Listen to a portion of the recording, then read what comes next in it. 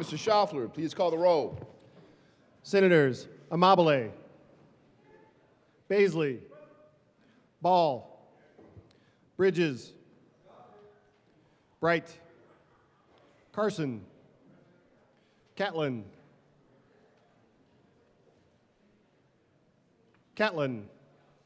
Excused.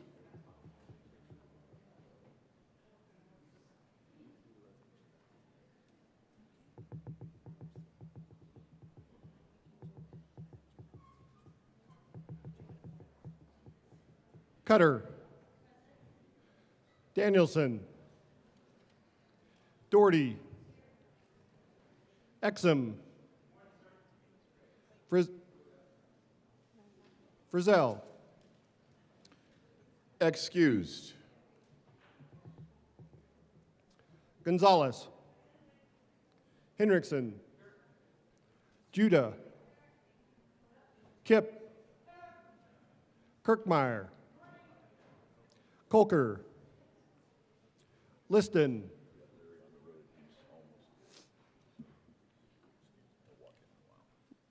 Excused.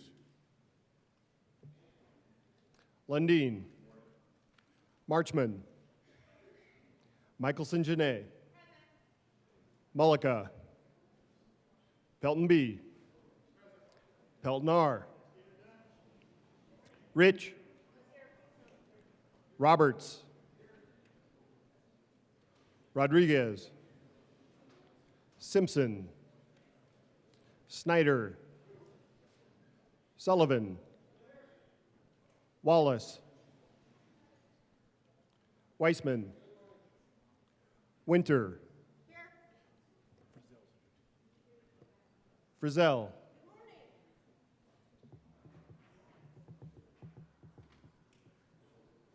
Mr. President. Let's do this. The morning roll call is 33 present, 0 absent, 2 excused. We have a quorum. Senator Winter, you're already there. Would you please lead us in the Pledge of Allegiance? Thank you, Mr. President. Please join me in the Pledge of Allegiance.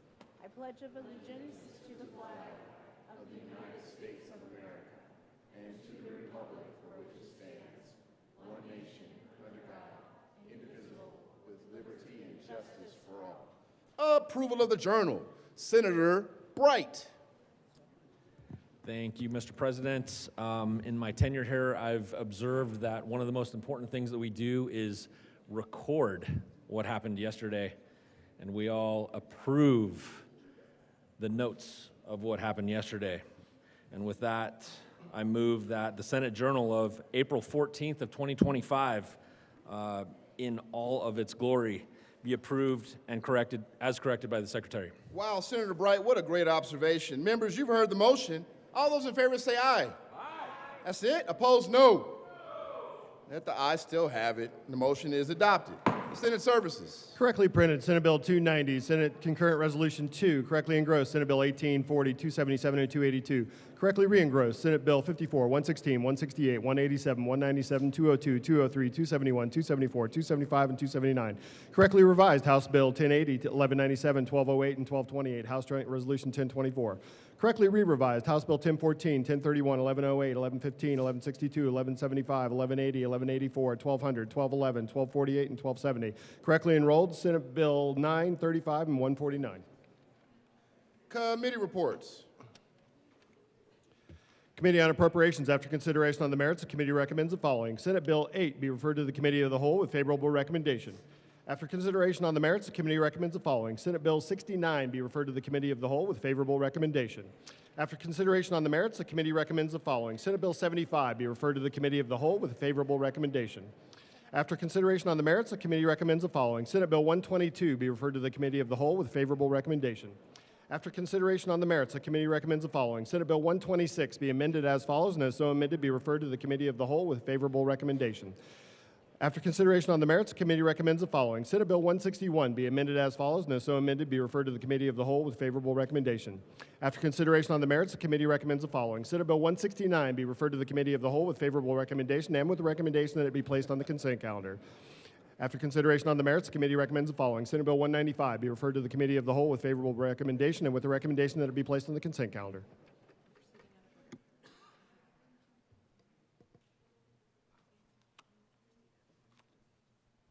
Majority Leader Rodriguez.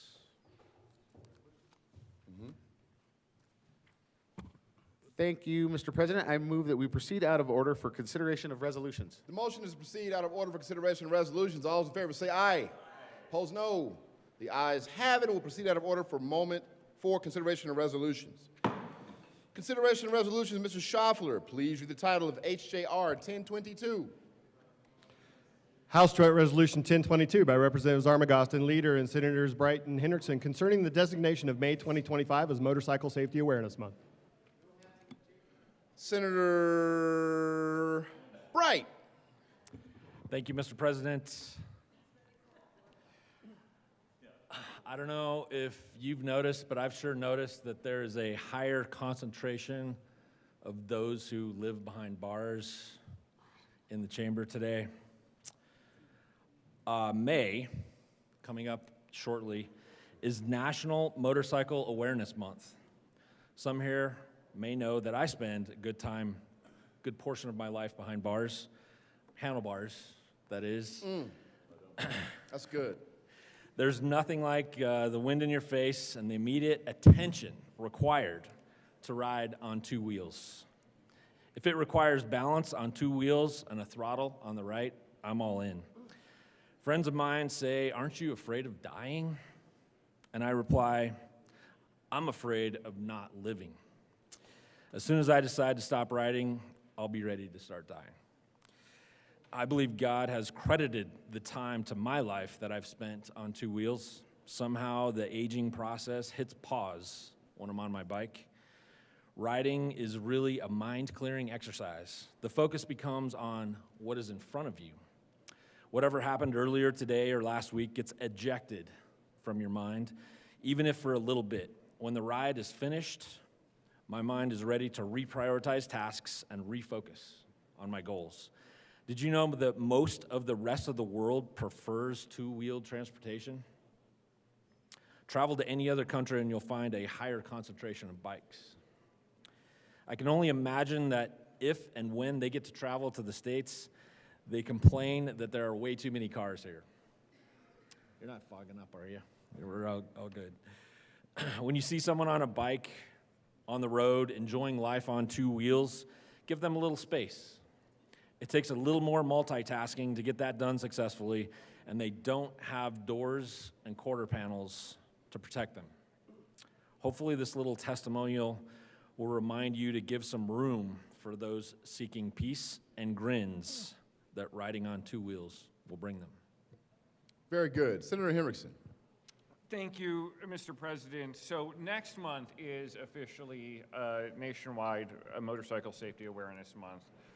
But the good senator from Brighton? Platteville. Platteville. So it's a good senator from Platteville. And I wanted to have this now, knowing how chaotic it will be in the few days of May that we're here in this chamber. And because people are already starting to get on the road.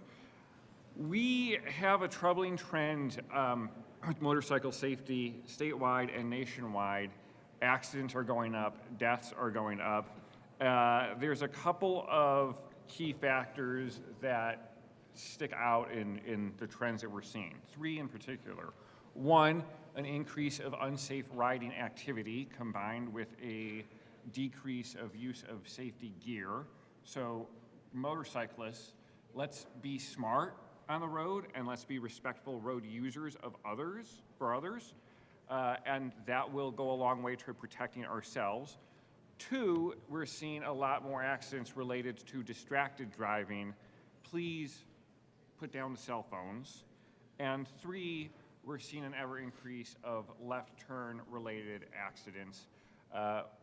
When you, especially in the summertime, but at all times, when you see what looks to be a clearing behind the car that is coming in your periphery, check again. What looks originally like an empty space might actually have a much smaller object hidden from your view there. That is where you'll find a motorcycle, and that is where we're seeing a lot of left turns that cut off motorcyclists and collisions that way. Those are three ways that we can make our roads safer this year, and really thank the good senator from Platteville for letting me join him on this resolution. Senator Bright. Thank you, Mr. President. And with that, I move House Joint Resolution 1022. And do you ask it to be read or not? Can we please read that at length? Mr. Schaffel, please read H.R. 1022 at length.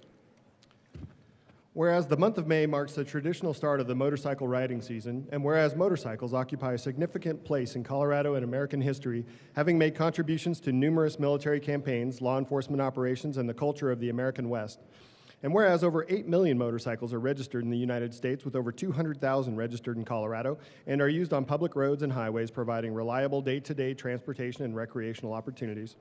And whereas, because of their lightweight, fuel efficiency, and low impact on our highways, motorcycles should be encouraged as a viable transportation alternative. And whereas motorcycles make up less space on our highways and parking areas, thus reducing traffic congestion, and whereas motorcyclists are provided legal access to federally funded high-occupancy vehicle lanes to increase traffic flow while giving motorcyclists a safer environment for travel, and whereas riders and passengers of motorcycles face countless hazards and unforeseen circumstances on the road, and whereas 162 motorcyclists were killed on Colorado roadways last year, and whereas state and national Share the Road campaigns have been created to remind drivers of other vehicles and all motorists to be extra alert in order to increase motorcyclist safety, and whereas studies show that many motorcyclists involved in accidents were without formal rider training, and whereas many causes of motorcycle crashes may be attributed to lack of experience or failure to appreciate the unique operating characteristics and limitations of motorcycles, as well as the failure of other motorists to share the road with motorcyclists, and whereas the motorcycling community has made an ongoing commitment to increasing awareness of appropriate safety measures and increased participation in rider training programs, and whereas many rider training programs are offered throughout Colorado, both for beginner and experienced riders, to prepare them to operate a motorcycle in the safest possible manner, and whereas rider education, training, and motorcycle awareness are important steps in motorcycle accident prevention, now therefore be it resolved by the House of Representatives of the 75th General Assembly of the State of Colorado, the Senate concurring herein, that we, the members of the Colorado General Assembly, recognize and designate May 2025 as Motorcycle Safety Awareness Month to promote safety for all motorcycle riders through education and training, and to encourage all motorists to share the road in Colorado. Be it further resolved that copies of this joint resolution be sent to Abate of Colorado. Very good. Further discussion? Mr. Minority Leader. Thank you very much, Mr. President. Colleagues, I'm grateful for the practical and common sense comments that my colleagues have made about motorcycle safety awareness. I have prepared and will share with you now a little sonnet. I'm a rider. I ride a Harley Softail. I've got a Kawasaki dirt bike as well, but I prefer to be on the road with the Harley. And that is the genesis of this particular sonnet. I call it Ride of the West. Upon my heritage, the road unwinds, a Harley Softail humming strong and true, beneath the vault where mountain glory shines. I chase the skies and ride the morning blue.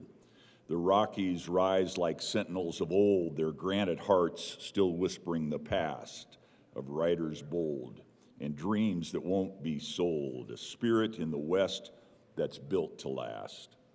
The throttle roars like thunder from the plains, each mile a hymn to freedom's sacred song, through dust and dawn, through joy and aching rains. I ride where roots of legacy run long. This saddle ties my soul to all who came, their grit, their grace, now burning in my flame. I would encourage you to acknowledge and welcome Stump and his friends. Why don't you folks stand up? We're grateful you're here. And as you give them applause, remember, share the road, pay attention, be aware of the folks who are enjoying the beauty of the West with nothing but perhaps a helmet, sometimes even not a helmet, and the wind in their face. Thank you, Mr. President. Very good. Further discussion? There is further discussion. Senator Carson. Thank you, Mr. President. I want to support this resolution. Obviously, motorcycle safety is critical, and I think this is a good time for us to think about safety for everyone on the roads. In fact, tomorrow in the Judiciary Committee, Senator Snyder and I, Senator from El Paso County, will be introducing a bill being heard in the Judiciary Committee on pedestrian and bicycle safety. It's alarming. I think it was mentioned over 100 motorcyclists were killed last year on the roads. Just to give you a few really concerning statistics, 156 pedestrians and bicyclists were killed on the side of the roads last year in Colorado alone. 31 construction workers were killed in Colorado alone in roadside. Working on the roads has clearly become a dangerous proposition in this state. We've got to do more to educate the public and for all of us to be conscious, motorcycle safety, bicycle safety, pedestrian safety. When we're getting in those vehicles, we got to pay better attention to what's going on out there. And we got to do some things to tighten up the rules, I believe, send a message to the public that far too many people are being killed. You know, in my district, in Highlands Ranch, just in the last couple of months, we've had 3 people killed. Highlands Ranch and Lone Tree. One lady crossing the intersection right there in the crosswalk, just run over and killed, 77-year-old woman. We had a pedestrian and his dog walking along the street a couple of weeks ago, wiped out, killed on the roadside. And so this is happening far too often with motorcyclists, with pedestrians, with bicyclists. So I support this resolution, and I think it's a good opportunity for all of us to reflect upon what we need to do more of. I include myself in that. Being involved in this issue has made me a lot more aware of needing to pay attention to what we're doing when we're getting behind the wheel in that vehicle. So thank you. Support the resolution. Further discussion? Seeing none, the motion is the adoption of HJR 1022. Are there any no votes? With a vote of 33 ayes, 0 no, 0 absent, 2 excused, HJR 251022 is adopted. Co-sponsors, Senator Henriksen. Thank you, Mr. President. If there's no objection, I would ask that the current roll call be added as co-sponsors. Seeing no objection, the current roll call will be added as co-sponsors. Message from the House.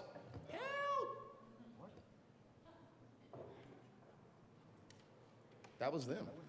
Pursuant to the request from the Senate, the House has appointed Representative Byrd as chair and Representative Sirota and Taggart as members to the conference committees on the following bills: Senate Bill 212, Senate Bill 214, Senate Bill 226, Senate Bill 228, Senate Bill 229, Senate Bill 254, Senate Bill 257, Senate Bill 258, Senate Bill 261, Senate Bill 262, Senate Bill 268, Senate Bill 270, and Senate Bill 206. Majority Leader Rodriguez. Thank you, Mr. President. I move that we proceed out of order for moments of personal privilege. The motion is to proceed out of order for moments of personal privilege. All those in favor say aye. Opposed, no. The ayes have it. It's going to proceed out of order for moments of personal privilege. Mr. Majority Leader. Thank you, Mr. President. I'm asked for a moment of personal privilege. Granted. Colleagues, this morning, the Senate Dems had a aide appreciation breakfast, which we have got tributes for all of our aides. I would like to read them out. The Senate of Colorado Legislative convened on the first regular session of the 75th General Assembly hereby extends their most sincere gratitude and appreciation to the 2025 Senate legislative aides. In honor of all their hard work as legislative aides to their state senators and the efforts they have made to support the state of Colorado in the 2025 legislative session, their accomplishments will have a lasting impact beyond the walls of this building and stretch into every corner of the state of Colorado. Their work helps makes all of that happen at the Capitol possible, and for that we thank them. All the aides are standing. I'd like everybody here to please give them a round of applause for all the work that they do for all of us. Mr. Minority Leader. Thank you very much, Mr. President. I request a moment of personal privilege. Granted. Colleagues, I would like to add my voice in support on behalf of my caucus, our caucus, of the aides. The reality is we all have a heavy burden, a heavy responsibility as legislators, and our aides are fundamental in helping us carry that load. They cannot make you a great legislator, but by golly, they can make you a better legislator. And I am so grateful to the team of aides, both Republican and Democrat, who seek to serve and engage in a way that supports the constitutionally elected individuals who are here on behalf of the people. On behalf of the people of Colorado, the Republican caucus, and as you've heard, the Democrat caucus, to all the aides, Republican and Democrat, thank you for seeking to make us better at our job and serving the people of Colorado in a better way. Thank you very much, Mr. President. Very good. Senator Pelton B. Thank you, Mr. President. I ask for a moment of personal privilege. Granted. Thank you, Mr. President, since you are asked me to come down here and say this today. Members, today is my wife's birthday. She was born on April 15th, and I just wanted to come down and wish her a very happy birthday, and thank you for putting up with me. The other thing I'd like to say is that my oldest daughter just finished her 4th year in the drama play and the musical that she was in. And so she was very emotional, but she did 4 years of it, and she just finished on Sunday, and she loved it. And then my youngest daughter, who worked so hard during the off season, just lettered in basketball as a sophomore in high school. So these are wonderful things. I don't get to say, I called them all last night and talked to them for quite a while, but I just wanted to brag about my family a little bit, and thank you, Mr. President. Hey. All right, yes, very well. That's how you stay married, brother. Good job. Before our aides go back to their offices or wherever they're going to be at today, we want to say again, thank you to all that you do, for all that you do to support us. We also will take a brief recess so that members can give their aides their tribute and also take a pic. We're staying in recess.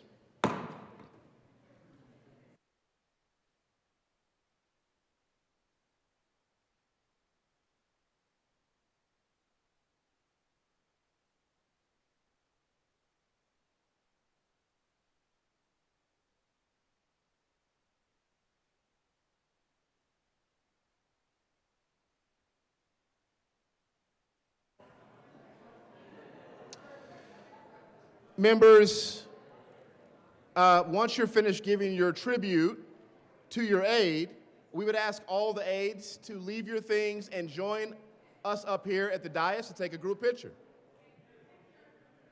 Group picture. After your senator is giving you your tribute, come on up for a group pic.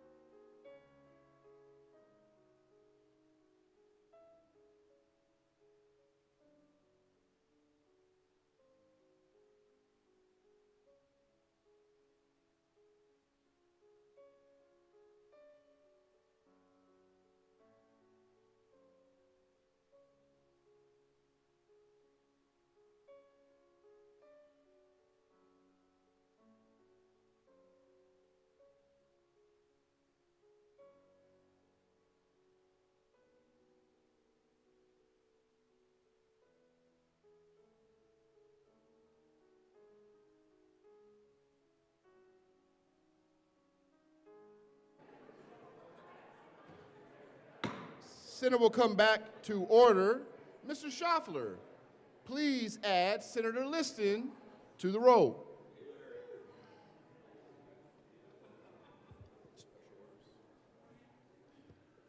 Special orders.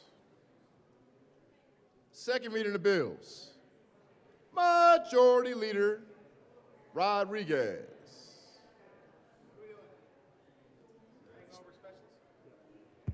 Majority Leader Rodriguez. Thank you, Mr. President. I move to lay over special orders, second reading of bills until Wednesday, April the 16th. The motion is to lay over special order second reading of the bills calendar to Wednesday, April 16th. All those in favor say aye. Opposed, no. The ayes have it. Special order second reading of the bills calendar will lay over until Wednesday, April 16th, 2025. Third reading of bills. Consent calendar. Mr. Schaffler, please read the titles of all the bills on the consent calendar.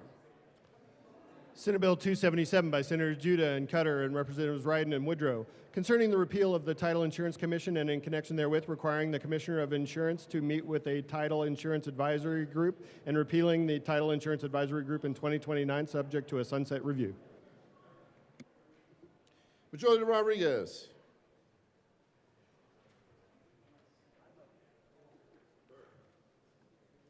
Thank you, Mr. President. I move for the passage of the third reading of bills, final passage consent calendar, which is Senate Bill 277. Any discussion on the bill? Seeing none, the motion is the passage of the third reading of the bill's consent calendar. Are there any no votes? With a vote of 34 ayes, 0 noes, 0 absent, 1 excused, Senate Bill 277 is passed. Co-sponsors.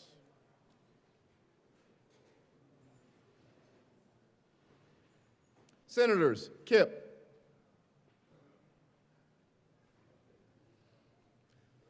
third reading of bills, final passage. Mr. Schaffler, please read the title of House Bill 1197.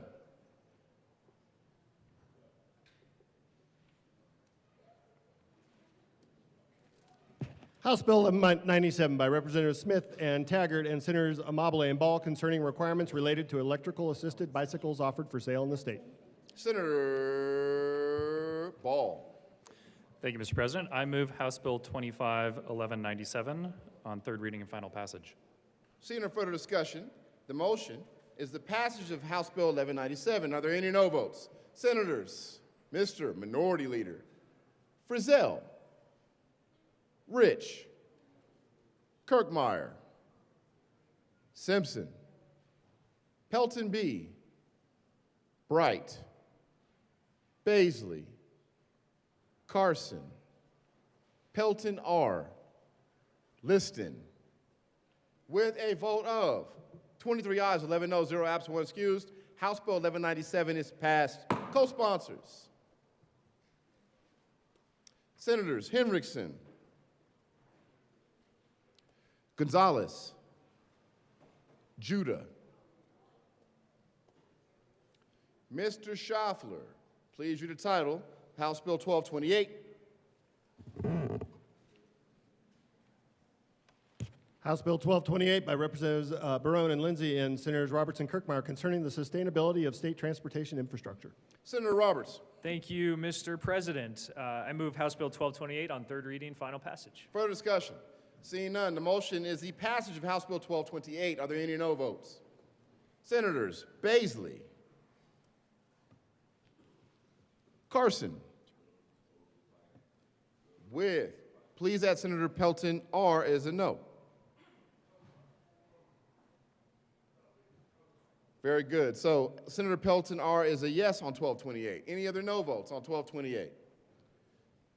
Seeing none, with a vote of 32 ayes, 2 noes, 0 absent, 1 excused, House Bill 1228 is passed. Co-sponsors, Senators Mullica, Henriksen, Pelton B, Senator Pelton R. Mr. Schaffler, please read the title of Senate Bill 282.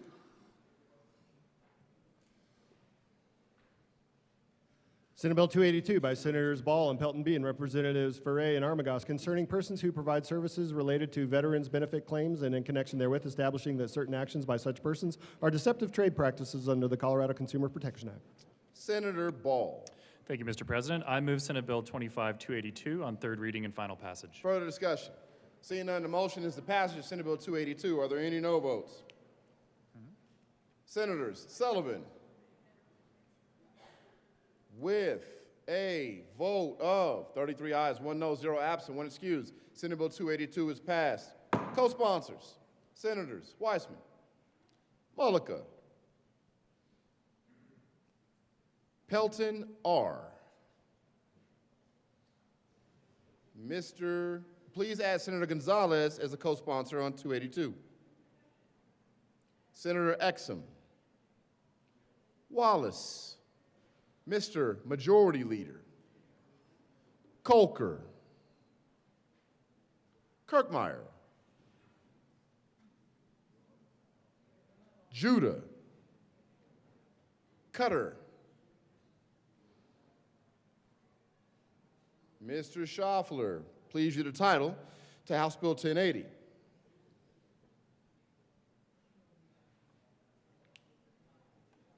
House Bill 1080 by Representatives Lukens and Soper and Senator Hendrickson concerning measures to incentivize the development of wireless telephone infrastructure in the state. Senator Hendrickson. Thank you, Mr. President. I move House Bill 1080 on third reading, final passage, and ask for an aye vote. Further discussion? Seeing none. The motion is the passage of House Bill 1080. Are there any no votes?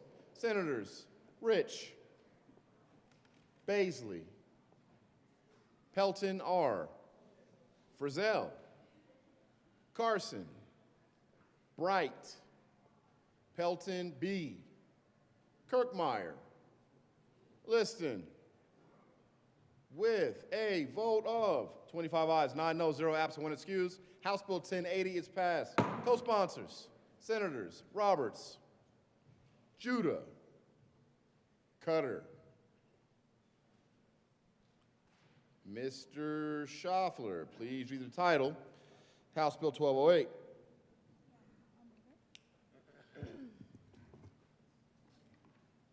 House Bill 1208 by Representatives Woodrow and Valdez and Senators Amabile and Doherty concerning increasing the amount of the tip offset associated with the local government's minimum wage and in connection therewith requiring a local government that enacts a local minimum wage that exceeds the state minimum wage to satisfy certain requirements in determining the amount of the tip offset associated with the local government's minimum wage. Senator Amabile. Thank you, Mr. President. I move House Bill 25-1208 on third reading and final passage. Further discussion? Senator Gonzalez. Thank you, Mr. President. Thank you, colleagues.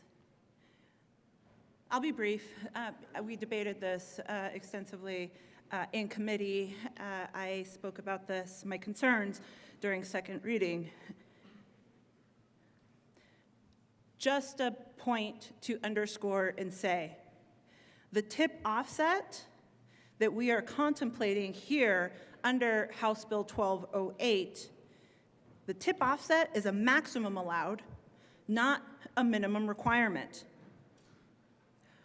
Article 18, Section 15 states, and I quote, "No more than $3.02 per hour in tip income may be used to offset the minimum wage of employees who regularly receive tips."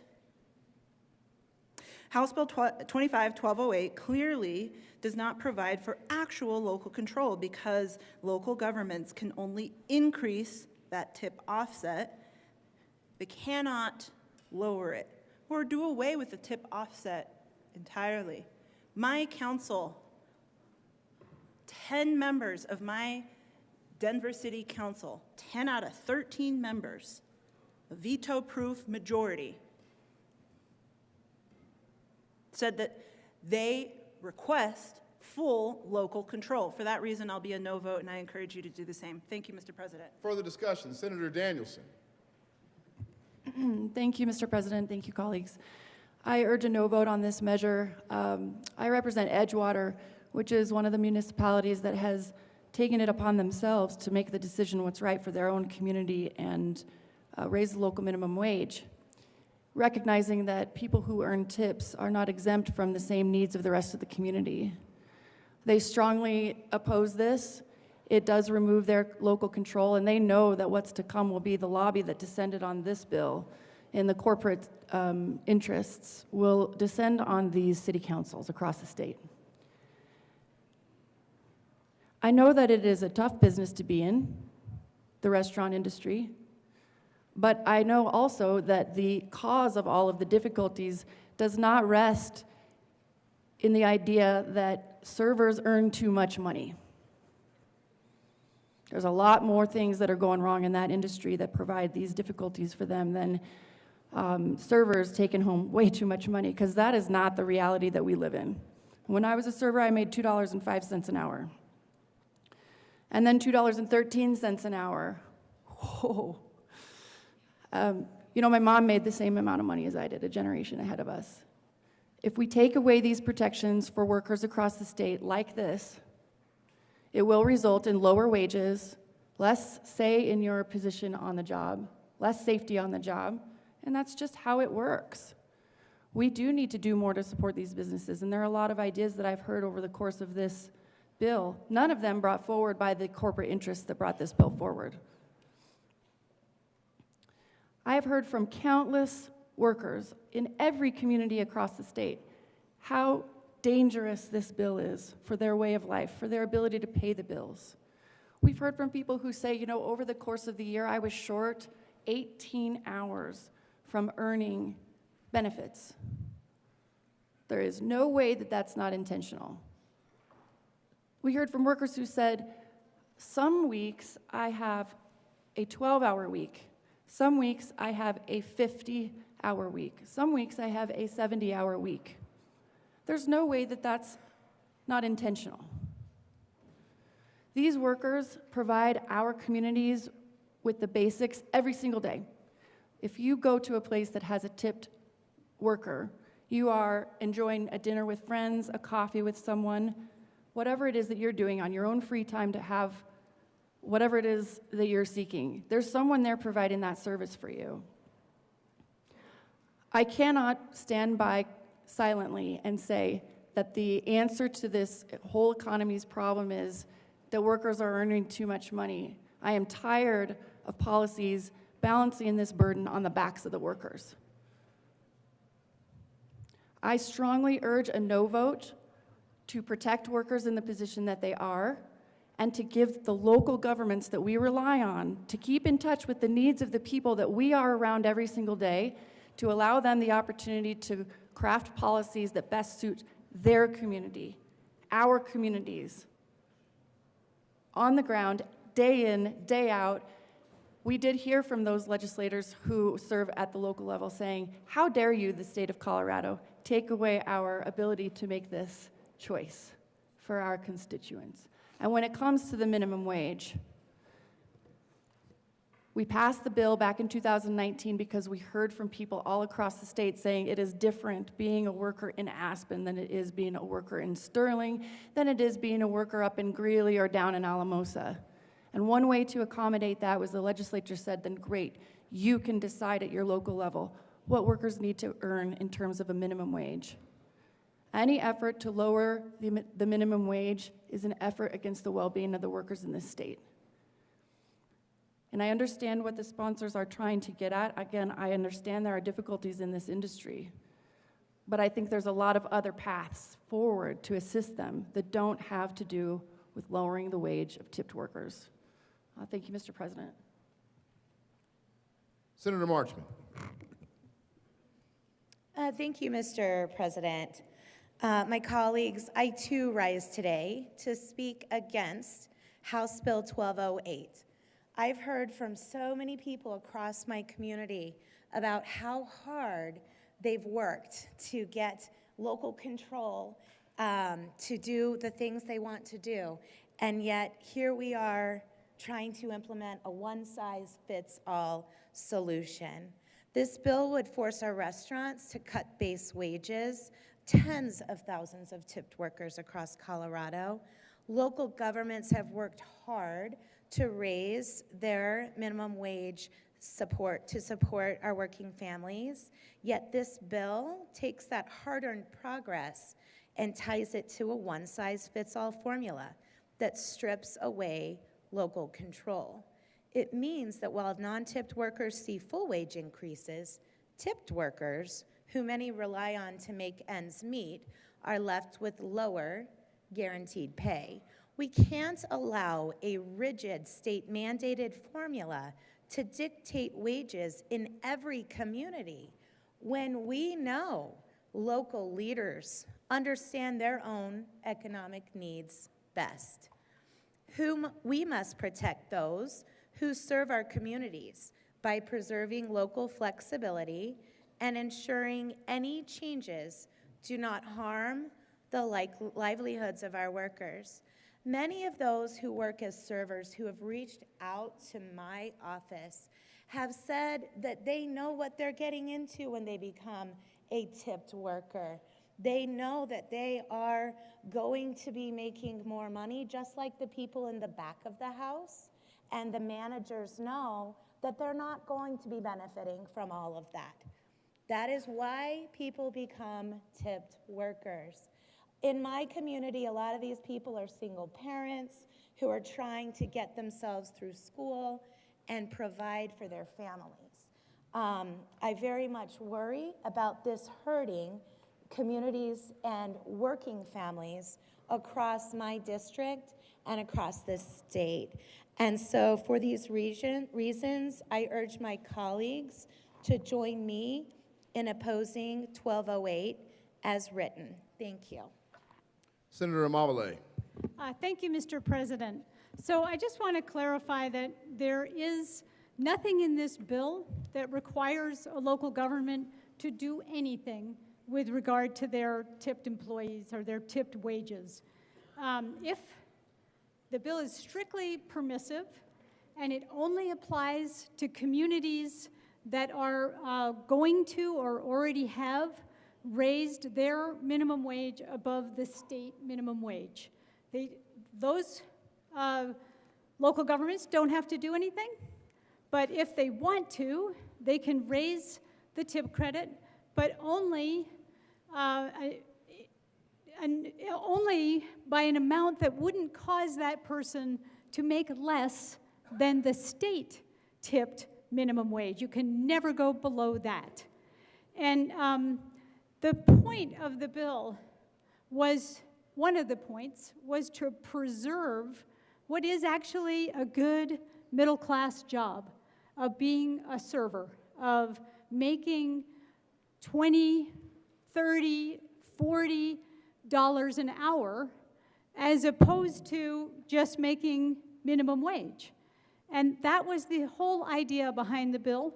And it will also have the benefit, I have heard from communities that they want to adjust their minimum wage above the state minimum wage, and they haven't done it because they haven't been able to address this tip credit issue. And that was true in Boulder, where I live, and it is also true in other communities that haven't acted at all. And we expect that more communities will actually act after this bill has passed.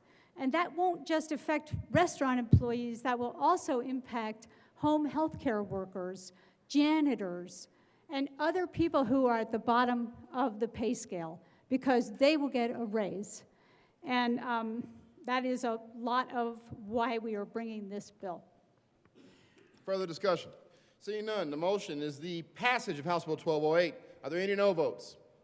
Senators Exum,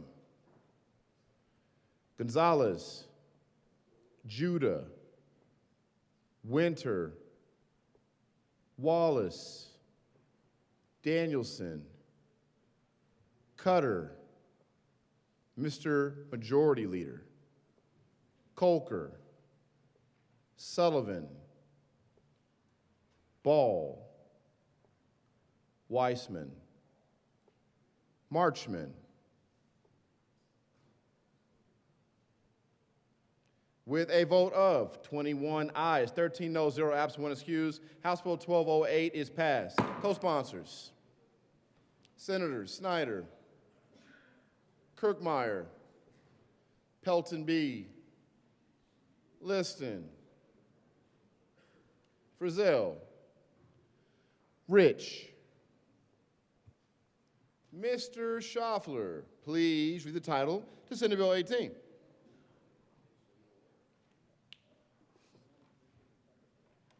Senate Bill 18 by Senator Bridges and Representative Taggart concerning online searching for sales and use tax information. Senator Kipp. Thank you. I move SB 2518 on third reading and final passage. Further discussion? Seeing none, the motion is to pass Senate Bill 18. Are there any no votes? Senator Baisley. Please make Senator Baisley an aye vote, not a no vote. It's better. With a vote of 34 ayes, 0 no, 0 absent, 1 excused, Senate Bill 18 is passed. Co-sponsors. Anybody want to be a co-sponsor? Senator Snyder. Mr. Schaffler, please read the title. Oh, I'm sorry, Mr. Schaffler, please add Senator Michelson Janae as a co-sponsor on Senate Bill 18. And Senator Frizzell as a co-sponsor on Senate Bill 18. And Senator Judah as a co-sponsor on Senate Bill 18. Other co-sponsors for Senate Bill 18. Seeing none, Mr. Schaffler, please read the title of Senate Bill 40.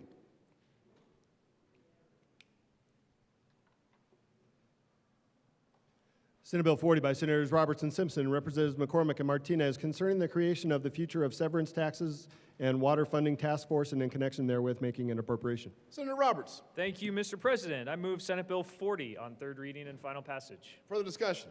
Seeing none, the motion is to pass Senate Bill 40. Are there any no votes?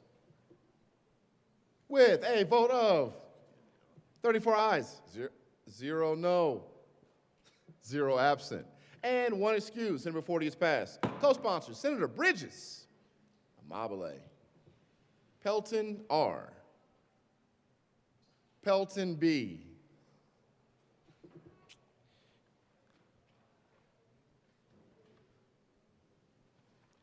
General orders.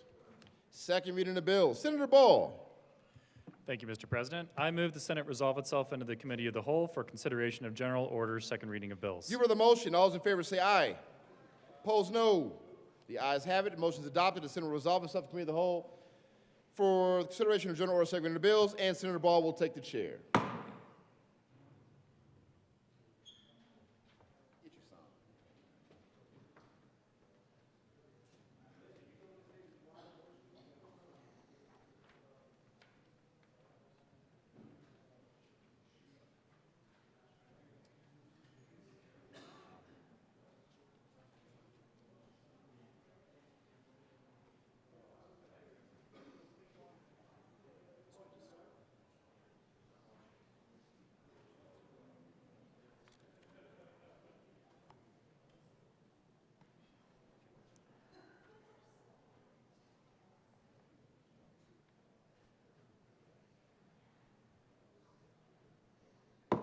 The committee will come to order and the coat rule is relaxed.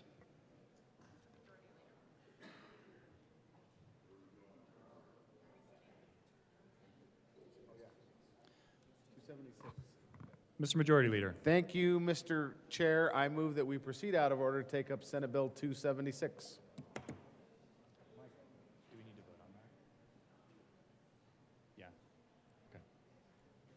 You've heard the motion. All those in favor say aye. Aye. All opposed, nay. Senatorial 5. We'll have a senatorial 5.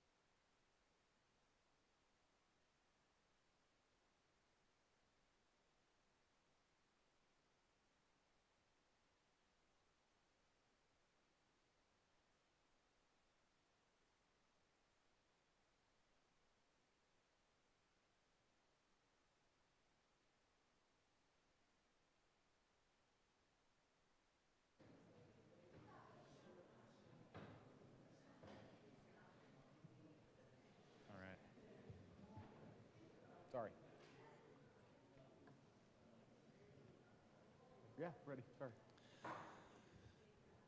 The motion is to proceed out of order and hear Senate Bill 25-276. All in favor say aye. Aye. All opposed, no. The ayes have it. We will proceed out of order and take up Senate Bill 25-276. Will the clerk please read the title to Senate Bill 276?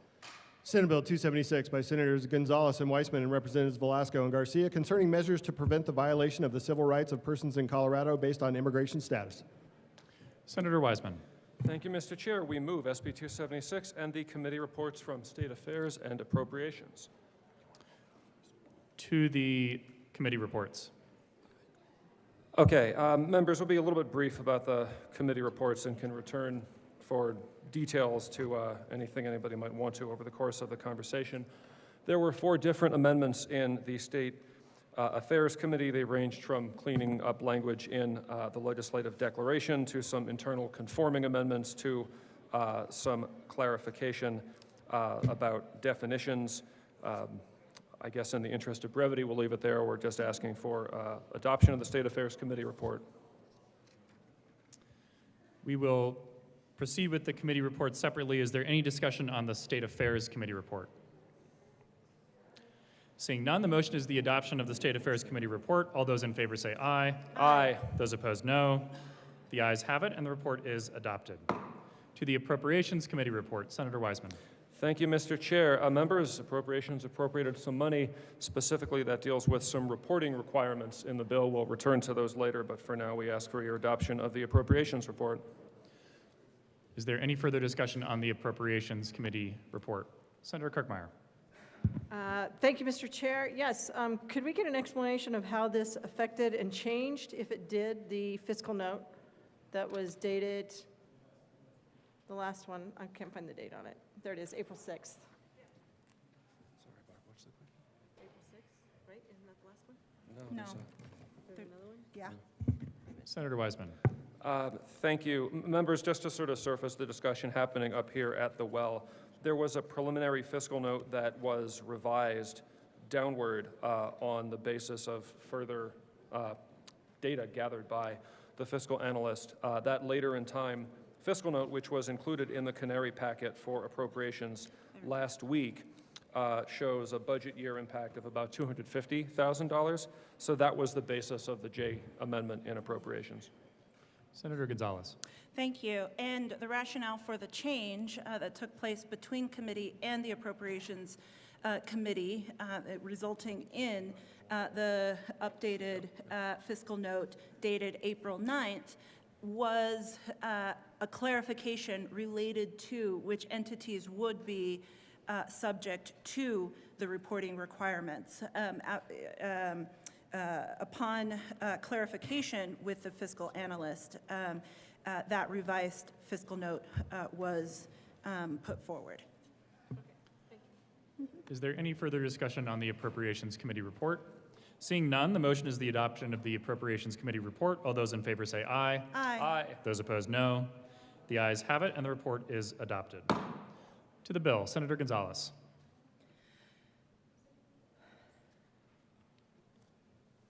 Thank you, Mr. Chair.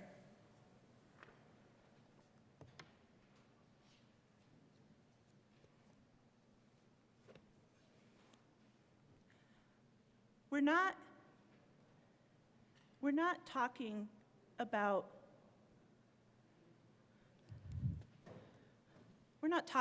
abstract concepts here when it comes to Senate Bill 276. We are talking about the Constitution of the United States and ensuring that Coloradans' due process rights, that Coloradans'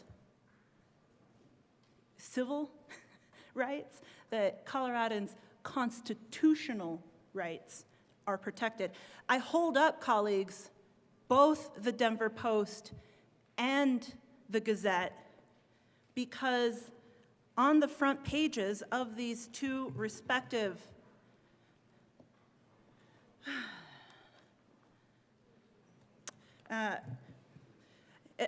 journalists and newspapers, not one, not two, but 3 front-page stories related to the erosion of fundamental due process rights for non-citizens. The Gazette this morning reports on the deportation dilemma of a decorated Army veteran who, in the midst of his service, while in salud,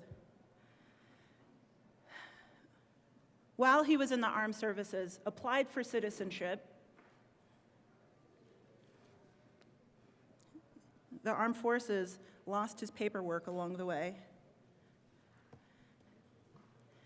And the entirety of this year, he has been detained, moved around in various immigration facilities across the United States, actually put on a flight to deport him back to his home country. While he was on a layover,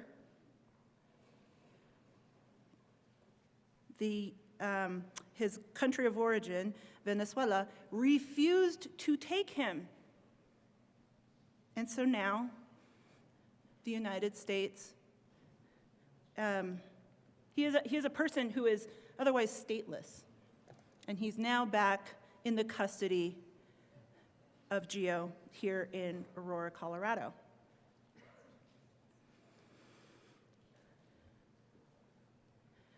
I want to open, colleagues, by just asking fundamentally, do we believe that the Constitution protects us all? Because if you think that the Constitution only protects U.S. citizens, I would invite you to reread the document.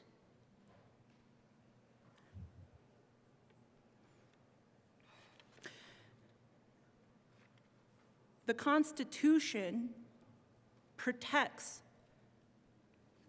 everyone, regardless of where they were born, regardless of how long they've been here. And the reason that this policy matters now is because I can't control what other entities, what other agencies may or may not do. But by God, if we believe that the Constitution protects us all, then we can control how we act in the state of Colorado. That's why we bring forward 276 for your consideration today. Because the headlines that you and your constituents and the workers who keep key industries going, I'm talking agriculture, I'm talking tourism, I'm talking the service industry. Those are immigrant workers in those key sectors. Our state thrives when everybody, I don't care your immigration status, we thrive as a state when everybody can live and work and contribute without fear. So 276 expands the policies related to personal data, who can access what, when, and without or with a warrant signed by an actual judge. Senate 276 expands policies related to schools, childcare facilities, and healthcare facilities to ensure fair treatment under the law. Why are we advancing those policies right now in this moment? Because the last three presidential administrations, Obama, Biden, Trump won, well, Obama, Trump won, Biden, all agreed that conducting immigration enforcement at a church or at a school or in your doctor's office or at a wedding or at a funeral was bad public policy. But on the first day, on January 20th, 2025, that policy was rescinded.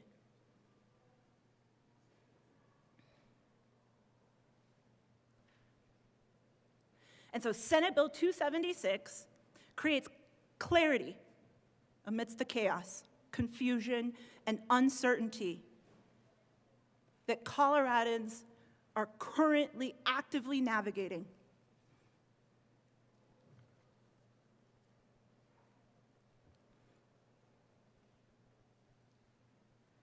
Now, I want to be specific as we get into this policy.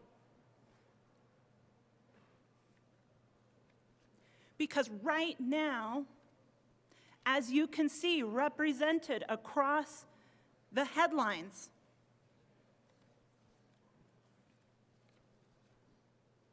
that we're not only talking about undocumented Coloradans, that we're also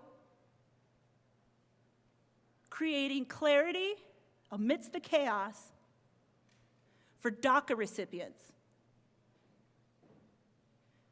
for survivors of violent crime who hold visas called U visas. We're talking about Ukrainian refugees fleeing war and persecution,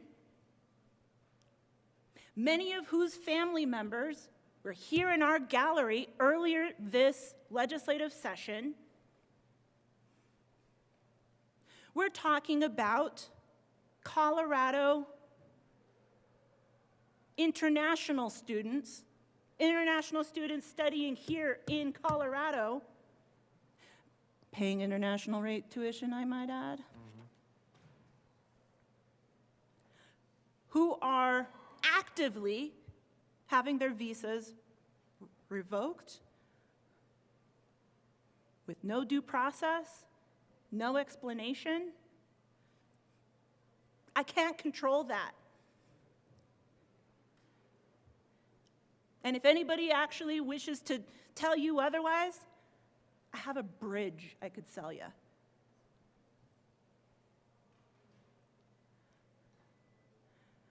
We can't control what the federal government does or does not do, but we can control how we act here in Colorado. We can control our respect for the Constitution by passing this bill. I want to extend my appreciation to everyone for their thoughtful comments, for their questions over the course of the iterative process of stakeholding this bill that began, quite frankly, days after the November 2024 elections. In the midst of Know Your Rights trainings, in the midst of text messages and social media direct messages and hushed conversations in quiet tones, Coloradans, not only in my district, but in many of yours, reached out and said, what is this going to mean for me? What is this going to mean for my fellow parishioner? What is this going to mean for my students? What is this going to mean for my fellow nurse or teacher or firefighter? What is this going to mean? And so we did it. We started off with doing a gap analysis. What have we done? What have we not done? What could we do? What can we not do? And then we went out and started having conversations with a broad array of stakeholders over the course of months. We started asking questions. Help me understand, how does this work right now? What would you need? What questions are you all receiving in your healthcare facilities, in your childcare facilities?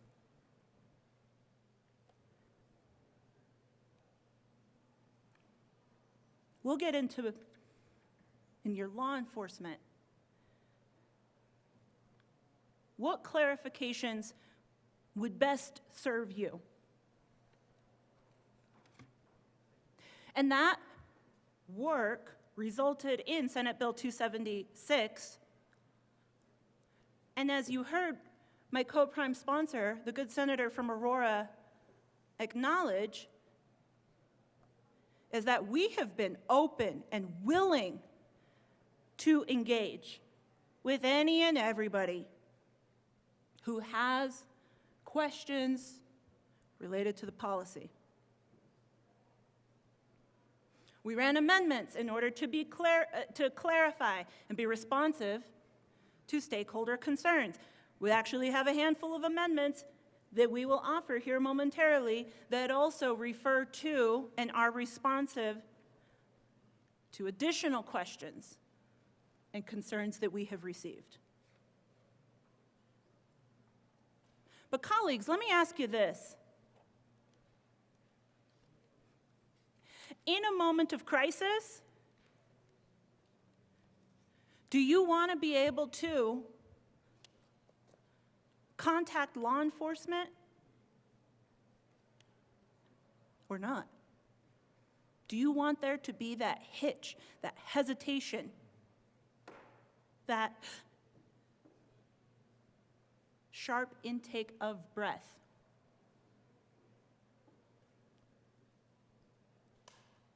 Because there's a lot of ink getting spilled right now, linking immigrants to crime. Let me start out by saying that up until recently, you could pull down a study from the U.S. Department of Justice that confirmed that non-citizens are far more likely to be victims of crime than to be perpetrators of it. And so if you have a witness or a victim of crime,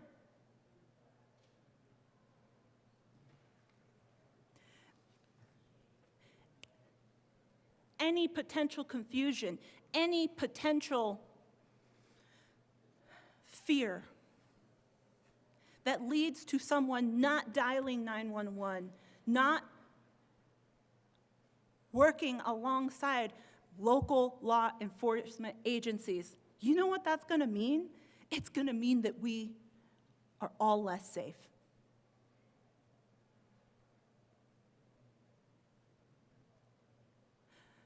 I'll stop there because I think that we're going to have an opportunity to, I hope, have a substantive conversation.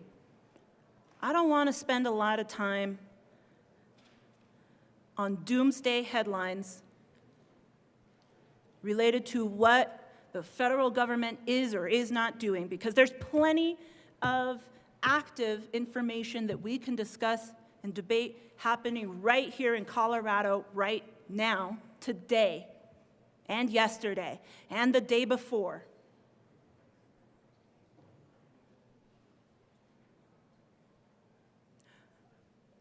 But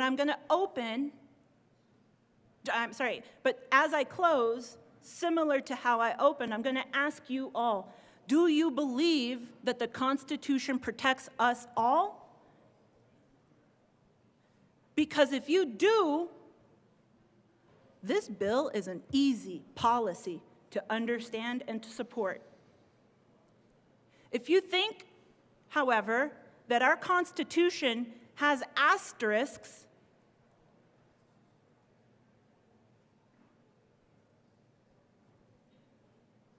then maybe we need to talk about this bill in a bit more detail, and maybe we need to talk about the Constitution in a bit more detail. Thank you, colleagues. Senator Weissman. Thank you, Mr. Chair. Appreciate my colleague and friend from Denver for a comprehensive introduction. I want to say just a little bit more.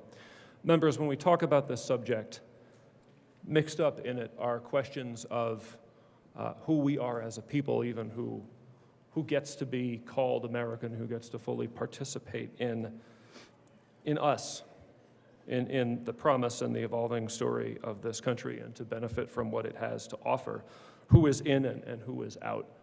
This tension goes back to, I think, the earliest days of our country.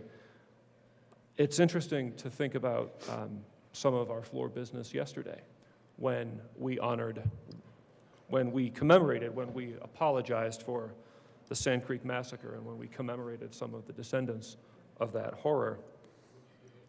Those are the folks who are the original Americans. The rest of us are immigrants. Maybe it was 10 years ago, maybe it was 400 years ago, maybe it was somewhere in the middle. A lot of us probably have different immigration stories in our families. I know I do. But somewhat uniquely in the world, we are not a country defined by the fact that some supermajority of us have been here for a very long time.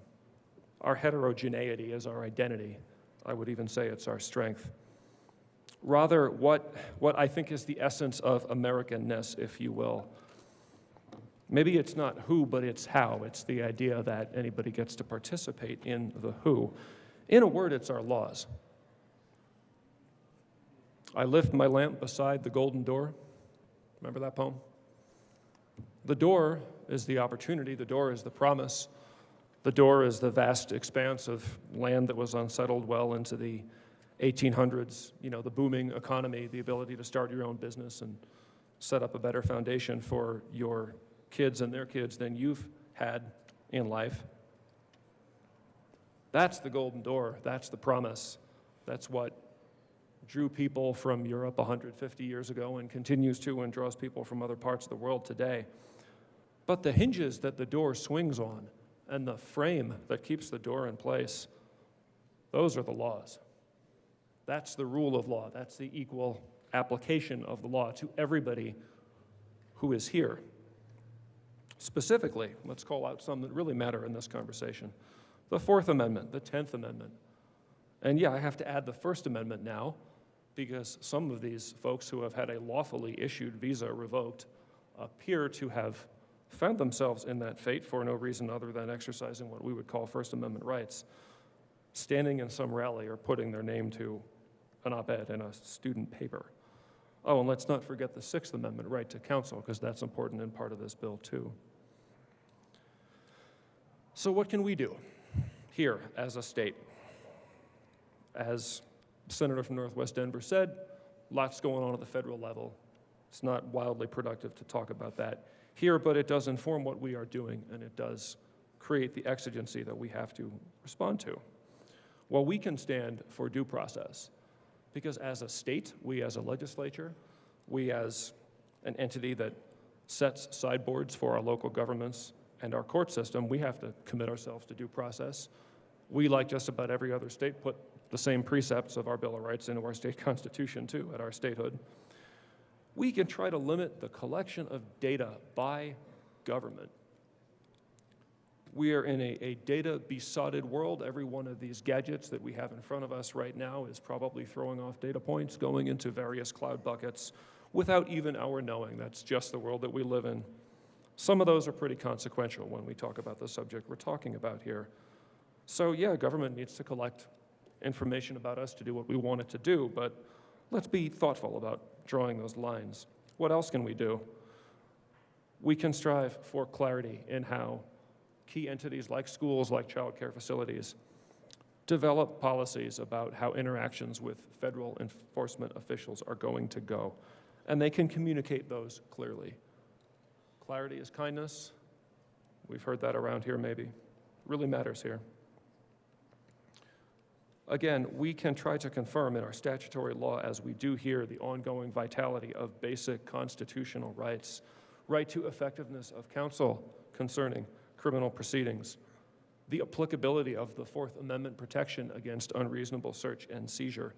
Frankly, members, some of what we set forth in here really should be understood as a clarification of existing law. It's not new in this bill to say that detention, holding of a human being, denying them of liberty to go without a warrant or some limited exception to the need for a warrant. It's not new in this bill to say that that is an impermissible seizure of a human being in violation of the Fourth Amendment. You can go back in time and you can find local governments, including in Colorado, who have been sued for violating that premise and have had to pay out money damages into the 5 figures at least of taxpayer funds.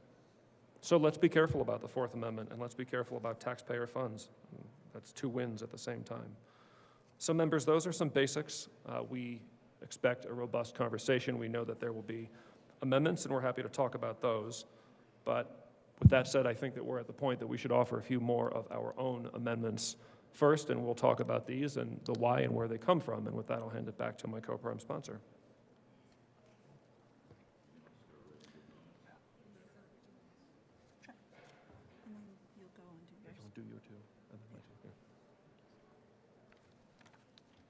There is an amendment at the desk.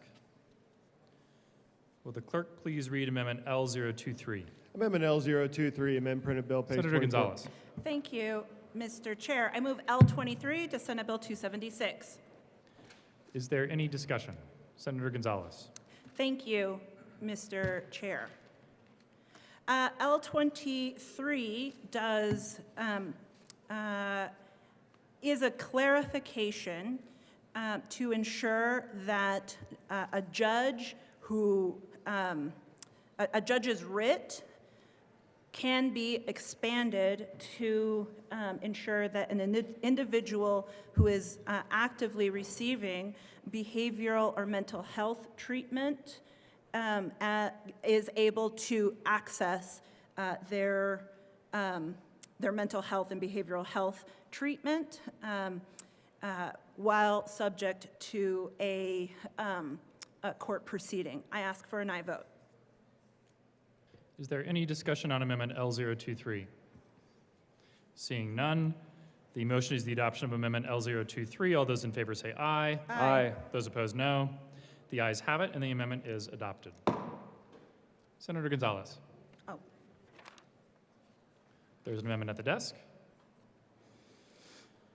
Will the clerk please read Amendment L026? Amendment L026, amend the Senate State Senator Veterans Bill. Gonzalez.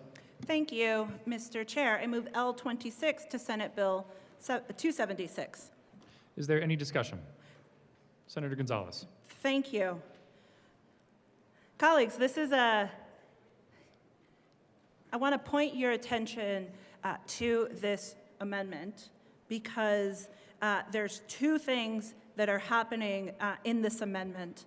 The first lines 1 through 5 of the amendment clarify that the transfer of a prisoner to and from federal custody is allowable under Senate Bill 276. I do know that there was some concern related to that aspect of the policy, and so we have clarified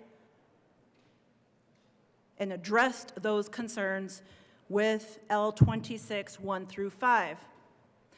Furthermore, and additionally, L26 is doing a lot of work here because lines 6 through 11 of the amendment strike reporting requirements in the bill for judicial and legislative departments, and also political subdivisions, and the existing statutory reporting requirements for other state agencies. I ask for an aye vote on L26.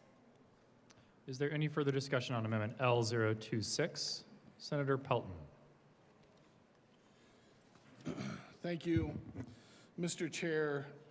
My question is that I want to ask the sponsors, is that there's a letter from the Department of Public Safety on everybody's desk today, and it talks about the last bullet point where it says limitation on access in detention facilities and civil detainers. Is this thing, because the Department of Public Safety has concerns over sections 14, 15, and 17 of the bill, would this solve that problem with the way that the locals do with this, and for the transfer of people from the local government to the immigration enforcement? Senator Weissman. Thank you. That part of 26 came from a specific county north of here, shall we say. There's a number of things listed in an existing part of statute. We took a look at it and decided, you know, what we're talking about here, transfer of inmate custody, again, pursuant to a warrant or other appropriate lawful writ, makes all the sense in the world. We've never been about trying to impede that, so we're happy to sort of put that clarification in. That comes from that particular county. The ongoing conversation that you alluded to in the letter is a little bit different, but I would say the subjects are adjacent. Is there any further discussion on Amendment L026? Mr. Minority Leader. No, not to the amendment. Is there any further discussion on Amendment L026? Seeing none, the motion is the adoption of Amendment L026. All those in favor say aye. Aye. Those opposed, no. The ayes have it, and the amendment is adopted. Senator Weissman. Thank you, Mr. Chair. A few more amendments. There's an amendment at the desk.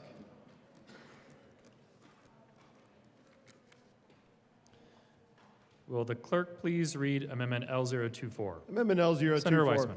Thank you, Mr. Chair. We move L24 to Senate Bill 276. Is there any discussion? Senator Weissman. Yes, members, 24 does two things. Both are responsive to different kinds of witness and other stakeholder feedback that we've had. In 24, and this will be the subject of the next amendment as well, we are trying to pull into the zone of protection, statutorily required protection about key data libraries. Now, you'll note we already have municipalities in the bill, and for example, in my city, many parts of our state, the library is municipally run, so that's already covered. But we also have libraries that are run in other ways, for example, by a Title 32 district, and we want to include those. So that is the bulk of what 24 is doing, is just adding appropriate language throughout the bill. Members, I mentioned to some of you, I'm actually the son of a librarian. That probably explains a lot about me, right? I spent a lot of time in libraries growing up, and I came to know and appreciate some things about the librarian ethic, and one of those is that patron records about who is checking out what and accessing what information are pretty sacrosanct in that profession. So we heard from a representative of librarians in committee testimony last week who said, please, we want to be in the bill too, so we figured out the right way to draft that. That is part of what 24 is doing. We are also responding to some other input that we had from Denver Health to clarify that they're in the bill in one specific way and not two. Denver Health is a little bit of a unique creature. They're, a healthcare facility, but they are essentially within the city and county of Denver government. So we're clarifying them out of the latter so that we're just speaking to Denver Health or about Denver Health in one sense in this bill, and that is specifically at their request. So we ask for your support of L24. Is there any further discussion on Amendment L024? Seeing none, the motion is the adoption of Amendment L024. All those in favor say aye. Aye. Those opposed, no. The ayes have it, and the amendment is adopted. There is an amendment at the desk. Will the clerk please read Amendment L025? Amendment L025. Senator Weissman. Thank you, Mr. Chair. We move L25 to SB 276. Is there any discussion? Senator Weissman. Thank you, Mr. Chair. Members, this is our last amendment at this point. Again, this is more of the work that we need to do to add appropriate references to libraries or library patrons throughout different parts of the bill. We're doing one other important thing, again, in response to stakeholder commentary in this bill. Down at the bottom, we're actually narrowing the applicability of the penalty language in Section 13 of the bill, the new Article 74. .1. It rose to us from an association representing our school boards in Colorado that they thought the application of the penalty mechanism simply for failure to put the policies adverted to on a website or otherwise make them public is maybe a little bit excessive, and we were happy to make that change. The point is to actually comply with the substantive requirements. It is important to let people know about them because, as we noted, clarity is kindness, but we were happy to make that narrowing change and provide a little bit of comfort to those subject to that part of the bill. So we're asking for your support of L25. Is there any further discussion on Amendment L025? Seeing none, the motion is the adoption of Amendment L025. All those in favor say aye. Aye. Those opposed, no. The ayes have it, and the amendment is adopted. Mr. Minority Leader.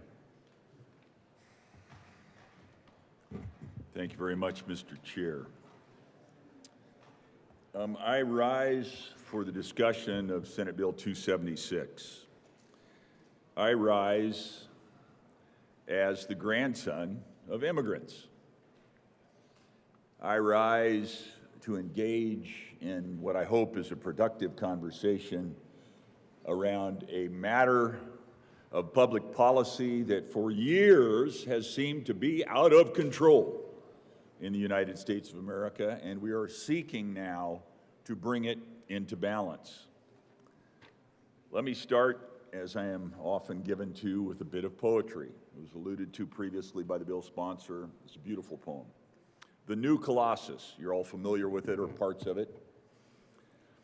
It's most famously known for some portion of it that gets read from the foot, the foundation of the Statue of Liberty, which sits in New York Harbor. Emma Lazarus wrote it. It goes like this. Not like the brazen giant of Greek fame, with conquering limbs astride from land to land, here our sea-washed sunset gates shall stand, a mighty woman with a torch, whose flame is the imprisoned lightning, and her name, Mother of Exiles. From her beacon hand glows worldwide welcome. Her mild eyes command the air-bridged harbor that twin cities frame. Keep, ancient lands, your storied pomp, cries she with silent lips.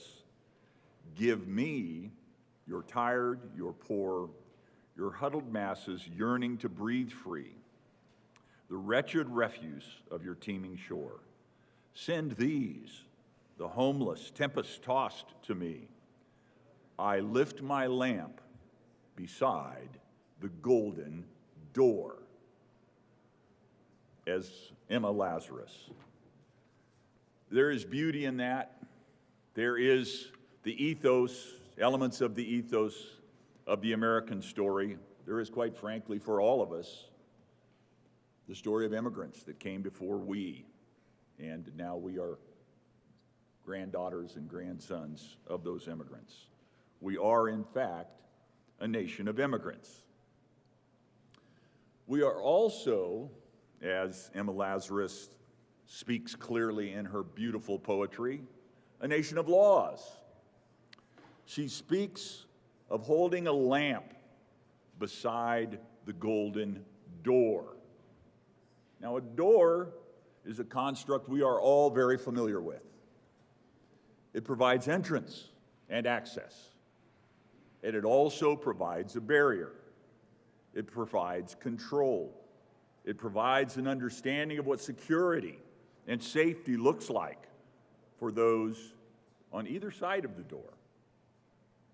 It's critically important as we engage in this conversation that we not let emotion and the energy of the moment cloud our ability to get to policy, which must last broadly.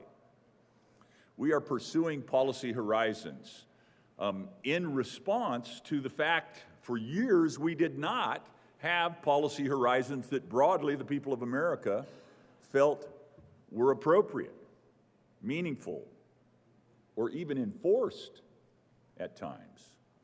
And so now abroad in the nation, there is a great debate among the people. There is a struggle among the people. There is an approach to strike the balance, find the balance, return the balance with regard to this important issue of how a nation of immigrants manages the future of that nation. With, for me, I've always said, secure borders and a functioning gate, or as Emma Lazarus would say, a golden door. This particular policy conversation, which we'll dig into as I finish my broad framing comments here, is very broad in its construction, incredibly broad in its construction, so broad that it seems to be the enemy of its own best efforts to get at solutions that are narrow and acceptable by the broad body politics. Precision is needed in what we do, and that is part of what we are seeking to do today. The committee heard the bill. A few amendments were offered today by the sponsors. I thank them for that, the effort to continue to improve. Emotion is not the benefit of good policymaking.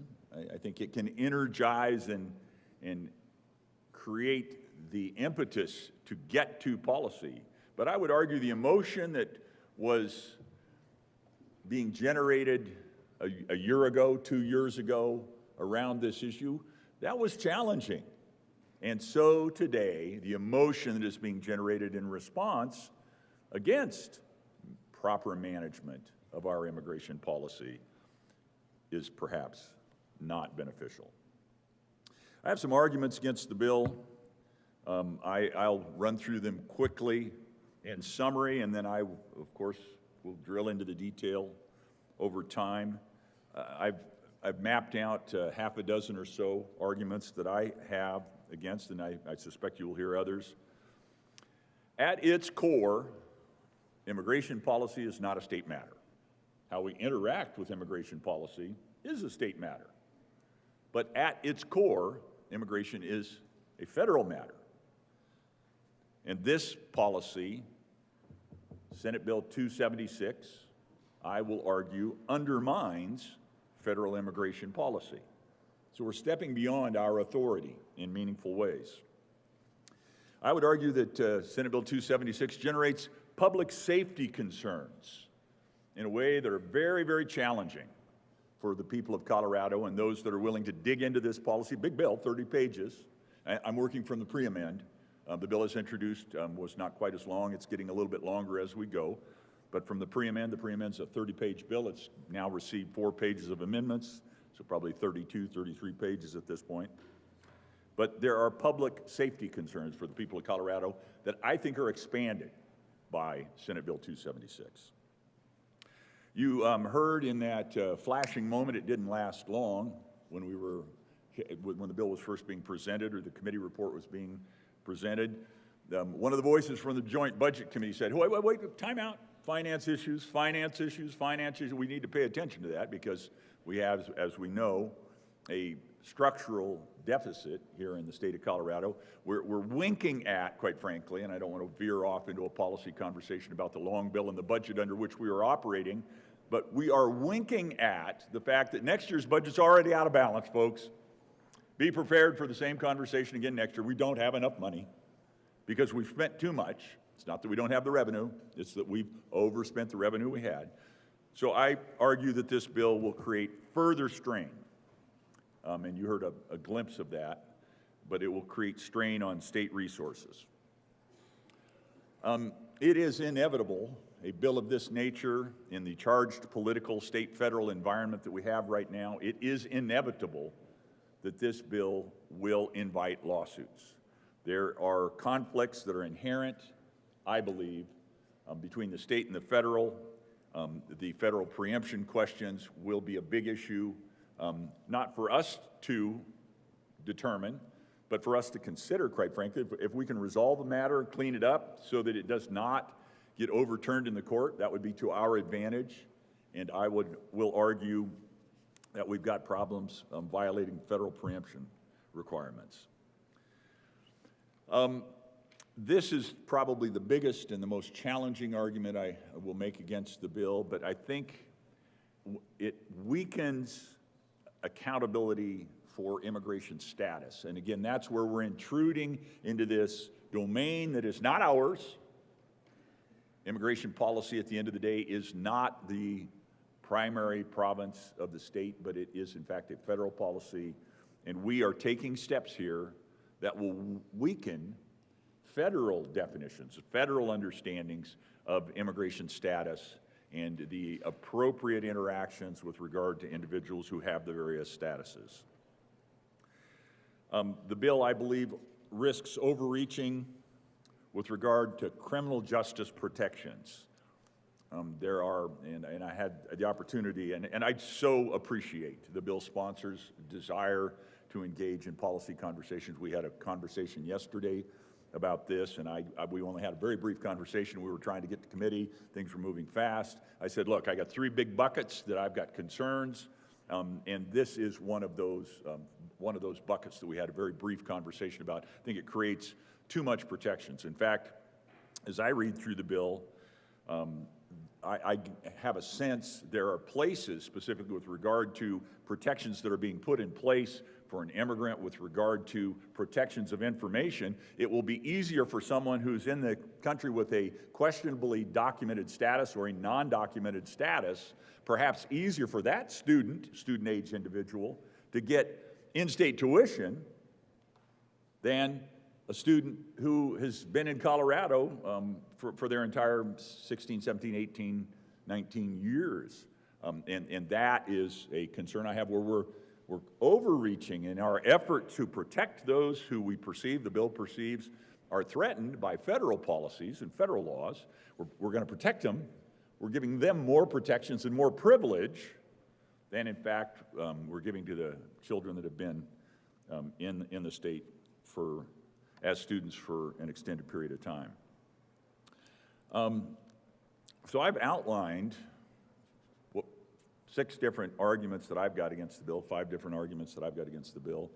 I've got colleagues chafing at the bit down here to engage in the conversation. I'm going to step away. I will come back and drill deeper into each one of those 6 arguments that I have. I think the bill sponsors did a fair job of, I'm not questioning, they didn't spend a lot of time. I wasn't questioning the quality of the exposition, but they did not spend a lot of time talking through what the bill actually does. So I'm going to take are you going to spend some time on that? Okay. Well, and then I will, your perspective, my perspective might be the way that rolls, but I'm happy to walk through what I perceive the bill does, but want to give the bill sponsors the opportunity to create their frame first on the details of what the bill is, and then I'll pop back up with regard to that. So, Mr. Chair, I thank you very much for your attention, colleagues and bill sponsors. Thank you. And to the inimitable Emma Lazarus, thank you for a beautiful poem. Thank you for reminding us all that we are children of an immigrant nation and the beneficiaries of a nation of laws, and hence the discussion, the challenge, the disagreement that we will have today as we pursue the effort to honor our immigrant status and honor our need for enforceable and decent laws. Thank you, Mr. Chair. Senator Pelton. Thank you, Mr. Chair. I heard this bill in committee, and when I heard it in committee, there were several people that had lots of conversations about agriculture and the labor force in agriculture. And a situation that happened in 2011 with the Wildcat Dairy, where there was a lot of people that were sent back to Mexico. And so one of the things that I want to put to rest right now is the argument about what's like the labor aspect of immigration when we have that discussion. This is coming from agweb.com. It says, President Donald Trump suggested on Thursday that farmers will be able to petition the federal government to retain some farm workers in the U.S. illegally, provided the workers leave the country and return with legal status. What he said was, we're going to work with farmers that, this is quote, if they have strong recommendations from for their farms, for certain people, that we are going to let them stay for a while and work with the farmers and then come back through a process, a legal process.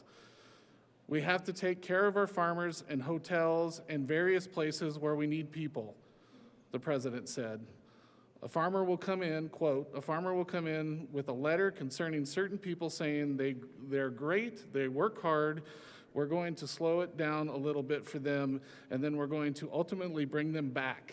They'll go out, and then they'll come back as legal workers, he says. That's what he talked about when it comes to agriculture, labor, and that sort of thing. The other thing that I heard in here was my sheriffs, I had several conversations with sheriffs across my district that was very concerned, especially the ones that ran the jail. And I appreciate the sponsor reminding me, because I said when the commissioners are in charge of the jail and the sponsor, one of the sponsors says, I'm sorry, but a sheriff would disagree with you. That is correct. As a county commissioner, we control the building, and that's it. And so make sure that the building is in good condition to be able to, for the sheriff to operate the jail. And I heard lots of problems with that aspect of it, like how the sheriffs are going to be able to still run their jails in section 14, 15, and 17 of the bill. They're very concerned about how they're going to do stuff. I do appreciate the one amendment that was put out here so they can still do the transfer of folks to immigration. I appreciate that aspect of it, but for the most part, they're concerned on how they're going to be able to run things and make things work. So those were my concerns with the bill. I heard a lot about ag labor, and when I read that on Ag Web last week, I sent it out for people to see. I'm concerned about that myself, but we have labor laws in the state that will protect folks. And anyway, I'm just asking for a no vote on SB 276. Senator Bright. Thank you, Mr. Chair. Senate Bill 276. What an interesting assembly of words and propositions. As I listened to the introduction of the bill from the sponsors, I heard some words and some phrases. One in particular, I heard the word fear. I also heard the phrase, who's in and who's out. And as I read through the bill, I noticed that of the few named entities, one of which was a public child care center. So obviously that caught my eye. And I looked at the implications to public child care. And I said, okay, let's look at this through a lens of, will this increase childcare options for families, or will it decrease childcare options for families? Will this encourage people to work in this industry, or will it discourage people from working in this industry? And if I go back to the words that I heard, fear, who's in and who's out, wow. This is really going to scare some folks, and I'm worried about our ability to attract high-quality staff and keep high-quality staff when they have to go through and determine if they're in compliance with this law, potentially. Child care centers are governed by federal law. They're governed by state law. They qualify as centers. They qualify as family child care homes. They qualify as exempt providers. Every single one of these different situations has a different set of rules. And so yet, here comes another set of rules that invokes fear amongst those who care for our kids. And I feel like if what we're trying to do here is reduce childcare options, if we're trying to increase the cost of providing childcare, this bill might be the answer for that. But if what we're trying to do is increase options, decrease costs, maybe we need to take a second look at the specific name of public child care centers in this bill. With that, I have an amendment. There is an amendment at the desk.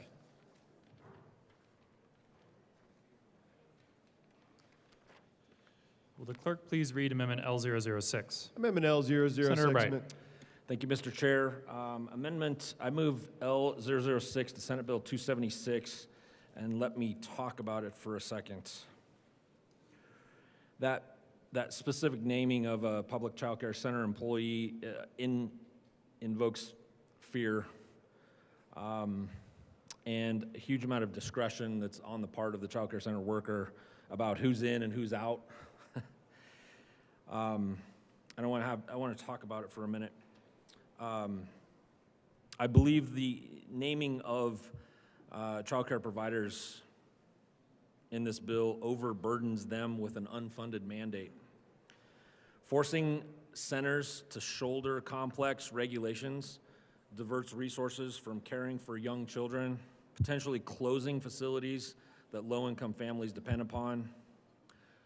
Striking public child care center protects those vital community hubs from this bureaucratic overreach. The issue at hand with this overburdening is that it imposes stringent requirements on public child care centers, defined as those licensed and receiving any state funds in the last 5 years. These centers must adopt and implement detailed policies by September 1 this year, including procedures to protect personal information, restrict facility access, and document federal immigration requests. And what's the impact of that? Well, many public child care centers are small, resource-strapped facilities. They're reliant on minimal state grants. Unlike schools or hospitals, they lack the administrative capacity to comply with those mandates, which could cost thousands in staff training and policy development. Non-compliance risks civil penalties of up to $50,000 per violation, threatening their financial stability. What's another issue at risk here with child care centers being named in this policy? It exposes them to unreasonable legal risks. Imposing such harsh penalties on child care staff is unfair and counterproductive, risking a workforce shortage in an already strained industry. Removing public child care centers, the language, shields those workers from an undue legal exposure while preserving the bill's broader protections. And what's the issue there? The bill subjects those employees of public child care centers to civil actions without statutory or qualified immunity for intentional violations of its provisions, such as improperly sharing personal information with federal immigration authorities. Employees must navigate sensitive situations under threat of personal liability up to $50,000 penalty per incident. And what's that impact? Well, child care centers workers, often low wage and minimally trained in legal matters, are not so equipped to handle immigration-related decisions. Unlike educators or healthcare professionals, they lack institutional support, making them vulnerable to lawsuits that could bankrupt individuals and deter workers from the field. This is another effort that has the ill-intended impact of reducing our child care worker network. What are the other issues? Well, it undermines child safety by restricting federal cooperation. This prioritizing immigration restrictions over child safety is a dangerous misstep. Striking public child care center ensures these facilities can act swiftly to protect kids without navigating the legal red tape, aligning with Colorado's commitment to child welfare. Well, what's the issue with that? The bill prohibits child care centers from sharing personal identifying information about children or parents with federal immigration authorities without consent or a federal warrant, except as required by law. This includes barring access to non-public areas unless authorized. And what's the impact of that situation? Well, in emergencies, such as locating a missing child or investigating trafficking, child care centers may need to cooperate with federal agencies like ICE or DHS to ensure safety. These restrictions could delay critical interventions, as centers must verify warrants or obtain consent, potentially endangering vulnerable children.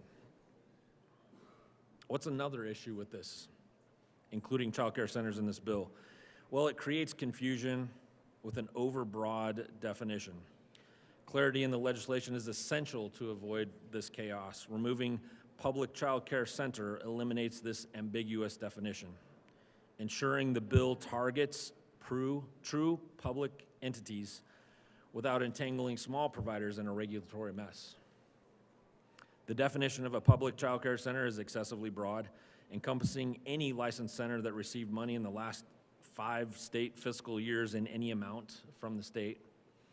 This could include private centers receiving minor subsidies, blurring the line between public and private entities. What is the impact of that? Well, this vague scope risks ensnaring unintended providers, forcing them to comply with policies meant for public institutions like schools or hospitals. This confusion could lead to inconsistent enforcement as centers struggle to determine if they qualify, and may discourage state funding applications reducing child care access. And the last point I'd like to make regarding this amendment is it disproportionately harms rural communities. The one-size-fits-all of Senate Bill 276 approach ignores the rural realities, threatening access to child care where it's needed most. The solution? Striking public child care center protects those communities, ensuring families aren't punished for the bill's oversight. What's the impact of this? Well, rural centers with limited staff and budgets cannot absorb those costs and risks. A single penalty could shutter a facility, leaving families without child care and forcing parents to travel long distances or leave the workforce. Urban institutions have more resources to adapt, but aren't necessarily as financially adept. Making the inclusion of child care centers is inequitable, and I would urge your support of Amendment L006 to Senate Bill 276 to exempt or remove public child care from this bill.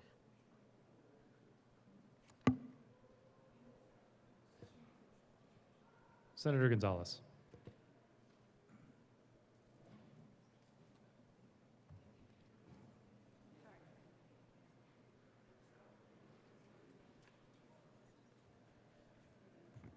Thank you, Mr. President, Mr. Chair, let me start over.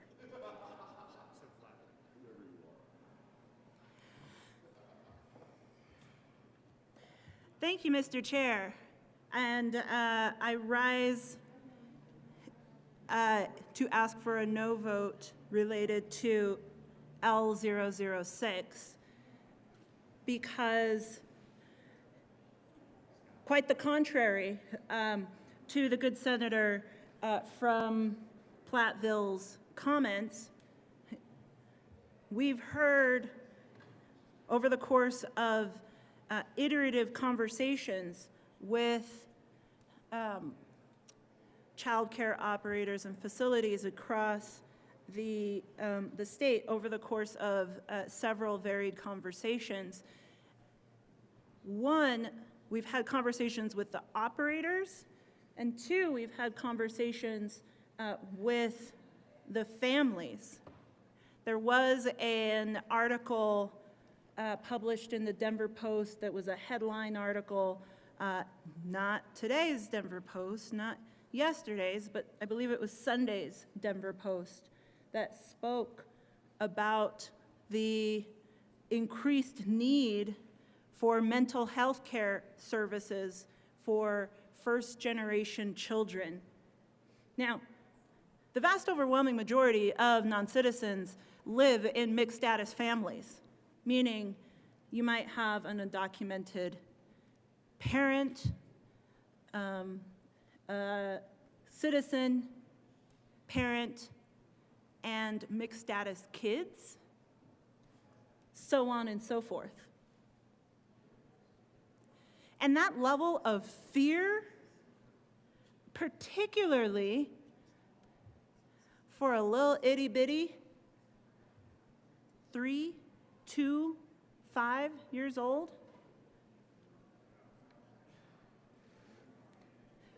can be so devastating and consequential.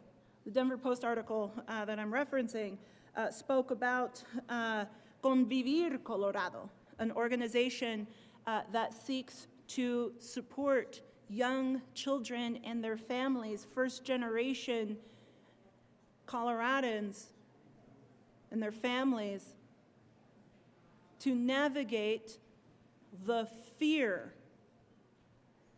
Now, what 276 seeks to do is to create clarity so that a Coloradan who may live in a mixed-status family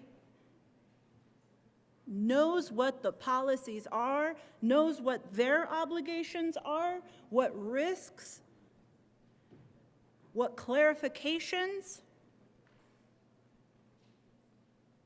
whether immigration enforcement will be allowed to go into a child care facility, and under what circumstances. Now, we understand and recognize that those policies may already exist when it comes to law enforcement.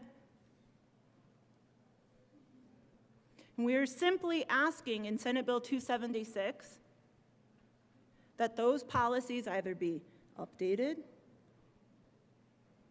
to clarify that what I like to call a wannabe warrant, not an actual warrant, but a form. It's the Form I-200 request for a warrant for arrest of alien that's not actually a warrant signed by a judge, but is in fact just a document that ICE puts out that happens to have the word warrant on it. That those types of confusions and conflation don't lead to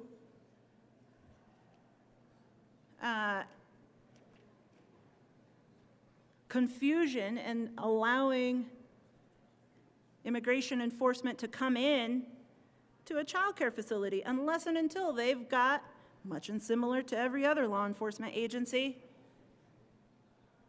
a reason and rationale under the Fourth Amendment, a warrant signed by a judge.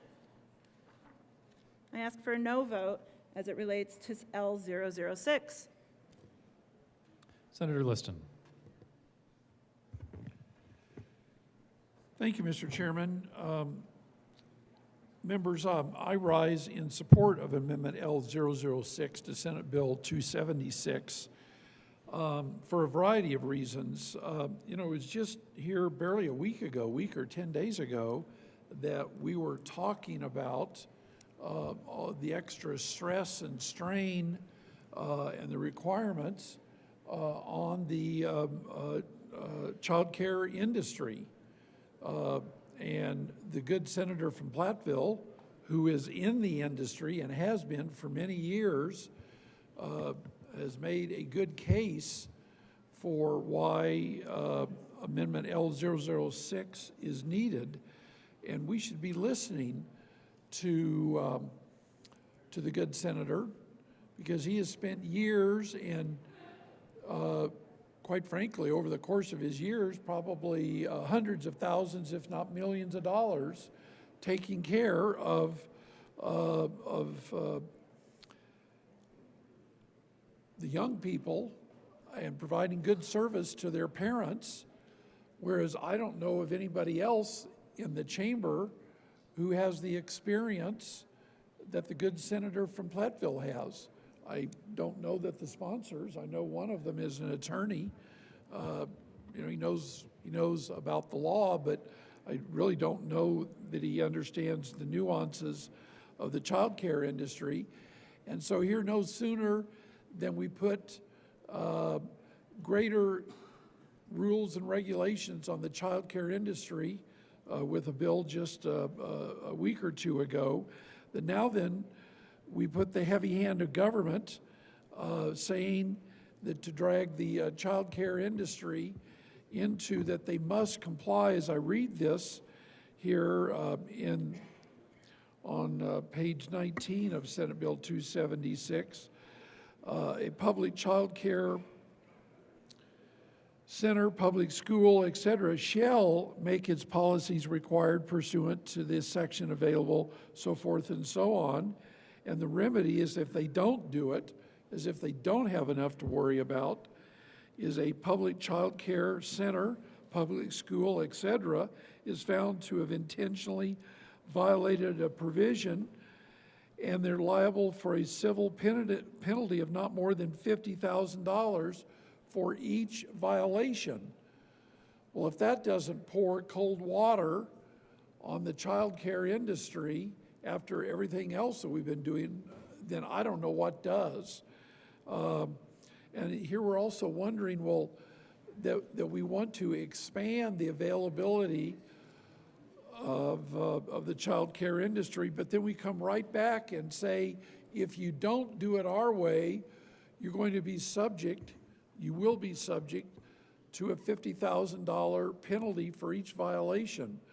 Well, I don't know about you, but if I was in the child care industry, of which I'm not, I openly admit I'm not, but I have great admiration for those smaller mom and pop, you know, that take care of, you know, 5 or 10 or 20 children, as well as the bigger ones, the so-called corporate ones, because they're trying to do this. Well, this is a real disincentive for them. It's like I say, more rules and regulations, the stress on the owners. You know, they're trying to run a business and stay in business. If it's, you know, it's hard enough just to stay in business with the competition and everything else that they have to do. It was mentioned by the good senator from Denver that the 2- and 3-year-olds, that they're somehow stressed out. Well, in all candor, I don't think they really know or care about the nuances of running a child care industry. I know that my granddaughter and my own daughter, when they were 2 and 3 years old, I still have a pretty good memory. I don't think they ever said, Dad or Granddad, tell me about the child care industry. You know, what's going to happen to me if I'm in the child care industry? I don't think that subject was ever brought up to me by my 2 or 3 or 5-year-old daughter or granddaughter, and they didn't bring it up when they were 8, 9, and 10. So, but what I did hear when I was on committee is from the owners of these businesses. They have their net worth on the line each and every day. And now then they're going to find under this bill that they're subject to a $50,000 penalty for every violation, whatever it may be. They're trying to run a business where they have probably hundreds of thousands of dollars of debt on the line to a bank or to another financial intermediary, that they've got to make sure that their business is hopefully profitable, because before it is, one of their first obligations is to make that debt service to the lender, as well as their obligation to their employees.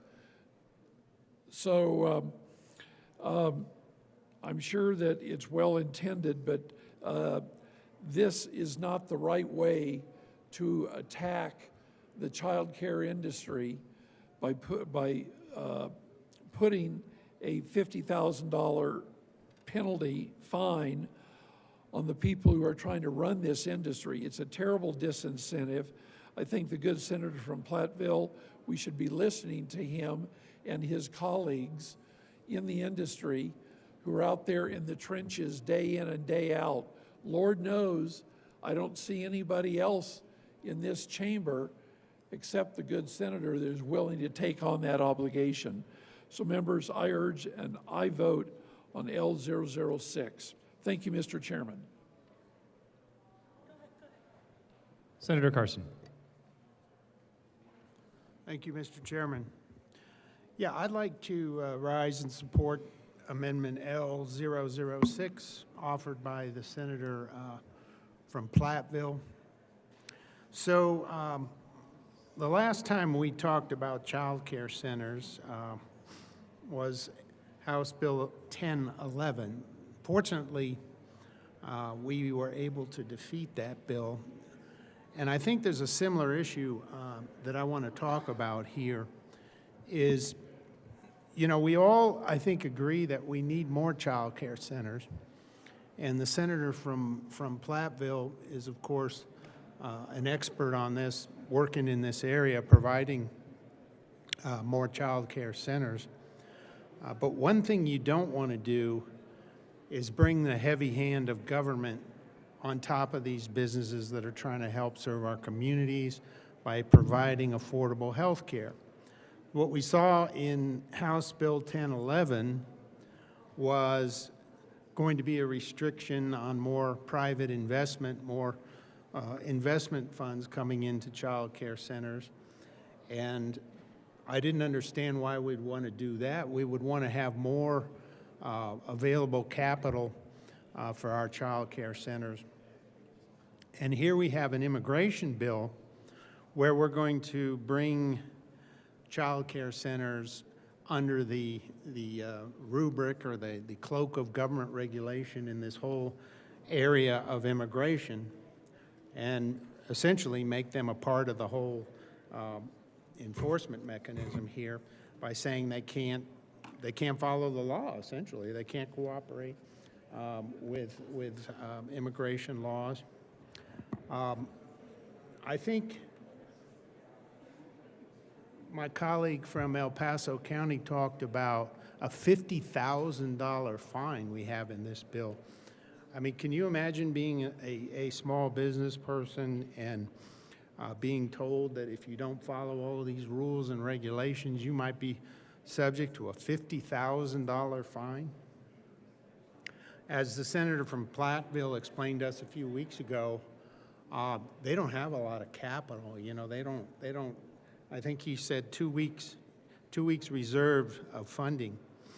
And when you're faced with, you know, having to comply with various government regulations, you might have to join an association that has expertise in this area. You might have to hire a lawyer that has expertise in this area. You want to comply with the law, But that's not really your job as a child care provider. I always come back to say, you know, these businesses, we need them to be focusing on the whole reason that they're in business is to be good at providing child care, not become experts at complying with government rules and regulations all the time. I think this is going to be, you know, bringing them under the rubric of this bill is going to basically be another disincentive for folks in this business, in this industry. You know, we're a nation of immigrants, and you know, as we go through the amendments, I know we're going to have a lot of amendments today, but I'm going to talk at the appropriate time just about the bill. You know, I'm a strong believer in immigration, but there need to be processes and rules for admitting people. You know, it's not the 1800s anymore where we didn't have those rules. A lot of people came here. They came here for good reason, to work hard, to escape oppression. But in the present time, I believe all we're asking is for people to come here legally. And I think, you know, immigration is an issue that seems to divide us a lot today in this country, but I actually don't think there's as much division on the issue as the politicians like to make out. I think, you know, I don't think I've ever run into a person who actually said to me, I don't want any immigrants. I mean, I'm sure there's some of those folks out there, but I don't know any of them. I am a big believer in immigration, and I think that's where the consensus in this country is that people want immigrants. We all, you know, our ancestors were immigrants, with the exception of the native peoples that were here for thousands of years before. We're all tied to immigrants. And so I think there's actually a lot more consensus on this issue if you just talk to everyday working Americans, whether they're running a child care center, whether they're running a small business, whether they're working in law enforcement. You know, you talk to folks and they say, yeah, I have no problem with immigrants. I just want to make sure that we have a system, you know, where we make sure that, you know, people who are coming to this country are doing it for the right reasons. I mean, let's not be naive. You know, in the post 9/11 world, there are a lot of folks we've discovered out there who don't particularly care for this country and the principles that we hold. And so we do need to have rules and follow them when it comes to immigration. But that's for the government, you know, that's for the law enforcement entities. We don't need to bring child care centers into this whole situation. We don't need to bring small businesses into this whole situation. You know, that's the government's role, the immigration officials, whether they be at ICE, whether they be in our local law enforcement, whether they be in our various intelligence agencies, keeping an eye on the security of the country. The immigration laws and rules, that's why we have these government officials and these government agencies. And I just don't see why we want to start, you know, bringing the small business people in and saying, hey, you're going to have to watch yourself. You know, Colorado legislature just passed another law on immigration, and you better get prepared to read up on that and make sure you're following all the rules and regulations because, as I said previously, that's not their function. I mean, if you're running a child care center, let's let those folks focus on child care and helping to provide that in our communities, not become an arm of the government and pulling them into this whole immigration issue. And so with that, I will, I believe the senator from Woodland Park is going to speak next. Senator Baisley. Thank you, Mr. Chairman. This is a very expensive bill and will be if it passes, but L006 will certainly help relieve some of that expense. As was described by my colleague from Highlands Ranch, $50,000 as a maximum penalty for noncompliance from a public child care center is pretty astonishing. And that's only if they get caught in noncompliance. However, the cost of business, running a business, is, as I personally know, does not just come about, the expenses do not just come about when you are found to be non-compliant with some government regulation. In order to defend yourself, your company, from having made a misstep, then you purchase insurance. Omissions insurance is typically liability insurance. So this would come into play right away.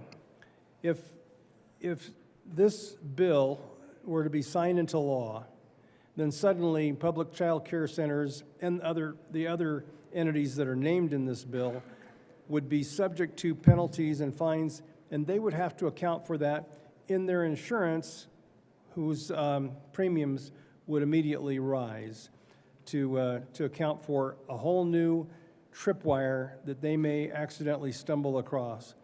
So Amendment L006 rightfully addresses that and would take away that risk specifically from the public child care centers, where we are attempting to be, as a body, attempting to be very supportive of child care centers. I mean, we have a whole new department that has risen up in the past couple of years just to extend and make available child care across the state, augmented, supported by the state. And here we have a bill that's coming in and going right after them, giving them a whole new opportunity to fail and fail very expensively. So L006 is an excellent way to remove that risk, and so I would urge a yes vote on L006. Thank you, Mr. Chairman. Senator Danielson. Thank you, Mr. Chair. Colleagues, I urge a no vote on L006. I'm one of the few members in this body that has a child in childcare, preschool. I also have a grade school age daughter. I am much more frightened by the very real threat of ICE agents approaching childcare facilities, entering, and dealing with children. That would be terrifying for my 3-year-old to have to withstand, and any 3-year-old to have to withstand. I am deeply supportive of this policy to protect those in need right now. And in this administration, in this federal climate, that is a very real possibility. It would terrify me. It would terrify the children. And if we have a way to prevent that from happening to any family, we need to do that. I urge a no vote on L6. Senator Frizzell. Thank you, Mr. Chair. Members, I rise in support of Amendment L006. And there's a couple of reasons why. One of the things that Amendment L006 does is it amends page 15, striking lines 10 through 13, which is essentially where public child care center is defined. And this struck me, and so I actually had a conversation with the good senator from Platteville about this, because he's the expert, and I certainly am not. But if I could, I would like to read this to you. Public child care center means a child care center as defined in section 26.5-5-303 that is licensed pursuant to Part 3 of Article 5 of Title 26.5 and has, this is the important part, and has received money in the last 5 state fiscal years in any amount from the state. And that caused me pause because I know that my hometown of Castle Rock is not very different from where you all come from, and that I have a myriad of different childcare facilities. Sometimes they're really small, home-based childcare facilities. Sometimes it is a local group. Sometimes it's a national company or a regional company that offer a wide variety of services. But when when Universal Pre-K was passed, that automatically changed the landscape for child care facilities, right? Because a lot of them are not just child care, they are providing pre-K education and are funded by the state. They may not be fully funded, but they are getting money. And so even those more commercial entities suddenly become public child care centers per this bill. And that concerns me because we're not talking about just a few child care centers. We're talking about virtually all of them in the state. So, members, I feel like, it's really important to acknowledge some of the costs that have been borne by our school districts and other education facilities because of the influx of migrants into the area. And I'm going to cite a Common Sense Institute report dated May 30th, 2024. Because I think that this information is important. City education and healthcare costs for migrants since December 2022 total an estimated $216 million to $340 million. And then it breaks it down by school district, or school districts. In total, since December 2022, the 17 school districts in the Denver metro area have had a combined growth of 15,725 migrant students.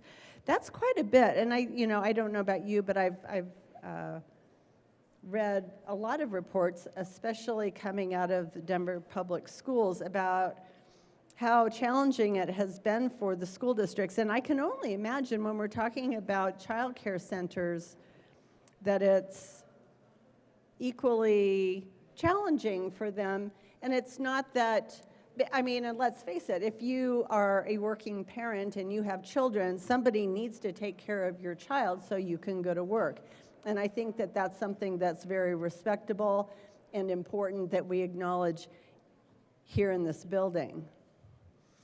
Having been a single working mother myself, it's really, you can't work if somebody else isn't taking care of your kiddo. But I really disagree with the inclusion of public child care centers in this bill. This is an unreasonable burden on these child care centers with a huge, huge penalty if somebody slips up. And I don't even know that it has to be an intentional thing. Let's look at this really quickly. So the information would be place of birth, immigration or citizenship status, or information from passports, permanent resident cards, alien registration cards, or employment authorization documents. So I guess that means that what if the child care center knows the place of birth or what their immigration status is of this family and/or child? And maybe they need to know the place of birth so that they understand what language and what interpreter they need to have available so they can communicate with the child. That's like a whole nother thing. Because, you know, in going back to the CSI report, of these 15,725 migrant students, 44% of them came from Venezuela, Colombia, Guatemala, El Salvador, and Honduras, all of which are Spanish-speaking, so that's great. But there are others that are not from these areas or other areas in Central America that don't speak Spanish. So I think that place of birth might actually be important information if you're trying to accommodate the learning needs of the specific child. So members, I rise in support of L006. I really feel strongly that our public child care centers are burdened enough. We do a fantastic job of burdening them here in this building. And we need to strike them from this bill. Please join with me in voting yes on L006. Senator Gonzalez. Thank you, Mr. Chair. I'd like to ask a couple of questions of the good senator from Platteville, since he is the sponsor of this amendment and also is involved with a number of child care facilities across the state. I'm sorry, I actually don't know where your child care facilities are, but is involved with a number of child care facilities. Open question, do you just allow anybody who wants to come in to your child care facilities? Full stop. Open question. Senator Bright. Thank you, Mr. Chair, and thank you for the question. The childcare industry as a whole has a massive book of regulations. Bottom line answer to that question is we follow the law wherever and whenever it is and however it guides us. What we don't want to do is we don't want to come crossways with whatever laws are coming at us because there are penalties for doing that.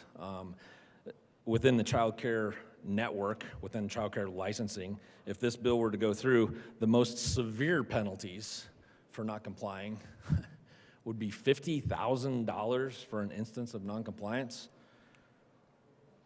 That's easily the most strenuous thing that would put child care companies out of business immediately. And I can tell you, again, the word fear has been used again, and I have to go back to it too. The fear within the child care world about a bill like this will disincentivize providers from even keeping their doors open. By naming child care in this bill, we're inviting that immigration war, and we can all acknowledge that there is an immigration war in the United States right now. Doesn't matter which side you're on, we can all agree that there is a war, and by specifically naming child care in this bill, we're inviting that war right into the classrooms with our youngest kids. And I do believe, as was mentioned earlier, that there is a need for increase of mental health services in our facilities. I think that's what we should be focusing on, not penalizing child care for noncompliance and inviting the immigration war into our centers. I did read the Denver Post article on the front page entitled "The Cost of Child Care." And I can tell you that they'll be doing a follow-up version on that, adding more content to the high cost of child care and the additionally increasing cost of child care if Senate Bill 276 passes. And if what we're trying to do is to reduce capacity and increase costs, this bill does that. And if we can exempt child care centers, as Amendment L006 does, we can keep a check on what those costs are and increase that capacity like we all want to. Hope that answers your question. Senator Gonzalez. Appreciate the paragraphs response, the pages response. I'm kind of more interested in just a couple of sentences. Do you or do you not allow just anyone to come in without any reason or rationale? Senator Bright. Thank you for the question. And again, just noting on that, we do follow the law, and if the law requires us to allow someone in, we do. If the law precludes us from allowing someone in, then we don't allow them in. Senator Gonzalez. Thank you. Do your child care facilities allow people in for no reason? That's my question. Because I can understand ensuring that law enforcement, should they have a warrant or an order signed by a judge, of course, that would be a valid, an acceptable, and completely legitimate reason to come in. But would you allow someone who has no written documentation of why they are there, or what they're trying to access, or why they're trying to talk to, I don't know, toddlers? Would you allow them in? Senator Bright. If the law, I'm sorry, thank you, Mr. Speaker. If the law provides that we need to allow them in, we'll let them in. If the law says that we shouldn't, we don't let them in. Our campuses are all secured with access control devices, and so they would have to come and they would have to be buzzed in. They would have to clear some sort of who they are, what they're doing, and they're not going to go straight into a classroom without having good reason, as long as the law permits them to do that. Senator Gonzalez. Then in that case, thank you. Because if your information, if your policies require that you have to come in to a secured area, demonstrate your reason and rationale for being there as just, I don't have a kid in a child care facility today, and so if I showed up, even if I was wearing this, I guess it's a badge, would the child care centers say, come on in? The kids are in nap time over there. I don't think so. What Section 13 of this bill seeks to do is to simply ask, similar to the ways that a social worker, a mental health care practitioner, a law enforcement agent, heck, anybody who wants to access non-public areas of a child care facility, all that we are saying is, y'all, create a policy. Sounds like most of these entities already have policies and protocols in place for how you would navigate and respond to any regular coming in, walking off the street, being like, hi, can I go and sit with the kiddos? I just want to talk. You would have policies related to that. We're simply asking in this section of the bill to say, also, you might want to think about how your staff and families might react and respond if a plainclothes immigration officer were to show up and say, hi, I'd like to talk to Julie Gonzalez's kiddos. I'd like to talk to their neighbors, please. In what world would that be okay? The good senator from Wheat Ridge, as a parent with a kiddo in childcare right now today rightfully says that would be terrifying. To the kids, I cannot believe right now that an operator or the good senator affiliated with these child care centers are saying, no, let's not have policies clarifying which adults can access our babies. I ask for a no vote on L6. Senator Bright. Thank you, Mr. Chair. And I appreciate the comments. The finer points on access to classrooms and centers, I know that world well. What I object to is the fact that childcare as a whole is being brought into the immigration war, and we're inviting that very specifically by the words in this bill. We're inviting that into, and we're doing it risking a penalty or a fine of up to $50,000. That is the most egregious infraction that I can see. So I really want to urge support of L006 so we can pull childcare out of the middle of the immigration war. Thank you. Senator Gonzalez. Another question. Thank you for speaking to the penalties. How often, to the good senator from Platteville, do you have employees who don't accidentally, subject to a data breach, release private, personal identifying information? How often do you have an employee who willingly, knowingly breaks the rules? Because that is the only consequence, or that is the only scenario in which that consequence would even be considered. This isn't for someone who forgets to send an email. No, this is for somebody, those penalties are steep because there are already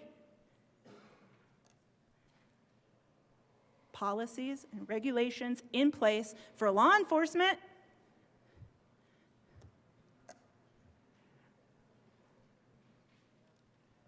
That penalty, yeah, it's a big one because I anticipate that the overwhelming majority of child care providers in the state of Colorado would do the right thing to say to a plainclothes individual who shows up and says, hi, I'd like to talk to so-and-so and such.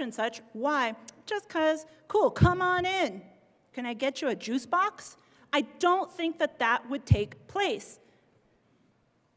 And that is why we are asking for a no vote on L6. Why? Because I think that our children, I don't care where they were born, but I hope that we could all agree that our children are so precious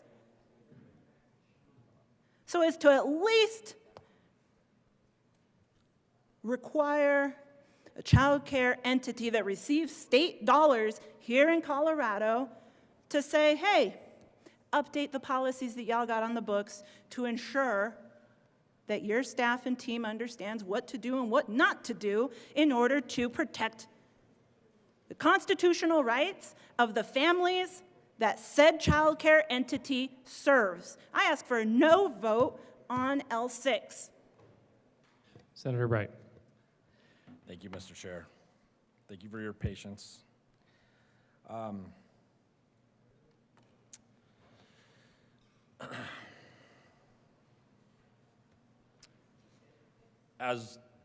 appreciate the comments, and as I listen, if this isn't such a big deal, if it's not likely to happen, if we have staff that are so eager to conform and not mess up, why is the penalty so big?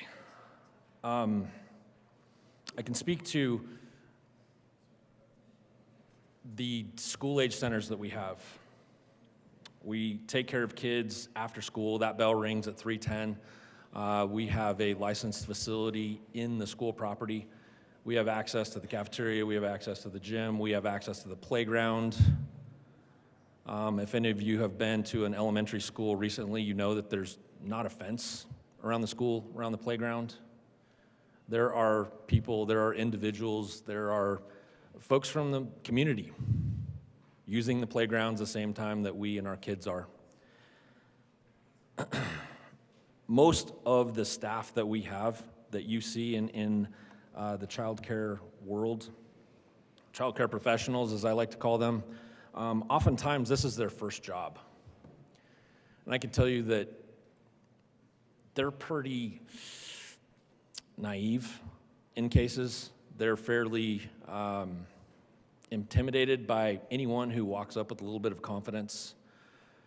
And I can tell you that in the centers that we do have fences or gates or whatever, just yesterday I was watching preschool release at one of our centers in Greeley yesterday afternoon, and I watched at 3:15 when all those little preschoolers got out. They were all on the playground with their teacher, and then on the other side of the fence you had 30 sets of parents, some two-parent families, some single-parent families, and the kids are talking to those folks on the other side of the fence. Sometimes they're friends, sometimes they're not. Sometimes those folks on the other side are just asking questions. You know, such a cute dress you're wearing today, such a cute pair of tennis shoes that you have on. I bet they run really fast. And if that person, that person on the other side of the fence had a badge like this one, or like any of the others that you see around this building, I can tell you that our staff, in an attitude of serving and being nice, would probably not hesitate to answer a question. And yeah, we'd probably have some training on that. We'd do the best we could.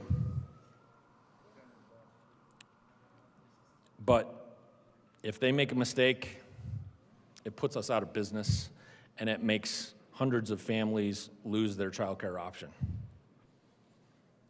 I'd ask a no vote, or a yes vote on L006, please. Senator Pelton. Thank you, Mr. Chair. I rise in support of the amendment brought from the good senator from Platteville. Rural child care in a lot of places is non-existent. And even where it does exist, it's so fragile that a fine that's put out in front of us with this bill would shut it down. Probably to never be another one be opened up again. We have a hard time finding people to run these or even work in them, let alone own one. A lot of times they're community-owned or county-owned, some of them. We don't need to be putting these kind of burdens on our county governments that are already having a hard time making ends meet because of some of the other policies coming out of this building with the unfunded mandates. And so I think 006 would go a long ways towards helping rural child care by taking away some of the burdens that this bill imposes. So I ask for full support of 006. Senator Simpson. Thank you, Mr. Chair, and had the opportunity to have some conversation with the good senator from Denver and some of my thought process in considering this amendment L006. The definition of a public child care center is, you know, it's been described as you had to have state funding within the last 5 years that then makes you qualified to be under these, under this policy. I don't know how the business works, but part of the conversation or thought process is how much federal dollars flow through to the state that then flow through to these child care centers, and does it create a nuanced conversation and potentially, again, the policy is more than just access to childcare centers. It's about what information you can request up front. Place of birth, immigration status, passport information. And you're prohibited, if you're a public childcare center, you're prohibited from gathering that information unless there is state or federal law. I would go on a limb and say this nuanced conversation, if that information currently isn't gathered, which I suspect it's not, but I don't know that we're headed down the path, this connection to federal funding and flowing through the state. I just think you run the risk of now it will actually become mandatory reporting requirement. I think the amendment and carving out these child care centers is probably in the right spot and well-intentioned, and I support it. And it does go above and beyond access to children at child care centers. So I rise in support of L006.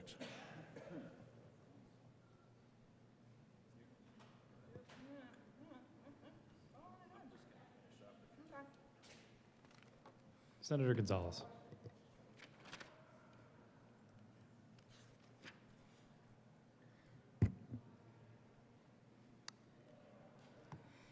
Page 16 of the introduced bill, not the pre-amend, the introduced bill, a public child care center, I'm assuming that there are going to be a bunch of amendments that then iteratively strike public school or then local education provider or so on and so forth. But right now we're talking about L6 related to child care centers. Shall not provide for federal immigration enforcement except as specifically required by federal or state law. A, personally identifying information about a child or student, except with the student or parent's consent through a valid release of information, through the consent of the student or patient's parent or guardian through a valid release of information, so on and so forth. Information about a parent, guardian, or relative except as permitted by law. Access to or consent to access the facility. Not accessible to a public. So if we're actually talking about public sidewalks, they're public. Of course, we're not going to require a child care facility to monitor a public sidewalk. We're only talking about non-public areas. In this case, specifically, it would be access to the babies or to information about their parents. It wasn't me. You okay?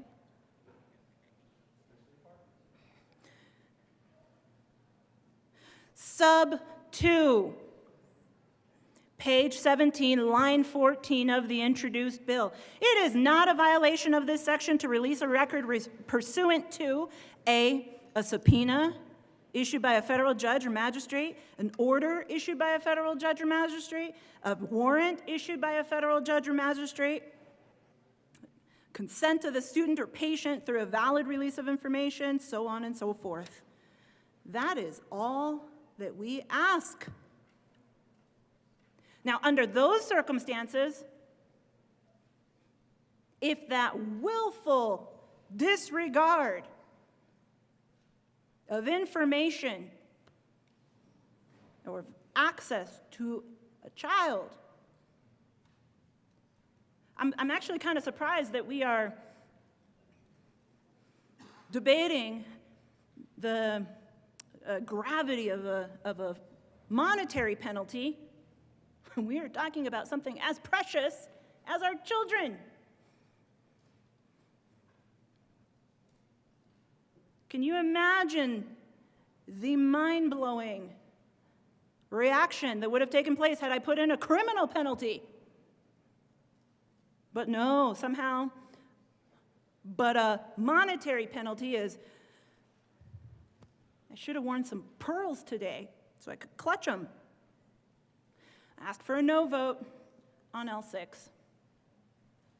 Senator Bright. Thank you, Mr. Chair. Yeah, I understand it's a monetary policy.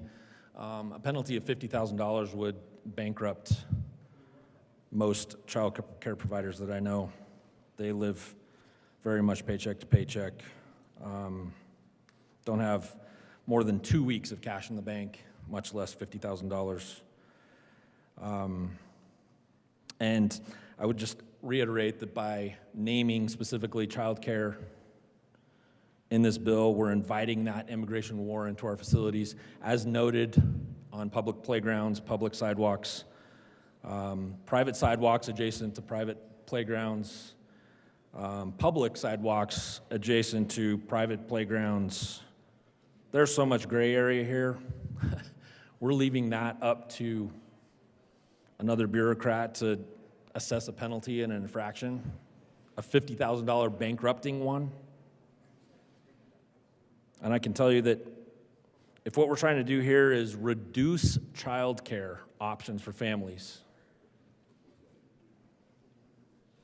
then this bill makes sense. But if what we're trying to do is increase or maintain child care options for families, we need to vote in favor of Amendment L006.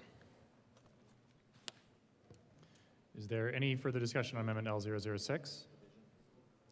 A division has been requested.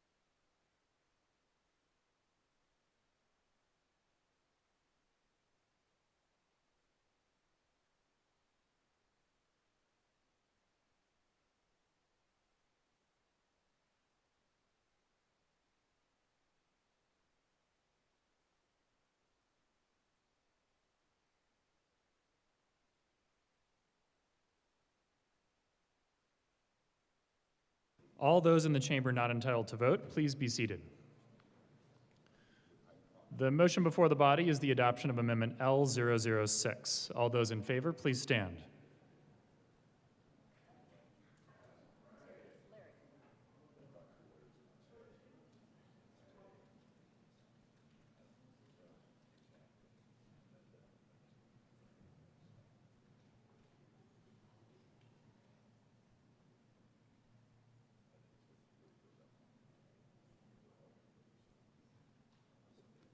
Please be seated. All those opposed, please stand.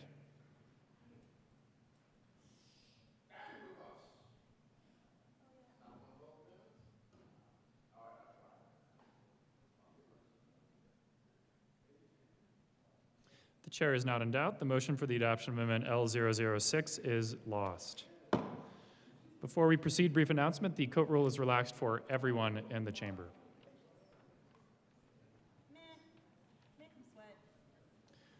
To the bill, Senator Rich. Thank you, Mr. Chair.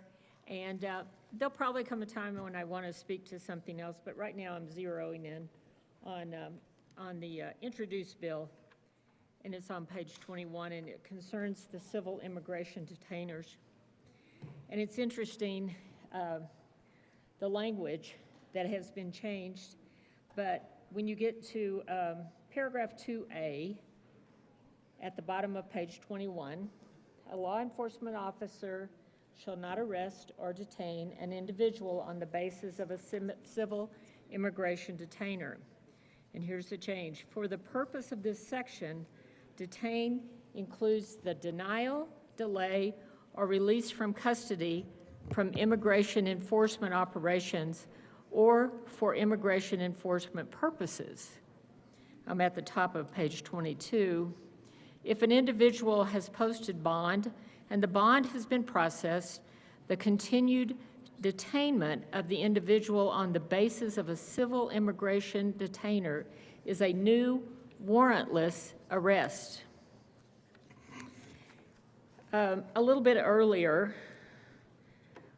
we talked about in a previous bill, several came up here and talked about the importance of local control. Prohibiting law enforcement from arresting or detaining an individual on the basis of a civil immigration detainer, as well as not allowing collaboration with federal immigration officers, will indirectly cause a plethora of negative consequences. Maybe federal funding, it might be withheld from the state, which could impact a myriad of different sectors of the state. I realize there's probably going to be another bill where you have a war chest to take federal money to sue the federal government, but there's no reason to do it this way.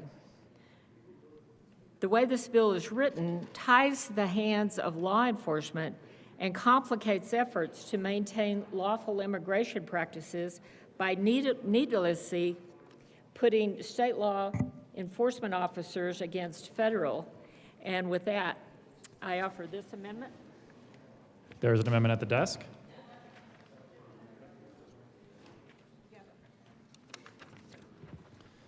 Will the clerk please read Amendment L017? Amendment L017, Senator amendment Rich. printed bill. Thank you, Mr. Chair. I move L017 to Senate Bill 276. Is there any discussion? Senator Rich. Thank you, Mr. Chair. This amendment adds language that allows local jurisdictions to choose whether or not they would like to adopt policies regarding the arrest or detainment of individuals on the basis of immigration detainer. Rather than imposing a statewide ban, this amendment gives local jurisdictions the authority to decide whether to honor civil immigration detainers. It respects the principle of local control, and it allows the sheriffs and law enforcement agencies to adopt policies that reflect the unique needs and safety concerns of their communities. Now, the last I heard, and I know we have a 24/7 news cycle going on, And I have heard the governor on national news as well as local news that this is not a sanctuary state. This bill, as written, would contradict that. But this amendment puts trust back in the hands of local communities. Instead of a blanket ban that ties the hands of every law enforcement agency in the state, this amendment would allow for each jurisdiction to decide whether and how to respond to civil immigration detainers. What works in Denver may not work in the same sense in my districts of Mesa County or Delta. By restoring local discretion, we promote smarter policy, honor community values, and prevent the overregulation of law enforcement. Now, I consider this a friendly amendment, and I hope that the sponsors do as well, and I ask for an aye vote on L017. Senator Weissman. Thank you, Mr. Chair, and alas, I must inform the body that this is most definitely not a friendly amendment, nor is it a constitutional one. Respectfully, I'm shocked to see that such a thing would be introduced in any legislative branch in this country, and now I'm going to say why. We need to understand that a civil immigration detainer is not a warrant. Sounds legalistic, let me unpack it. To be very clear, I'm asking for a no vote. All right. There's kind of a specific reason why each of the amendments in our Bill of Rights came to be. Here we're talking about the Fourth Amendment, protections from unreasonable searches and seizure.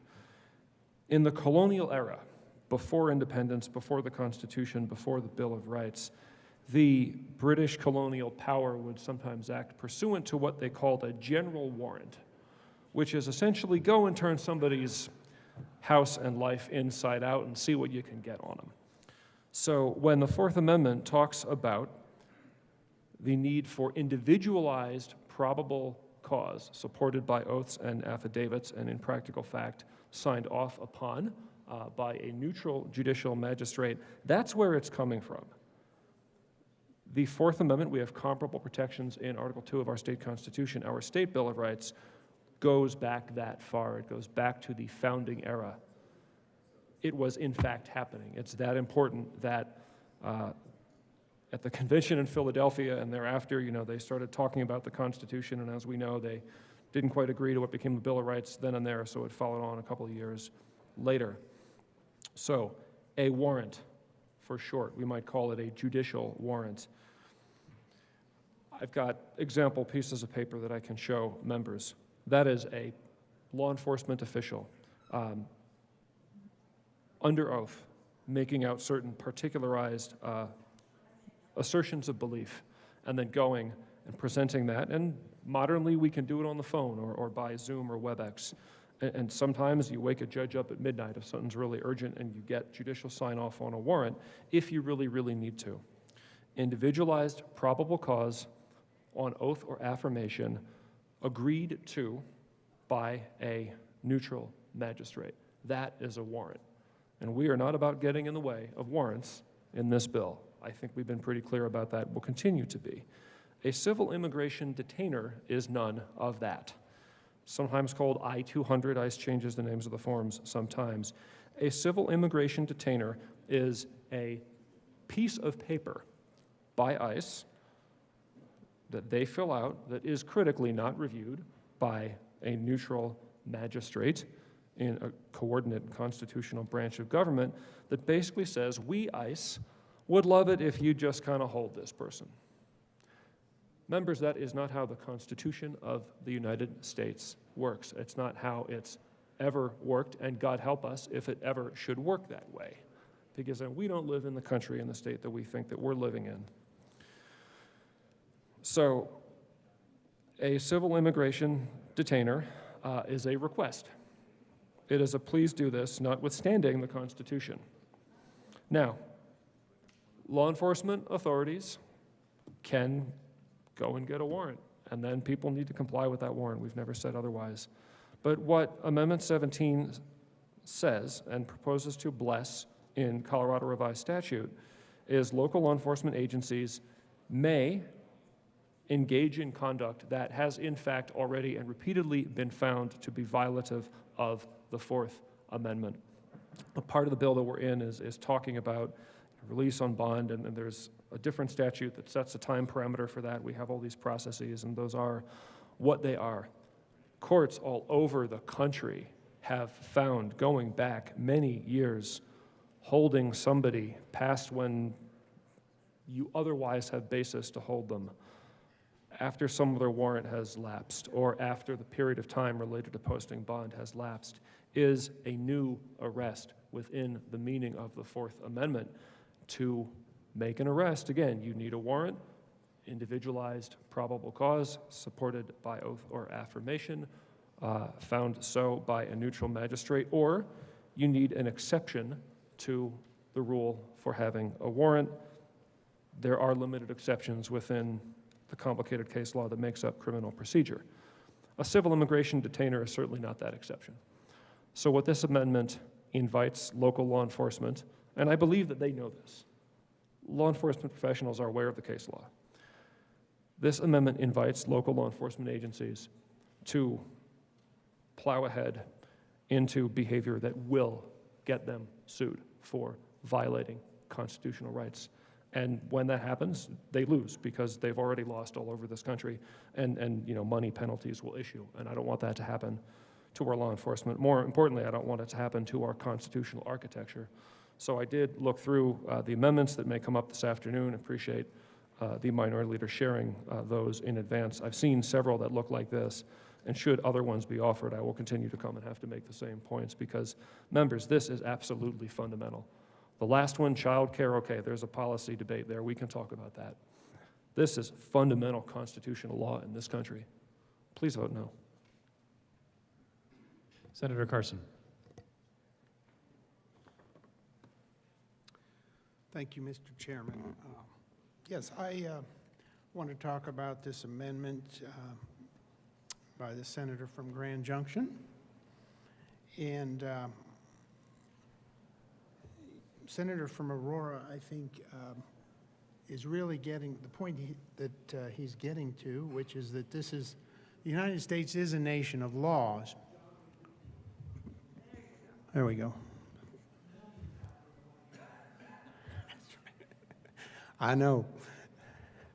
We have, been talking about this amendment, and I think the point of the senator from Aurora is that we are a nation of laws, which really gets to the point of why are we here in this situation in Colorado and in this country with this immigration issue being one that divides the country so much. And it's really a problem of our own making. I mean, over the last few years, the federal government chose to not enforce the immigration laws. We were not a nation of laws, at least when it came to the issue of immigration. Millions of people, many of them coming here, I'm sure for reasons that they want a better life. But there has to be a process. We don't know who a lot of those people that came over were. And so all we're asking is that we follow the laws, that we be a nation of laws. This problem really just, came about because we didn't follow the laws. And we allow legally over 1 million people a year to come into this country, green card status. We are a nation of immigrants. We're welcoming 1.2 million last year on green cards, legal immigration. And yet we have this whole additional, wave of people coming because they've been told, basically, they were told over the years, don't worry, the United States isn't going to enforce their immigration laws. They apparently don't care about enforcing them, so just head wherever you can get in, north, south, however you can get into the United States, give it a try. And so here we are in this situation. And what this amendment is basically saying to me is let's at least let the local communities that want to follow the law, enforce the law. And, you know, Denver, the city of Denver, over the years, we've observed, has chosen to have a philosophy, what we call a sanctuary city, which is basically to say, you know, we're not going to cooperate with federal law on the issue of immigration, so whoever wants to come to the city of Denver, we'll welcome them. We're not going to cooperate with law enforcement. And so you see now a lot of issues that have come from that, a lot of expenses to the taxpayers, a lot of complaints from law enforcement, quite frankly. And so I come from Douglas County, which has no desire whatsoever to be a sanctuary county. And so amendments, you know, an amendment here that we have is basically saying from the senator from Grand Junction that let's let the local county, Douglas County or other localities, cooperate with law enforcement, cooperate with federal immigration, and enforce the law. So before this most recent election, I had conversations with our sheriff in Douglas County, Sheriff Weekly, who simply said, well, you know, my hands are really tied. I can't, you know, enforce the law. I don't know what to do with folks who are arrested.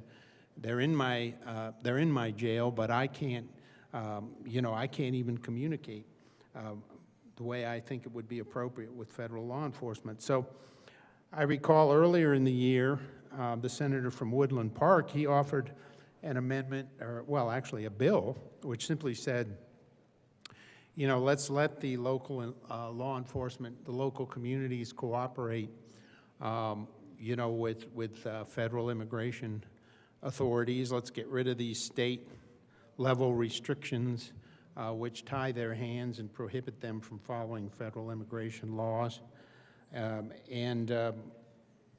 I sat in on part of that hearing, and what I saw was law enforcement official after law enforcement official from communities all across the state saying, look, we've got, you know, folks who have committed crimes, and we've got them in our jails, and we want to be able to cooperate. You know, they're not here legally. We want to be able to cooperate with immigration authorities. And, you know, for whatever reason, that bill was not successful, but I think it was, you know, an important piece of legislation to put forward to just say, let's let our local communities enforce the immigration laws and cooperate. You know, this issue of immigration, I don't think has nearly the disagreement that the politicians here at our level make of it. You talk to, you know, folks out in the community, and all they're saying is, we welcome immigration, we welcome immigrants, but we just want the laws to be followed. We want to make sure that the people coming to this country are coming for legitimate reasons, because they want to work, because they want to have a better way of life in the United States. But we live in a dangerous world. We know there are people who came here in the last few years that are coming here. Well, quite frankly, we probably don't know why a lot of them are coming here, but we may eventually find out. That's not a policy we want to continue. We want to put in place and follow the rules. We have 1 million legal immigrants a year. Over the decades, we've had millions and millions of Americans, folks who've become American citizens, folks who come here from all over the world. They come here to work, to live legally, and we welcome that. But in our local communities, we want to be able to follow the laws. We want to be able to say, you know, we want to make sure that our communities are safe. We want to be welcoming, but we also want to be safe, and we want to make sure that we're cooperating with the legitimate federal laws in the immigration area. So I think this is a good amendment, and I'll support it and continue to talk on what I think is a consensus on this whole issue of immigration, that we just simply, we welcome people, but we follow the rules, we follow the laws. They're in place for good reasons, and that's the policy we should continue. Senator Weissman. Thank you. I'll respond briefly to some of the commentary in favor of the amendment. I think we need to be really careful about not entangling, even accidentally, questions of status, questions of immigration, and questions of criminality. 15 seconds of Google will reveal that, writ large, the rate of committing criminal offenses is lower in the immigrant population than overall. What intuition might support that? Well, if you are newly arrived in this or any other country, you don't know the place, you're getting to know the people, maybe the English language is not your first language, boy, you're going to feel the pressure to fit in, to be careful, to learn the norms, to follow the rules. That's my intuition anyway. I'm sure that my ancestors felt that when they came here from Ireland and Eastern Europe, and I think the data bears that out, is the point. Now, let's get back to the text of the amendment. Civil immigration detainer. How does that relate to following the law? So here's what it means to follow the law, and I do agree with the senator from Highlands Ranch to the extent that his comments revealed the reality that the feds have been derelict in their duty. There have been groups over the years of senators from both parties willing to come together and modernize our immigration laws. And every time those potentialities arrived at in good faith, representing, I think, true compromises in the sense that neither side was getting everything they wanted, every time those have foundered on the most disgusting and craven politics that Washington, D.C. is capable of. So here we are, as a sovereign state, exercising our prerogative under the 10th Amendment downstream of that failure, which brings us to the bill. Immigration is by and large a civil matter. It's no coincidence the document we're talking about, the request, the non-Fourth Amendment compliant letter to Santa Claus from ICE, is called a civil immigration detainer. Here are some respects in which the state or the feds are in fact following the law. A state law enforcement officer gets a proper Fourth Amendment warrant from a neutral magistrate if there's probable cause that somebody's committed a criminal offense. Or federal law enforcement can do the same thing. As we know, U.S. Constitution, Article 1, Section 8, Clause 4, immigration law itself, questions of status. Who gets to come to this country and be granted what status? Those are federal questions. We know that. Again, we're downstream of that. So, example, what is the cap on the number of U visas that will be issued to survivors of crimes, as a reminder? The feds get to pick that number, or H-1B tech workers, or H-2A agricultural workers, or student visas. All these questions are questions of law that the feds can follow. And if any administration chooses to increase or decrease those numbers, okay, we could say that's a version of following the law. Questions of how border entry goes, we had an app called CBP-1 that was in use for a number of years. It was then cliffed off. People, immigrants, followed the law. They went through those processes that were lawful at the time. Again, to be clear, where a law enforcement organization believes that somebody has committed an offense, go to court, get a warrant, make an arrest. Hold people who break the law answerable to consequences. Follow any limitations attached to the warrant. Example, in this state, we have limitations on entry into a dwelling at night or entry without knocking. These are both about the Constitution and, frankly, the safety of law enforcement and others involved. There may be comparable provisions concerning the execution of federal warrants. All that can be done entirely consonant with the law. Again, a civil immigration detainer is not a warrant. Holding somebody on the basis solely of a civil immigration detainer is illegal, violation of civil rights, actionable under Section 1983. This is not Senator Weissman from Aurora saying this. This is multiple federal courts in the United States. So, we've wandered a little bit now from the debate on both sides of L-17. But to bring it back to the text of the page, this amendment and the other ones that might be offered like it if they are offered, invite our local law enforcement agencies in Colorado to engage in unconstitutional acts. We cannot render that constitutional defect simply by putting it in Colorado revised statutes. That's why we call it a constitution. That's why the Fourth Amendment is so important. So again, there's a lot of room to have opinions about different aspects of immigration law and policy in this country. Legally, we need to vote no on 17. Senator Gonzalez. And in addition to legally, particularly under the Fourth Amendment to the Constitution of the United States, which protects against unlawful search and seizure, let's talk about the cost to local jails should this amendment get put forward. ICE routinely issues what I like to call wannabe warrants, otherwise known as immigration detainers, that say, yo, insert county jail. Please hold insert name of person for 48 hours. Business hours, PS, because ICE doesn't work nights or weekends, or holidays, actually. Okay, thanks, bye. Signed, ICE officer. Not reviewed by a judge. It would not suffice if Weld County made that ask of Adams County without probable cause or a warrant.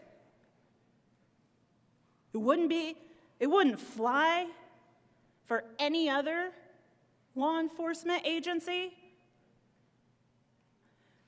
So that cost is uncompensated for that detention. It's not like jails get reimbursed for those 48 hours, which is why when we put those protections in the first place,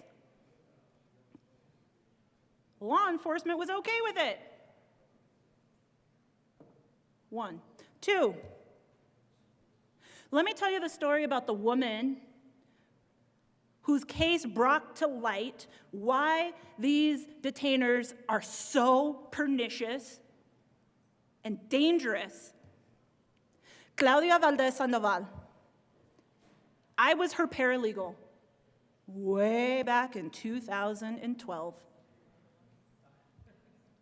She got into an altercation, a domestic violence incident with her husband. Claudia spoke Spanish, her husband spoke English. Due to the mandatory arrest laws related to domestic violence here in the state of Colorado, guess who got arrested? Oh, and it happened to be over Memorial Day weekend. And so she ended up spending 5 days in the Arapahoe County Jail before she finally got seen by a judge in her case. Her husband showed up to the courthouse, said, "Judge, I apologize. I was at fault." Those DV charges against her were dismissed. But because that happened over the course of a holiday weekend, ICE held her. That's when ICE held her the Arapahoe County Jail held her Saturday, Sunday, Monday of said holiday weekend. She was thereafter taken to ICE, a mother, immigrant, victim of crime,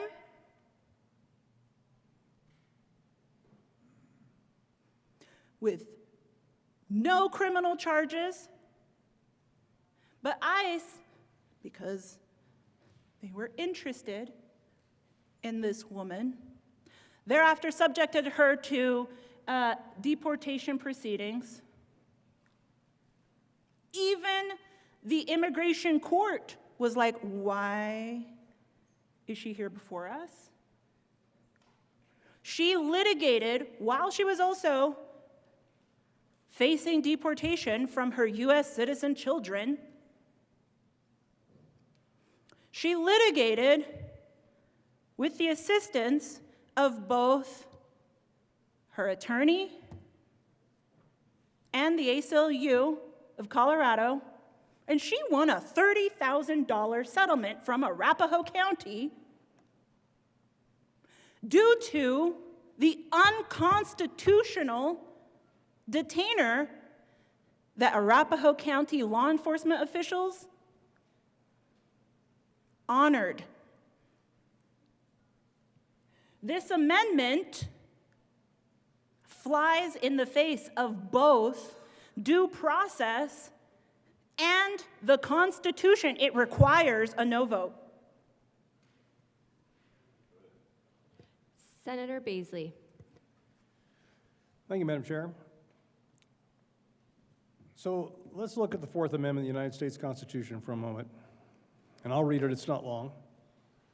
The right of the people to be secure in their persons, houses, papers, and effects against unreasonable searches and seizures shall not be violated, and no warrants shall issue, but upon probable cause, supported by oath or affirmation, and particularly describing the place to be searched and the persons or things to be seized. We all rely on the Fourth Amendment to be intact. It keeps us safe in our homes, keeps us feeling free to travel without someone pulling us over or law enforcement and saying, "Show me your papers." That's not America. But this is not, this amendment does not step on the Fourth Amendment. For one,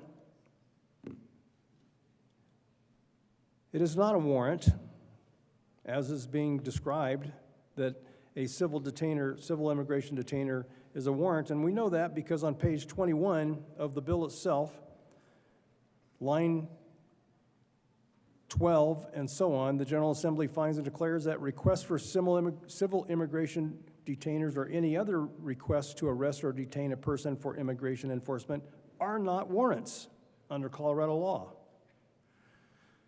This amendment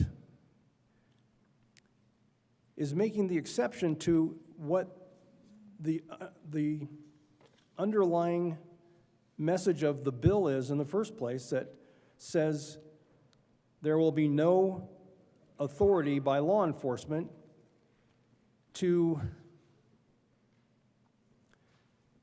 consider someone's legal status, especially when it comes to interacting with the federal government.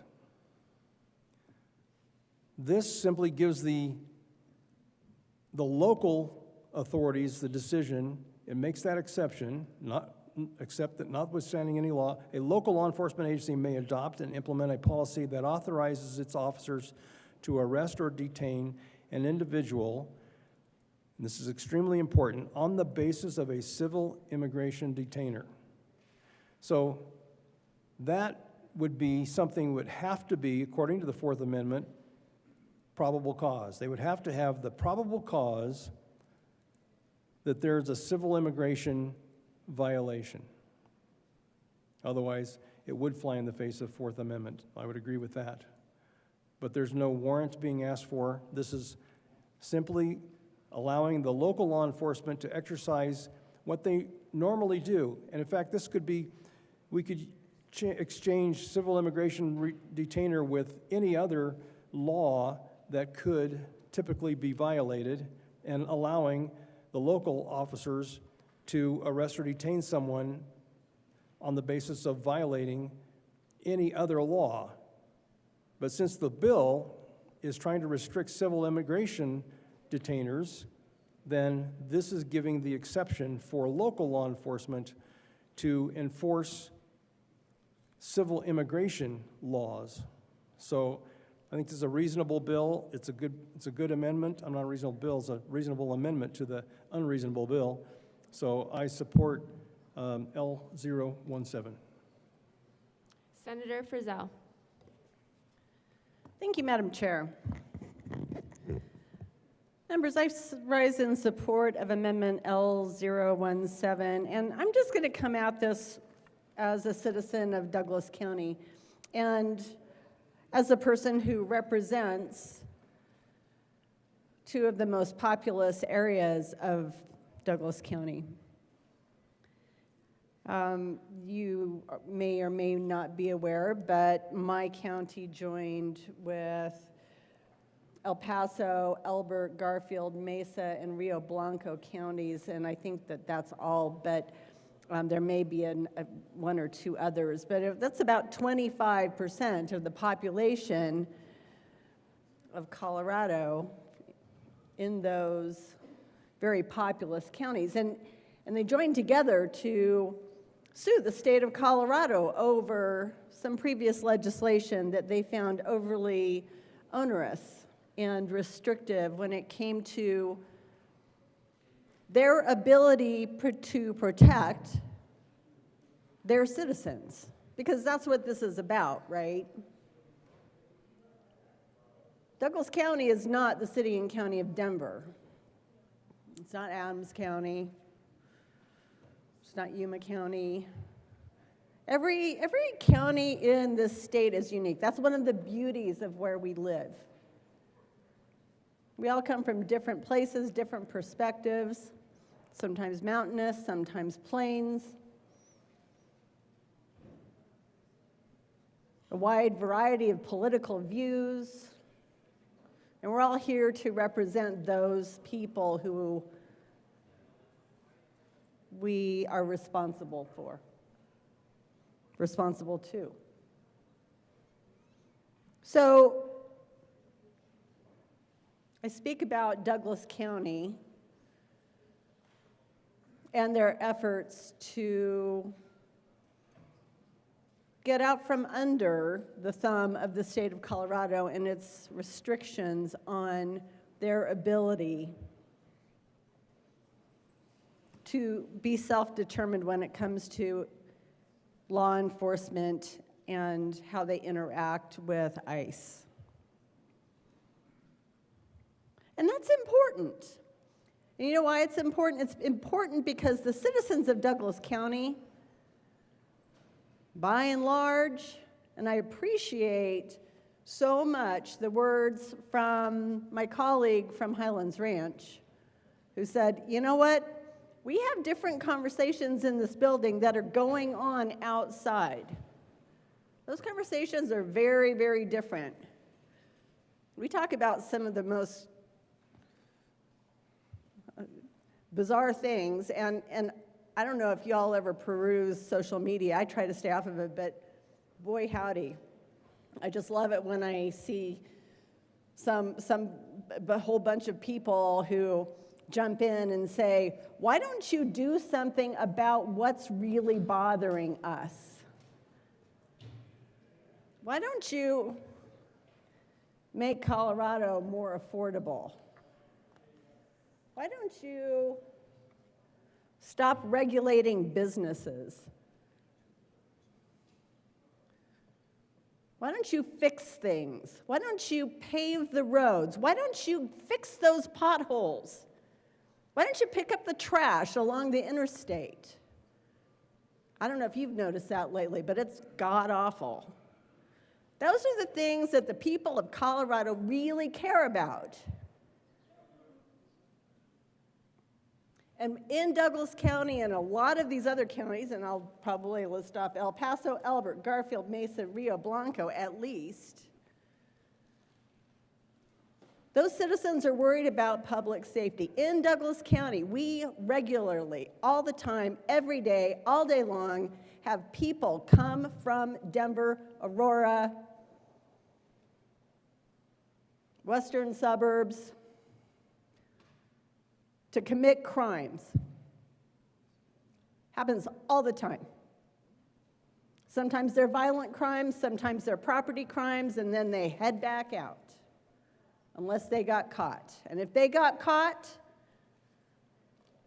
then our sheriff put them in jail. And if they're not legally here, then our sheriff should be able to make sure that they get back to wherever they need to go. Whether people in this building agree with that premise or not.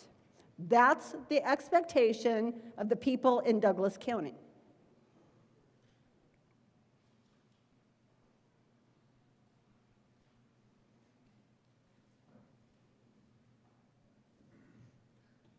So I'm listening to that expectation, and that's why I'm here. Because the people in Douglas County don't really care. If y'all in Denver don't want to cooperate with ICE, if you don't want to have anything to do with ICE, fine, you do you. But let us do us. Let us take care of our citizens. Let us make sure that our streets are safe. While we can't control what CDOT does on I-25, we can sure as heck make sure that we do the right thing for the people of Douglas County, and the people of El Paso County, and the people of Elbert County. That's what we're here to do. So this amendment, Amendment L017, you know,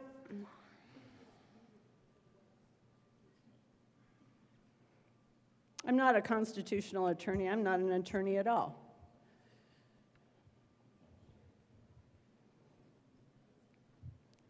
But I do understand local control, and I understand that people in the state of Colorado think that local control and their ability to make sure that their elected officials answer to them is hugely important, no matter where you are. No matter where you are.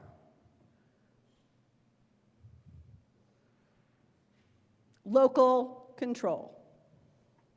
Local law enforcement.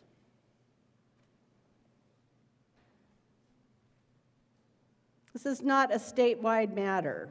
This is not something, we can talk about immigration reform all day long, and we probably will be talking about it all day long. I'm excited about that. I know you all are too. But it is critically important that we ensure that we allow our local government, law enforcement, our local government elected officials to respond to those that they represent and serve. It's basic, basic, basic, basic. I urge an aye vote on L17. Senator Gonzalez.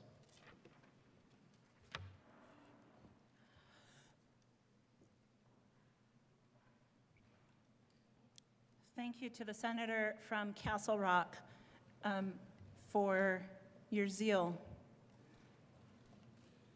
It's one of the things I appreciate so much about this chamber as opposed to the other one over there, is that we can actually have a substantive policy debate as opposed to like reading like Dr. Seuss books or whatever it is that they do over in the lower chamber. With that being said, I do just want to come back to the fact that the story that I told you about Ms. Claudia Valdez Sandoval from back in 2012 and her subsequent litigation against Arapahoe County, the DA there at the time was DA Brockler. Now DA Brockler represents and leads the new 23rd Judicial District. Just a couple of weeks ago, I'm going to read from him. Quote, "I don't enforce immigration law," he said. "That's not my job. I don't work with ICE in that way. I'm here to enforce the state criminal code. If someone is a victim of crime, even if they're here illegally, you have my full attention and you have my full resources to try to bring you some kind of justice. That's going to happen. ... I want people to cooperate with law enforcement, but I'm also a defender of the Constitution, and the 4th, 5th, and 6th, and 8th Amendments apply mostly to what we do here in the criminal justice world. I defend those rights, and I do not seek to violate them, ... Why is DA Brockler so cognizant of that line? Because there was successful litigation when he was the district attorney in Arapahoe County, and all 63 of the other jurisdictions across the state immediately following that settlement that Ms. Valdez Sandoval obtained for $30,000 for one instance of a detainer being honored. Every other sheriff's office across the state said, yeah, actually, we are no longer going to honor these unconstitutional requests, AKA wannabe warrants, AKA letters to Santa Claus, AKA if they actually had probable cause, work like every other law enforcement institution across the state of Colorado and every other federal law enforcement agency, and go and get a warrant signed by a judge. Again, I renew my call for a no vote.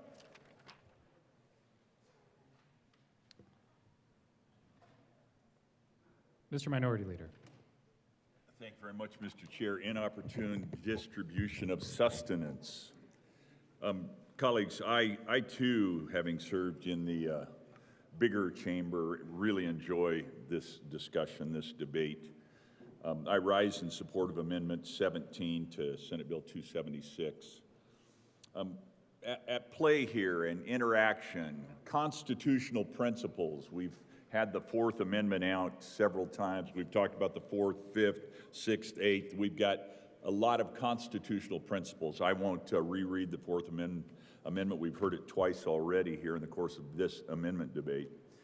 I think at times as we seek to cause our laws of Colorado to align with constitutional principles and be sensitive to the political necessities that we all feel as representatives of the people, we sometimes overcomplicate.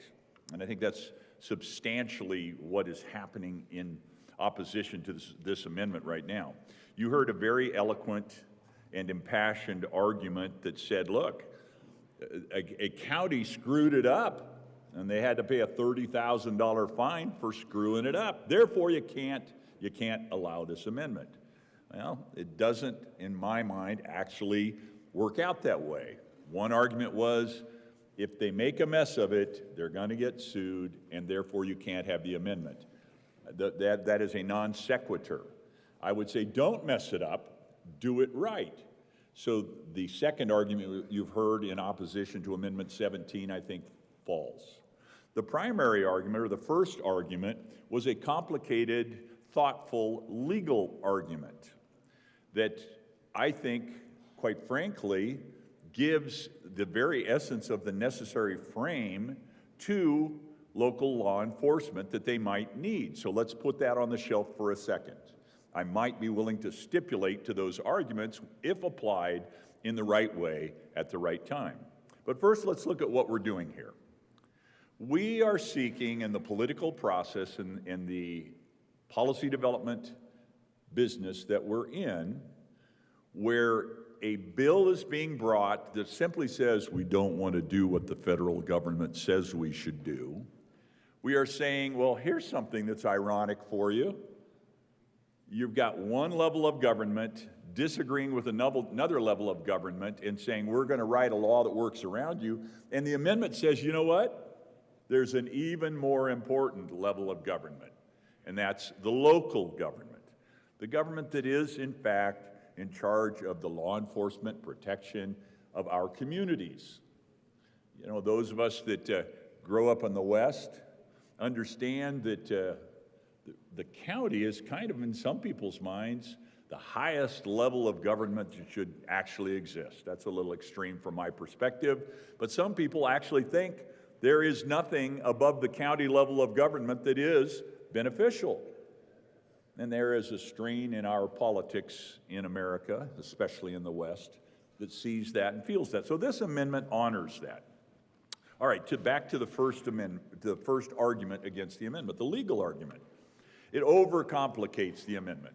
Colleagues, let's go back to 5th grade grammar school, 3rd grade grammar school. Depends on where you got it. I don't know. I probably was learning this stuff in 3rd or 4th grade. Subject and predicate. It's how you figure out what the sentence is all about. This amendment has a really interesting subject, agency, the agency.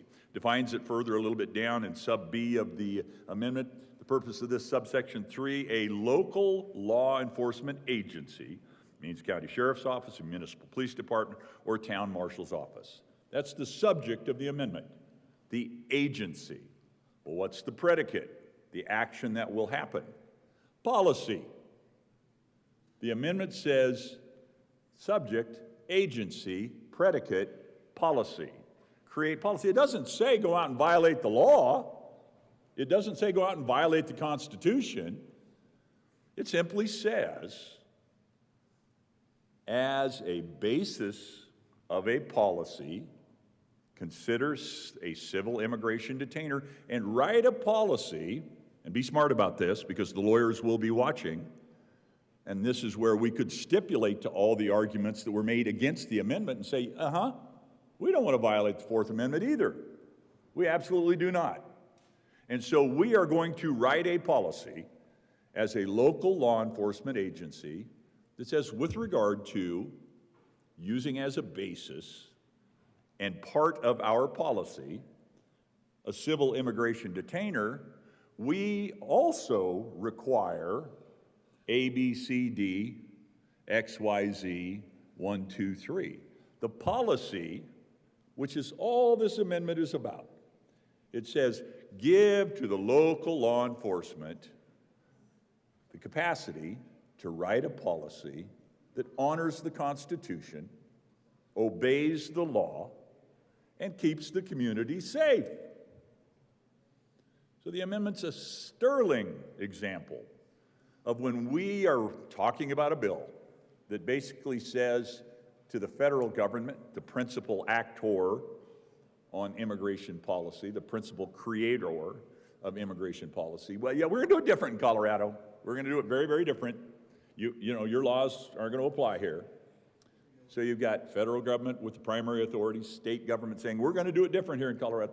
We're simply saying, all right, as we do that, let's acknowledge the fact that locality by locality, county by county, municipality or town by town allow for obedience to the law, honoring of the Constitution, and the ability to engage in the support and protection of community safety. This amendment gets at one of my 6 primary arguments against the bill. I think it seeks to address that public safety concern that I had that the bill creates. It, in fact, offers up a way to be more precise, which is what I asked for early in the debate. Let's be precise. Let's be less emotional. Let's be less broad. Let's be more specific in what we're doing. This amendment, L17 to Senate Bill 276, is, I think, a really good amendment. Just don't get caught up in all the noise and confusion. Go back to the subject, agency, and predicate, policy. Good amendment. Vote yes on 17. Senator Rich. Thank you, Mr. Chair, and I do appreciate the conversations that were here today. And I'm going to renew my motion to support L017. And I do want to mention that the good senator, minority leader from Monument made a good point in that we've already seen from some areas that choose to be sanctuary parts of this state choose not to adhere to federal law, but then you get into a bill like this, and local government is expected to adhere to state law. We should give our local authorities the opportunity to create those policies that work for their counties. And I believe that we should honor those community values and prevent the overregulation of law enforcement. And with that, Mr. Chair, I will be asking for a division on this amendment. Senator Liston. Thank you. Thank you, Mr. Chairman. I've been listening to the debate, and something that I just thought of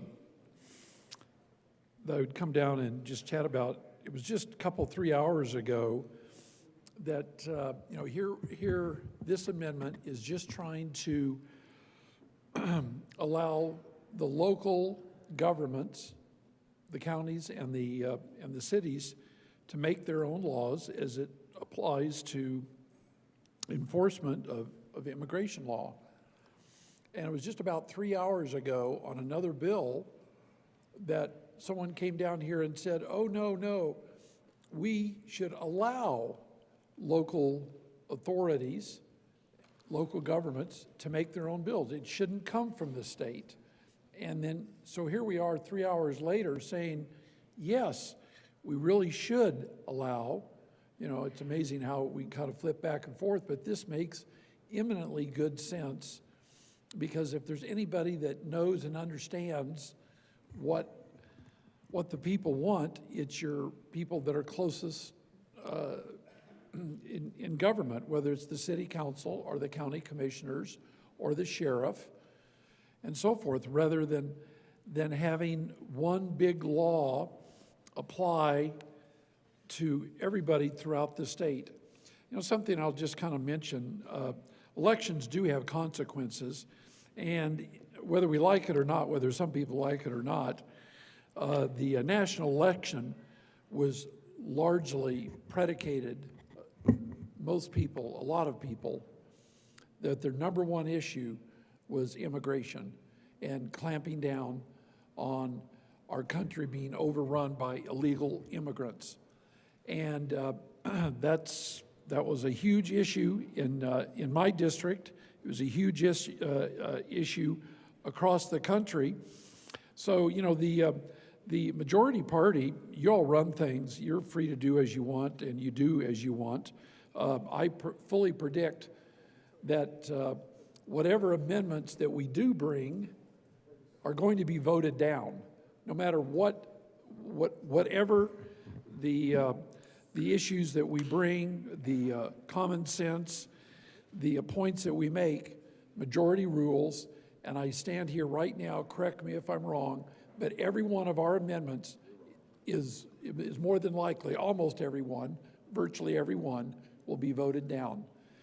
And it's your right to do that, but there will be a day of reckoning someday. I don't know if it'll come this year or next year, but this is not, I'm speaking for my district.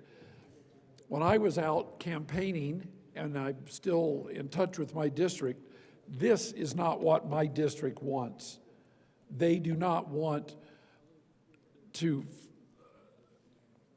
basically open things up, and you can talk about the Constitution and things like that. And we're not trying to take constitutional rights away from anybody, but we are trying to protect our communities from being overrun by people who are not legal citizens in this country, whether you like it or not. So all this amendment is trying to do is to protect and give the local authorities the right and the ability to do, they're not going to go way off on a tangent. There's local legal counsel that is that they're going to try and do the right things. I know they do that in our community, and they'll probably do it in the vast majority of other communities. This is a well-reasoned, fair amendment, and I would urge an aye vote on Amendment L017. Thank you, Mr. Chairman.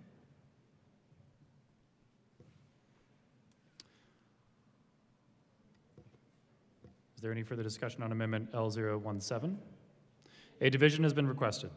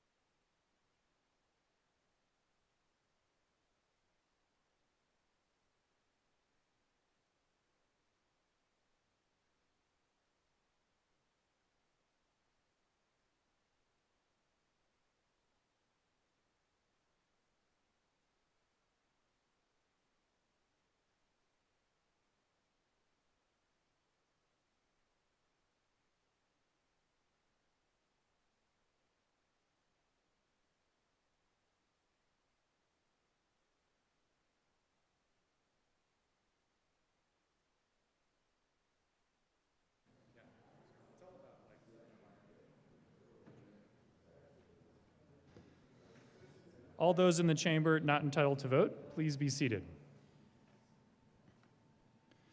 The motion is the adoption of Amendment L017. All those in favor, please stand.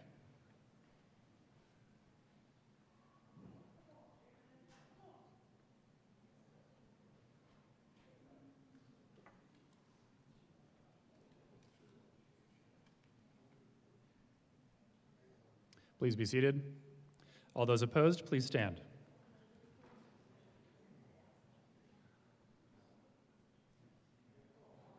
The chair is not in doubt. Amendment L017 is lost. To the bill. Senator Baisley.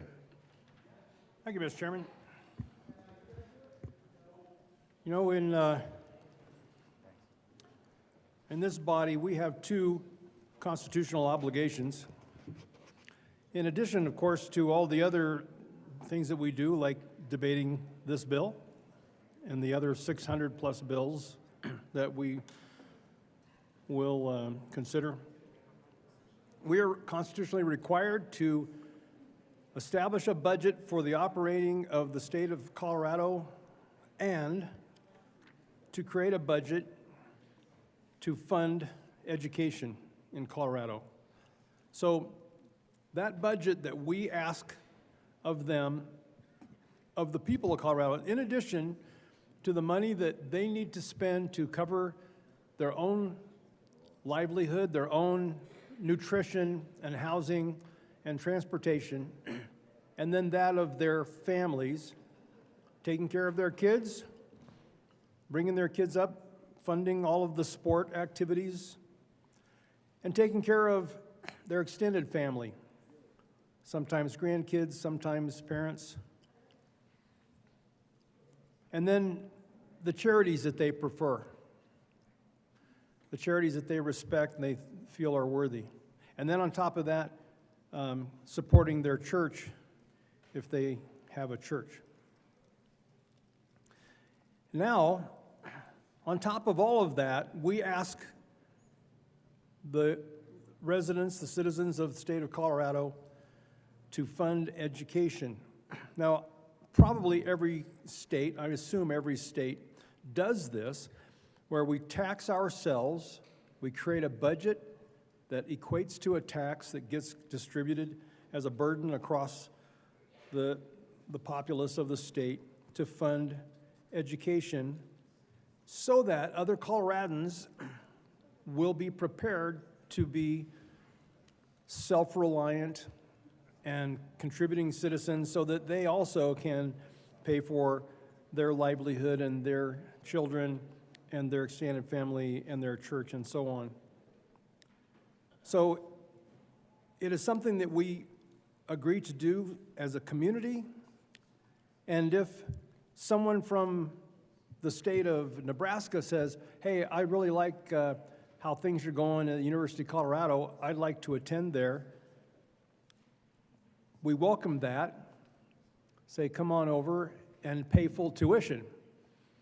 They do not get the discounted rate that is augmented by the residents of the state of Colorado because they didn't come from the state of Colorado, they came from Nebraska. So they don't get that in-state, rate for higher education at a state-sponsored institution. And the reverse would be true. Someone in Colorado wants to go to another state's state university, they are not going to be afforded the in-state rate because they did not contribute into that, especially over generations as a family that calls Colorado home. Well, this bill just reaches right around that whole concept in a very deliberate manner, and I believe that it needs to be addressed and corrected with this amendment. There is an amendment. Mr. Schaffler, please read Amendment 7. Amendment L007, amend the Senate Senator State. Baisley. Thank you, Madam Chair. I move Amendment L007 to Senate Bill 276. To to the amendment. Thank you, Madam Chair. So what this amendment will do would be to address the wording on pages 4 and 5. Now, let me walk through what the bill does right now as regards in-state tuition rates.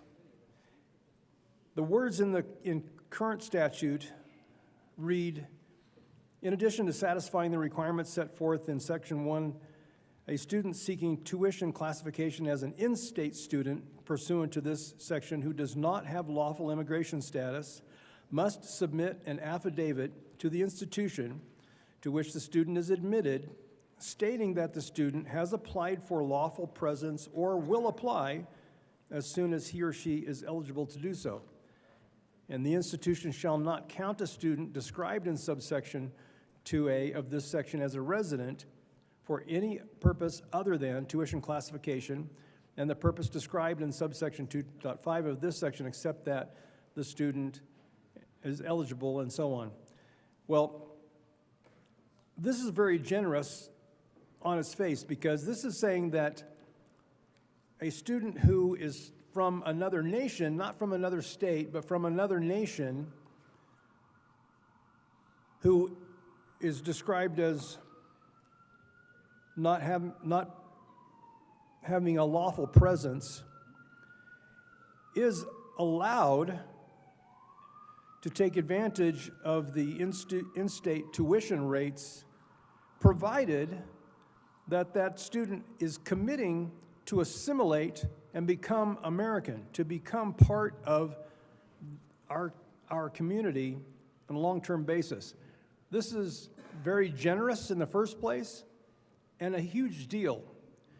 It's a very big deal.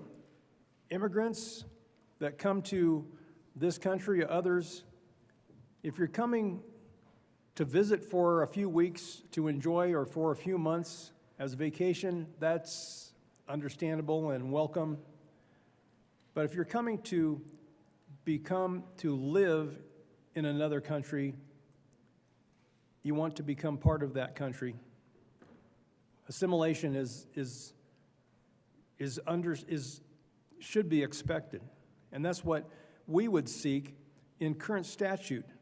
But the bill right now just kicks that aside. The whole idea of assimilating is just being pushed away. So all that I read a moment ago about the student seeking tuition classification as an in-state student and having to show an affidavit that they intend to apply for long-term residency, that gets omitted and instead replaced with these words: a student seeking tuition classification as an in-state student pursuant to this section who does not have lawful immigration status is eligible for the College Opportunity Fund program. Just is eligible. This would not apply to someone coming in from Nebraska, born and raised in Nebraska. Student seeking tuition classification as an in-state student, so that person without lawful immigration has greater privilege than someone from one of our neighboring states who is lawfully in the country, who was born in this country. This is an extra privilege granted by this bill. So what the amendment would do would be to strike all of that I just read on page 4, plus nearly the entire page 5, which continues to expound on the idea of in-state tuition for those who do not have lawful immigration and have no intention of applying for or even signing an affidavit that relieves them of that obligation to at least say that they want to become part of this community permanently. So L007 reinstates the requirement: the student must submit an affidavit to the institution to which the student is admitted, stating that the student has applied for lawful presence or will apply as soon as he or she is eligible to do so for in-state tuition classification requirements. Colorado residents now must submit extensive documentation like proof of residency, tax filings, driver's licenses for them to qualify for a Coloradan who was born in Colorado to qualify for in-state tuition. So asking undocumented students to submit a simple affidavit affirming their intent to pursue lawful presence aligns with that same principle of documentation. It's not punitive, I don't believe, but it's a basic expectation of transparency that helps maintain the integrity of the system, at least to this degree. The amendment promotes consistency, preserves public trust, respects the diligence of our own citizens and who must follow to access the same benefit. So reinstating the affidavit requirement helps protect lawful taxpayers by ensuring that in-state tuition subsidies and financial aid for in-state tuition students are reserved for those who demonstrate a commitment to lawful presence. Colorado's in-state tuition rates are significantly subsidized by hardworking taxpayers here in Colorado, and it's only reasonable to ask the recipients to show that they are on a path toward legal status, assimilating, becoming Coloradans. Without this safeguard, we risk unchecked spending and create incentives that could strain state budgets. This amendment is a common sense measure that upholds fiscal responsibility, prioritizes the interests of lawful Colorado residents who are already contributing to the system and already required to show their documentation before receiving that privilege. And so I ask for an aye vote. Senator Ball. Bright. I'm so sorry. Thank you, Madam Chair. The more I dig into Senate Bill 276, the more it blows my mind. Wow, we're going to give out-of-country folks in-state tuition, but we won't offer that same thing to folks from Mississippi, Alabama. So if I'm from Luxembourg, if I'm a citizen of Luxembourg, which happens to have the highest per capita income in the world, and somehow I made it to the United States legally, illegally, I'm going to get in-state tuition. But if I'm from Georgia, I got to pay more. If I'm here from Switzerland and I manage to jump the turnstiles, get through customs without being checked, I'm going to pay in-state tuition at CU. But if I'm from Tennessee, I have to pay more.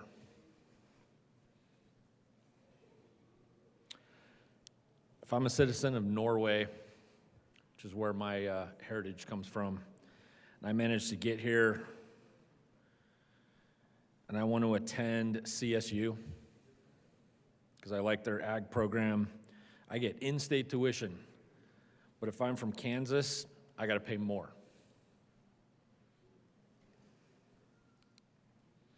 Singapore, global financial center of the world. If I'm here from Singapore, I get in-state tuition.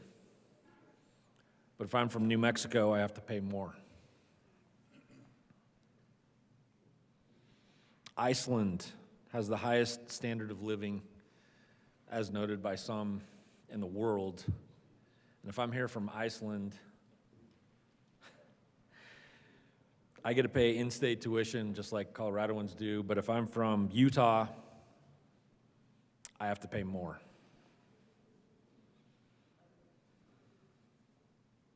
I could go on and on and on.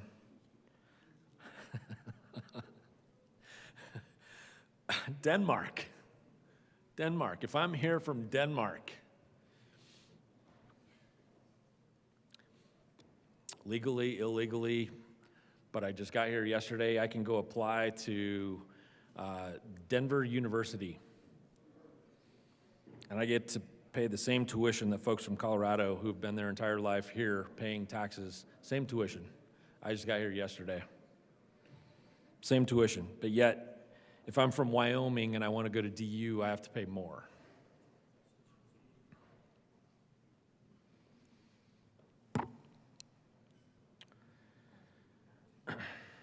If I'm from Sweden,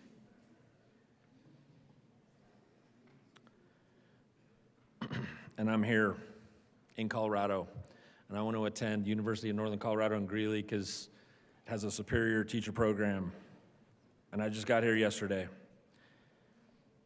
I get to pay the same rate that folks who have lived in Colorado their entire life pay. But if I'm from South Dakota and I want to do the same thing, I have to pay more. The inequities inside of this are amazing to read. And I believe Amendment L007 helps clear up some of those inequities. I feel like we're all about equity here in the state of Colorado and allowing folks halfway around the world to attend our universities at in-state tuition prices, but yet 100 miles away in Wyoming, they have to pay more. That's an inequity. Let's keep our laws equitable. I urge a yes vote on Amendment L007. Senator Pelton R. Thank you, Madam Chair. Everyone's heard me come down and talk about the feelings of my district and about some of the policy coming out of this building and their feelings about that. This is another one of those policies, and this amendment helps alleviate a little bit of the angst in my district over this bill.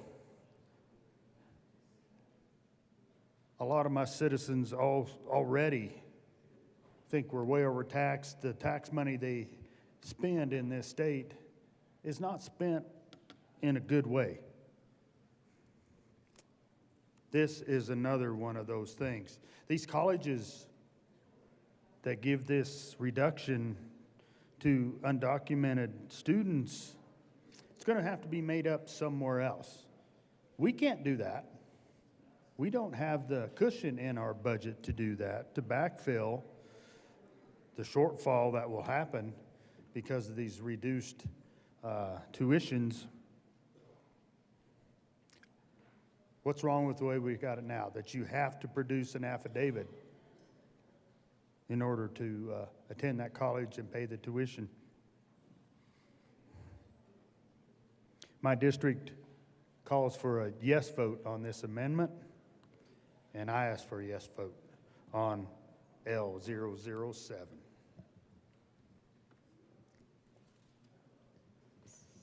Senator Simpson. Thank you, Madam Chair.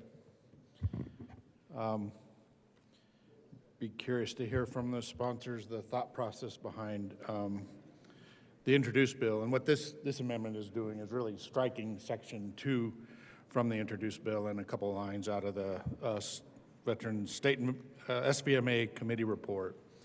So what's in statute today right now that is written in the bill and then stricken is tuition classification of students who successfully complete high school or a high school equivalency examination in Colorado. So current language says, in addition to satisfying the requirements set forth in subsection 1 of this section, a student seeking tuition classification as an in-state student pursuant to this section who does not have lawful immigration status must submit an affidavit to the institution to which the student is admitted, stating that the student has applied for lawful presence or will apply as soon as he or she is eligible to do so. So that's existing statutory language that the introduced bill proposes to strike. And then it goes on Again, in existing statute, section B, the institution shall not count a student described in subsection 2A of this section as a resident for any purpose other than tuition classification, and the purpose described in subsection 2.5 of this section. That again is stricken, so I'm not sure what the consequences are of striking that. And now those students are counted for something other than tuition classification. And then new language says a student seeking tuition classification as an in-state student pursuant to this section who does not have lawful immigration status is eligible, now this part stays in, but the amendment proposes to strike, is eligible for the College Opportunity Fund program pursuant to the provisions of Part 2 of Article 18 of this Title 23, and state student financial assistance pursuant to Article 3.3 of this Title 23, upon confirmation of the student's uniquely identifying student number provided by the local education provider, where the student graduated from high school or successfully completed a high school equivalency examination as defined in Section 2233-102, 8.5, and may be eligible for institutional or other private financial aid programs. So again, that was existing language, and the introduced bill now included more language. Any information collected prior to the effective date of this Senate Bill 25276 for the purpose of demonstrating student eligibility for the College Opportunity Fund for a student who does not have lawful immigration status must be managed in accordance with the data privacy policy adopted by the Department of Higher Education. And then there's really only one more section in statute. Part of it stays in and part of it would be proposed under the introduced bill to be stricken. And again, this is all part of Amendment L007 to take this all out of the introduced bill. Section 4, any information provided to satisfy the criteria specified in this section is confidential unless disclosure is explicitly required by law. And then this section is stricken, again, in the introduced bill. An institution that receives an affidavit described in subsection 2 of this section shall treat the affidavit as an education record of the student under the provisions of the Federal Family Educational Rights and Privacy Act of 1974. So I'm not sure the motivation about striking the necessity to offer an affidavit that says, I'm not here legally, I don't have legal status, but to get in-state tuition, I'm willing to commit to pursuing that at the earliest possible time. It seems like a reasonable approach to getting in-state tuition for folks that are here without lawful status. And hopefully the sponsors can help expand on why we think the necessity of removing that affirmation is important. So on that basis, I actually stand in support of L007. Thank you, Madam Chair. Senator Carson. Thank you, Madam Chair. Yes, I want to talk a little about and support L007 offered by my colleague from Woodland Park. So this just seems like a basic fairness amendment. You know, I think we all understand in-state tuition, the concept. I was privileged as an undergraduate and as a law student to attend the University of Colorado on in-state tuition. You know, my parents had paid taxes here, I had paid taxes here, and as a family, we were entitled to that. All this amendment says is that we adhere to that principle. If you're here legally, if you're a legal immigrant, and you certify that your intent is to remain here as a lawful resident, then there's some paperwork you have to fill out, and you'll get that, you know, appropriate in-state tuition. But to change all that, to say, well, we've got a special category of people now who don't have to comply with the basic approval and certification, you know, that really frustrates people, I think, in this state. One of the things that I think people find annoying with the immigration issue is they're welcoming to immigrants, but if you create a special category and you say certain people don't have to provide all the paperwork that I, as a legal citizen or a resident of Colorado, similar paperwork that I would have to provide, what type of sense would that make? And I know, for example, two of my children were CU students as well, and they, of course, we had to fill out a lot of information to certify that fact to get the in-state tuition. My son is not, he goes to the University of Kansas. He's a Jayhawk, so rock chalk, but he does not get in-state tuition. Pays out-of-state tuition in Kansas, and that's a choice we make. And so, I think all this amendment is saying in-state tuition is a privilege for the folks who have paid taxes here, who've lived here. It's a privilege for Colorado residents.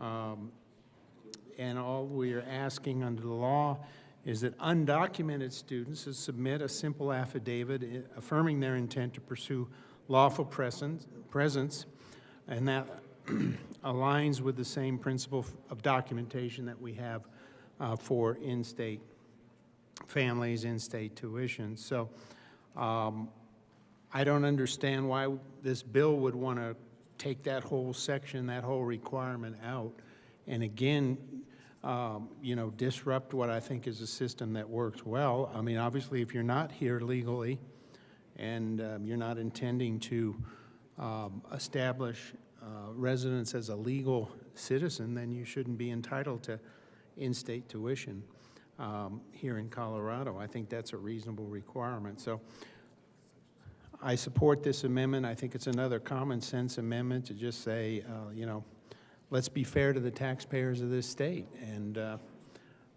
in-state tuition is there to help our young folks and, folks of all ages to get a good education in the state of Colorado, but it's not offered to everybody. If someone comes in from another state or, they're coming in and they can't establish lawful residency, they're not going to get in-state tuition. That's the whole concept of in-state versus out-of-state tuition.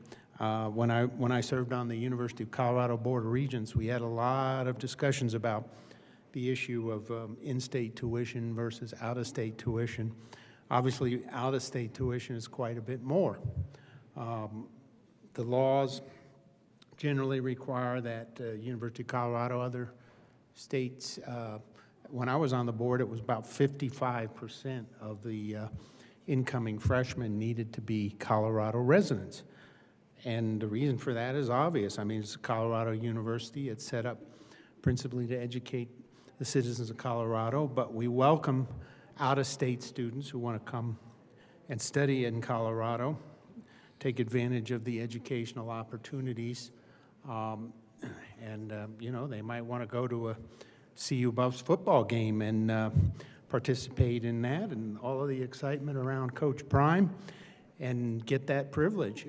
But if you're not a Colorado resident, you've got to pay some more for that. You've got to pay the out-of-state tuition. So let's reaffirm that principle, keep that in place. I think it's fair to the taxpayers, and I'm happy to support Amendment L007, offered by my good colleague and friend from Woodland Park. Is there any further discussion? Senator Gonzalez.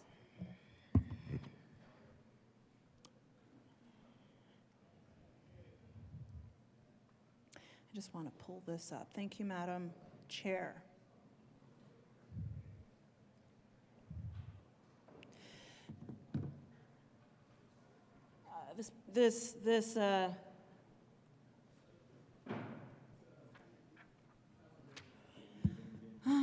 L7 makes me feel old because I was a little baby activist For years, the first time I ever came to the Colorado State Capitol was to advocate the first time around, back in 2009. This policy conversation makes me feel old. When Colorado actually did adopt Senate Bill 1333, Advancing Student Success for Education Tomorrow, ASSET, the in-state tuition bill for undocumented Colorado high school graduates, it passed with bipartisan support. One of the former senators, who still every once in a while shows up around here on the other side of the glass these days, was then Senator Greg Brophy. He voted for this bill. Why? Because there were young people in his district that grew up alongside his kids who, when they turned 14, 15, 16 years old, they started realizing that the lack of 9 digits fundamentally altered their opportunities as opposed to his kids' opportunities. And after many iterative conversations that quite literally, and I mean to underscore, bold, highlight, and underline this when I say, many conversations, he voted in support of that bill. Might have helped that way back then, business, the heads of major public institutions of higher education were in support of Senate Bill 33 way back then. Y'all may have another amendment coming because that same year, that pertains to Section 3 of the bill, it is also pertaining to the Colorado Road and Community Safety Act, Senate Bill 13-251, which was also supported by law enforcement, because everybody should know the rules of the road. That's Section 3 of Senate Bill 276. We're not talking about that right now, so I won't get too much further into that. But both of those policies were supported with bipartisan support. I will continue because this wasn't the only time that Colorado said, you know what? If you're educated, if we as a state have invested in your success by investing in your K-12 success, we ought to also ensure that you can make good on that investment by being able to access higher education, particularly for students who had received deferred action for childhood arrivals, DACA. In 2018,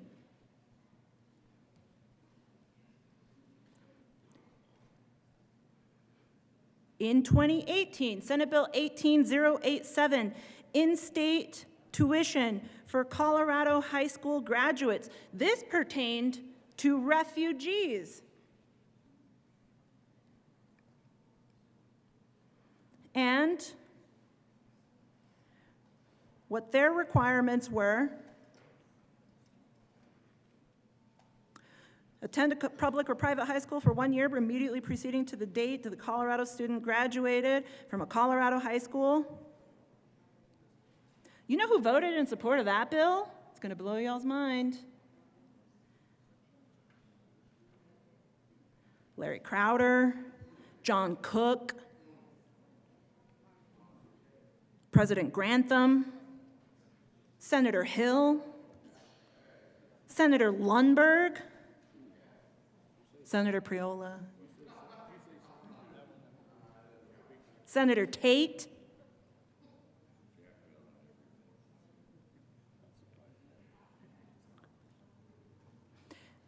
Senator Jerry Sonnenberg voted in support of this bill in 2018.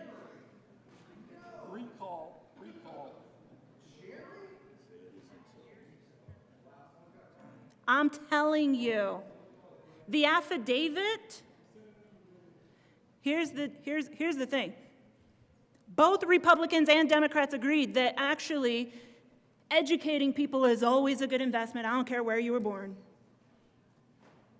And guess what? That proved to be true because DACA recipients, the tens of thousands of Colorado kids who were able to partake starting in 2013 as a result of asset being passed into law, made good, are now educating our children. Heck, I worked with a good senator from Weld County on a bill to make sure that DACA recipients could become law enforcement agents.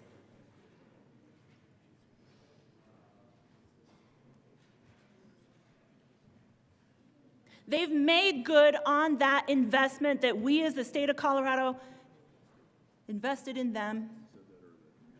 And we've agreed, Republicans and Democrats, that this is a good use of our taxpayer dollars. And to the questions that I've heard my colleagues raise about these precious taxpayer dollars, the math is not an undocumented student or a DACA recipient grown up, raised in Colorado. The question is not, well, what about the kid from Alabama? Because guess what? They're going to get charged out-of-state tuition. The question, and the math question I want to invite you all to consider, is the fact that those institutions of higher education would receive $0 from those immigrant kids versus in-state tuition, minus the College Opportunity Fund that we then later on in 2022 amended. It comes down to a question, colleagues, and P.S., I know this because my nephew utilized one of the, this is not the only policy that pertains to Senate Bill 1333 that has been amended a number of times with broad bipartisan support from both sides because education actually is an investment in the future. But separately, there are a number of interstate compacts that do allow citizen students to access in-state tuition in other states if they are involved in compacts, education compacts. My nephew went to UNM.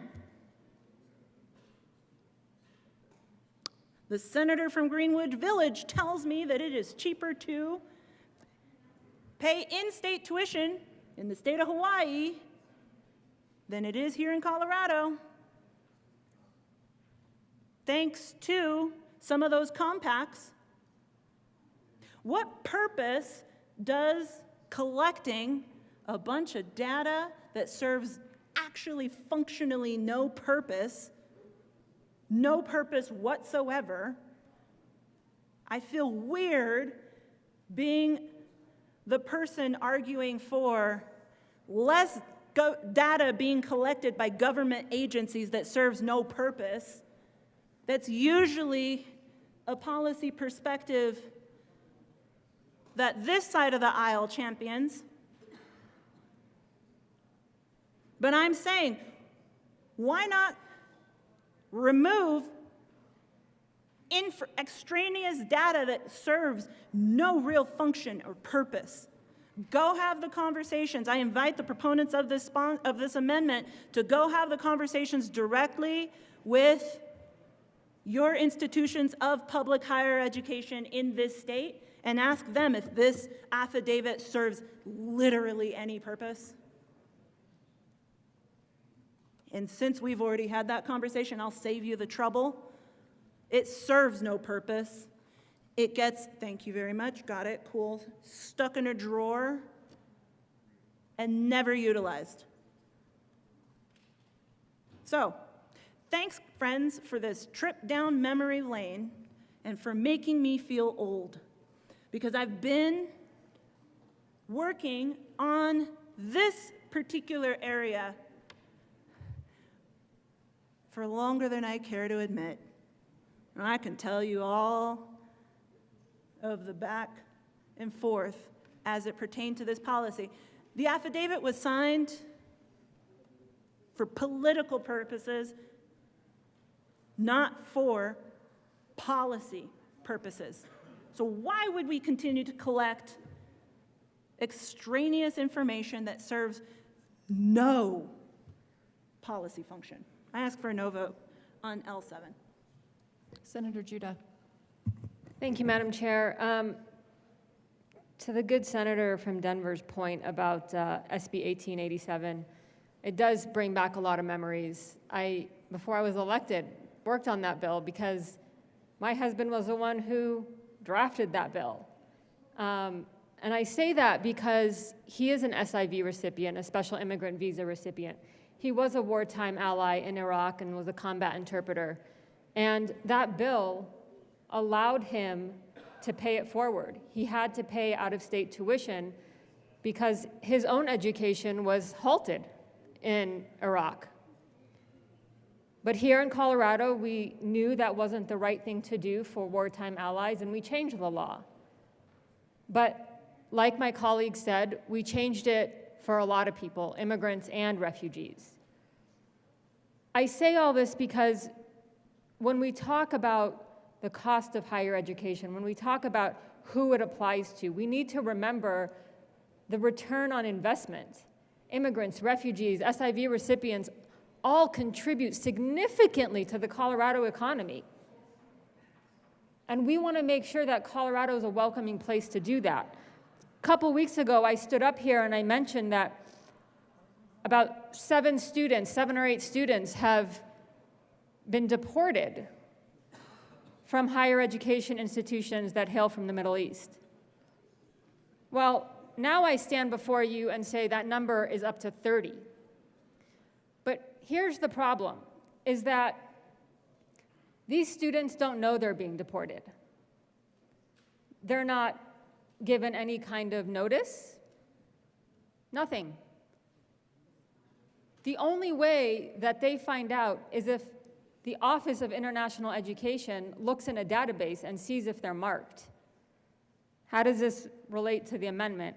It relates because if we are deporting international students and not even telling them that they're on some kind of list, then does the cost of their tuition really matter?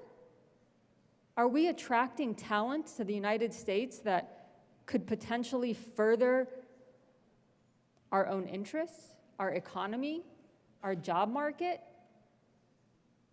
And yes, contributing to higher education when it comes to international tuition, which, let's face it, is not cheap.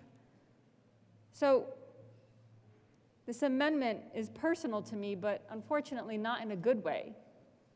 And I truly hope that everyone understands the negative impact that this could have on Colorado, on our economy, and our institutions of higher education. And I urge a no vote. Thank you. Senator Liston. Thank you, Madam Chair. Well, members, if and when, it's not if, when Senate Bill 276 passes, why are we even going to have in-state tuition?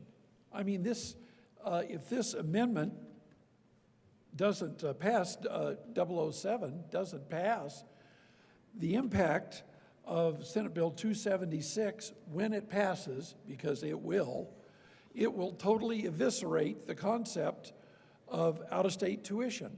Why would anybody, no matter where they are, come here and pay out-of-state tuition? Because when the word gets out that you can come to Colorado, no matter what your residency is, whether you're here as a DACA student or as a veteran who has served our country from another country, when everybody in the United States and students find out that you can come to Colorado and just say, go through the motions that I want in-state tuition, we will have totally eviscerated the idea of out-of-state tuition. That will cost the institutions of higher education. It'll cost them millions of dollars. So let's get realistic about this. Is that if we're going to give it away to DACA students and people from other countries, whether they're here from Western Europe or Africa or South America or wherever, they're going to find out that all you got to do is come to Colorado and say, I want to go to the University of Colorado, I want to go to Colorado State University, I want to go to a public institution, and I want in-state tuition, and they'll have gotten it. So let's be real. We're going to get rid of it. That will be the effect when we pass Senate Bill 276, unless we amend it and put a little bit of guidelines on it. It's all we're trying to do. It's all it's meant to do, is that if you're going to get in-state tuition under this amendment, you've at least got to say that you're going to stay here and be a productive citizen. And to my good former colleague, the senator from out in Ray, Colorado, that was mentioned, well, just because one person on our side of the aisle votes for a bill, that does not make it bipartisan, colleagues. That happens all the time. And to go out and to say, because one person on one side of the aisle votes for a bill, it's immediately bipartisan. That's a charade, that's a fallacy. Anybody can make a mistake. Anybody can make a mistake. With all due respect to my good colleague, I know who you're talking about. So I rise in support of Amendment L007, because otherwise we are going to legalize and entrench, and totally entrench, get rid of the concept of out-of-state tuition. And I don't agree with that. The people who have lived here, the students and their families that have lived here for 5 and 10 and 20 and 50 years, they've earned the concept and they've earned the privilege of in-state tuition. Somebody coming here and they've lived here 6 months or a year and saying, I want in-state tuition, that's not right and that's not fair to the taxpayers of Colorado. Thank you, Madam Chair. Senator Weissman. Thank you, Madam Chair. Members, so many questions can be resolved just by reading what the law says. You know, I could bang this book on the table for dramatic impact. I could pull my shoe off and whack it on the podium up here for a Khrushchev, but I won't do either of those. The removal of the affidavit language from the bill does nothing to change existing law requirements about duration of residency before you can be classified for in-state tuition. That provision is in law now. You don't see it in the bill because we're not changing it, because the bill is not about changing that provision. We have a further subsection in 23.7.110, sub 2. Sub 1. Student must be classified as in-state for tuition purposes if student either attended public or private high school for at least 1 year immediately preceding the date the student graduated from a Colorado high school, or was physically present in Colorado for at least 1 year immediately preceding the date, and so on and so on. As my colleague, the senator from Northwest Denver, pointed out, this is an old law now. It goes back to 2013. It reflects a judgment that People can be more productive. They can apply their talents better for the good of all of us, this thing we call society, with the benefit of some formal education to sharpen their skills. When they're more productive, they tend to earn more. They pay more taxes. And yes, to some of the rhetoric we've heard up here, oh boy, howdy, do immigrants pay a lot of taxes? Sales taxes, income taxes, depending on the state, your city, the country, I mean, gets into the billions really fast. Yes, immigrants pay taxes too. And you look at the sectors where immigrant workforce is especially highest, agriculture, construction, immigrants do some of the most backbreaking, thankless jobs, way over 40 hours a week. Frankly, a lot of other people don't want to do. It's a little bit outside of the amendment. So you can say that you want the government to collect more data, which, as observed upon by the senator from Northwest Denver, will go in a drawer. But respectfully, what you cannot say is that deletion of this dated language that amounts to the government collecting data on people that I thought the party of Lincoln and Reagan used to not like, what you can't say is that is going to get rid of in-state classification, because that's not what it does. There's room for opinions here. Factually, legally, that's just not what it does. I would love us to anchor our debate, our discussion on this and other issues in this privileged spot in the Colorado Senate, in the law.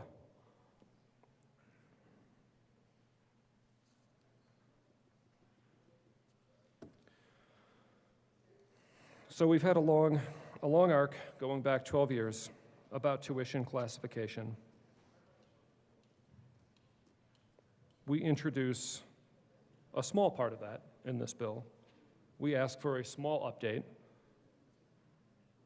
because the affidavits being collected have never really had to do, not for years anyway, with substantive eligibility. And look, as to incentives, even before the current presidential administration, the incentive to adjust your status, to get legal permanent resident status, green card colloquially, to pursue citizenship, that incentive is not to be located in filling out a piece of paper or an electronic form for the state of Colorado. It's in everything else. It is in all of the other benefits of legal permanent resident status or citizenship, or frankly, any other status that is more secure, or used to be more secure, than whatever you might have now, economically, socially, legally. Those incentives woven throughout federal immigration law and all of society are and always have been profound. And I believe that they are vastly more profound now, for some of the reasons that have been alluded to. So, to the extent we want to have an impetus for folks to willingly move further into, the fold of the United States by gaining citizenship, believe me, those incentives are there. We are not militating against that, if it is a concern for us, by removal of this affidavit. So let's be real about the law of how you get the status, and it's in the books now. We're not changing that. We're just trying to stop collecting government data that we don't need and could possibly do harm. So, asking for a no vote on the amendment. Senator Basil. Thank you, Madam Chair. So the bill, pages 4 and 5,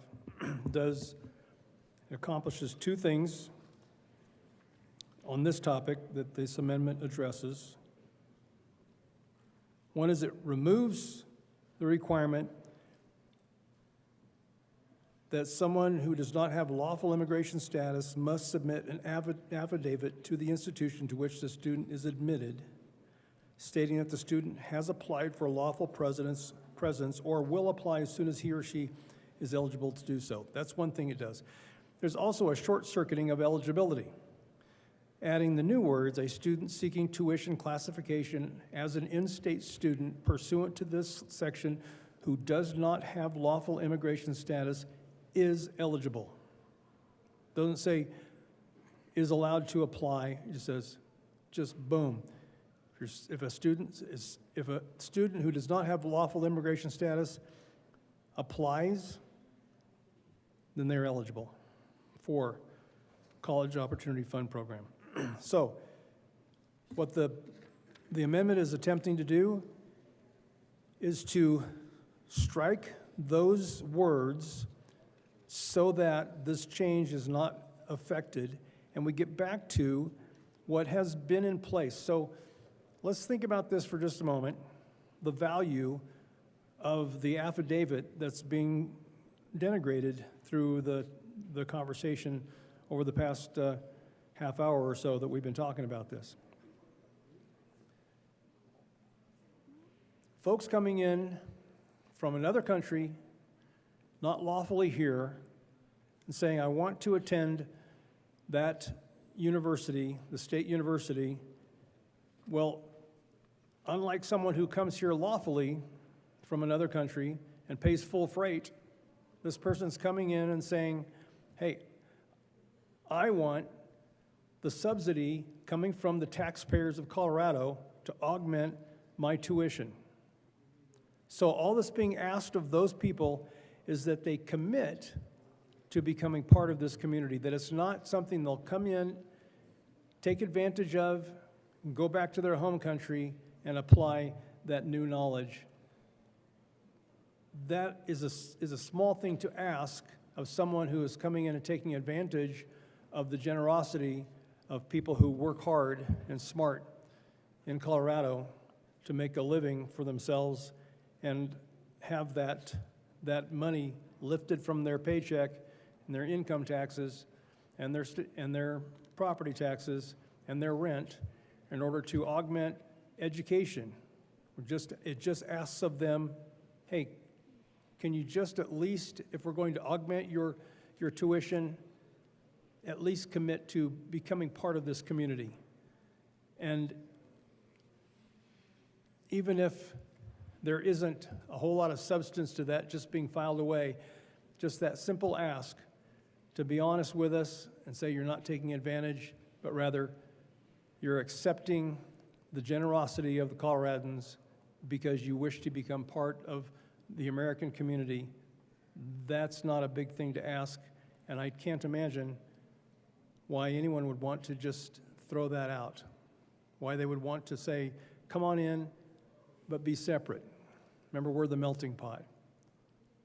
Thank you, Madam Chair. Oh, and are you going to talk on this? When you call for it, I want to call for division. I just wanted to get my foot in the door. Okay. The motion before us is the adoption of L7. Division. Division has been called.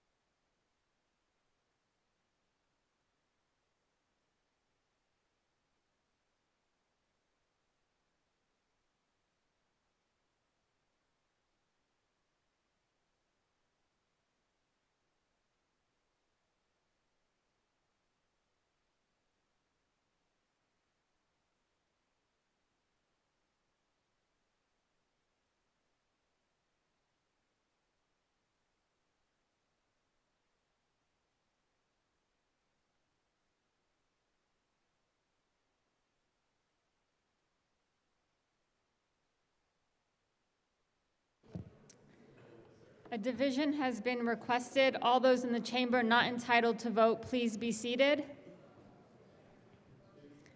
The motion is the adoption of L7. All those in favor, please stand.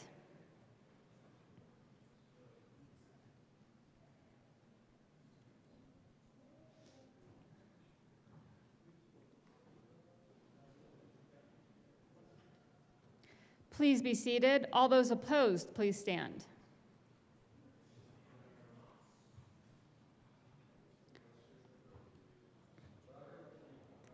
The chair is not in doubt. The motion fails. What? Senator R. Pelton. I wore white today to stand out so people would see me. You know, we've talked quite a bit about this bill, and I think there's still quite a little more to say. You know, I'm up here this time to kind of talk the local government point, and with that, I have an amendment. There is an amendment. Will the clerk please read L11? Amendment L11, amend the Senate State Veterans Senator and R. Military. Pelton. Thank you, Madam Chair. I move Amendment L011. To the amendment. What this amendment do would eliminate any language extending the personal identifying information laws to local governments. Removing this language that expands the PII restrictions to local governments ensures municipalities and counties are not burdened with unnecessary compliance mandates originally designed for state agencies. Local entities should not be subject to costly regulations that limit their ability to manage data efficiently, especially when their primary focus is delivering essential services to their communities. You talk about my counties, 13 of them, 12 of them are very small, don't have the resources to add on all this additional requirements around the PII. It would become very burdensome, very encumbering, and there would be some other very essential parts of the state government or even municipalities that might fall through the cracks, you know, that benefits everybody in the community. So it's this part of the bill requires a lot more red tape, a lot more regulation, and if you don't comply, there's a legal risk to these counties and these communities. So by removing this suspension, we can stand up for each and every local government and their ability to operate efficiently. And that's what they want to do. The more efficient they are, the more things they get done for their citizens that they are closest to, they can reach out and touch those officials when they screw up, when they're not doing things right. And so with that, I ask for support for 011. Senator Weissman. Thank you, Madam Chair. And members, we are now to the opportunity to discuss a quite important part of the bill spanning a number of different sections. Bottom line up front, we're going to ask for a no vote because this is very important. Wanted to provide just a bit of history. In 2021, we all passed SB 131 to reduce the amount of data made available or even collected and inquired into in the first instance by state government, specifically in the civil immigration enforcement context. As we've noted, immigration, questions of status, who has what status, adjustments of status, that's federal business. Hopefully Congress will do its job someday. We're about state business, sort of everything but that because of the lines drawn by the U.S. Constitution. So for years, state agencies and employees have operated in the framework set forth in Article 74 of Title 24. And all that bill said, in essence, is try to be a little bit more careful. This is not information that the state is in the business of using. Questions of status. We do a lot in the state. We don't give out visas. We don't adjust status. So why do we have it in the first place? Why do we risk in climates like the one that we are in, more and more so by the day? Why do we risk a climate of fear, a climate of tax-paying residents of this state feeling reluctant to engage with their state and all the different things that state government does in the modern era? If they're going to be asked about things that are going to get stored in government databases and then might accidentally be divulged or intentionally be divulged or leak out the back door in a hack, there's a lot of information we have to collect. There's some that we don't. It's the basic judgment of 131, the bill from 4 years ago now. So what we do in operative parts of Senate Bill 25-276 is simply extend that framework to political subdivisions. Basically, cities and counties, the core units of local government that people know and that are really important to daily life, various things that we do. Maybe you need to get a license or a permit of some kind. Counties certainly are involved in a lot of human services work. That's why we've selected for inclusion in the bill these units of local government. Pre-introduction, we contemplated other things, decided, you know what, as they say, maybe juice isn't worth the squeeze, that's not where the concern is. Various Title 32 districts, there are thousands of them, do different things. We left them be.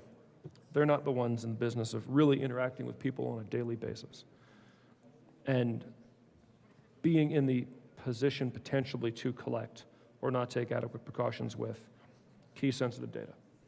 So essentially cities and counties.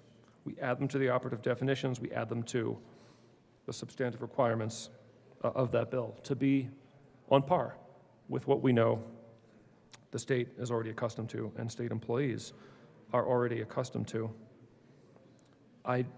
It's been a little bit now since we did the amendment phase earlier in the discussion before noon. So I did want to remind everyone that we have entirely struck, not just from the bill, but from even existing law, for the sake of parity, we've struck the reporting aspect out of the bill and out of the law. That was sub 106 in section 11 of the bill.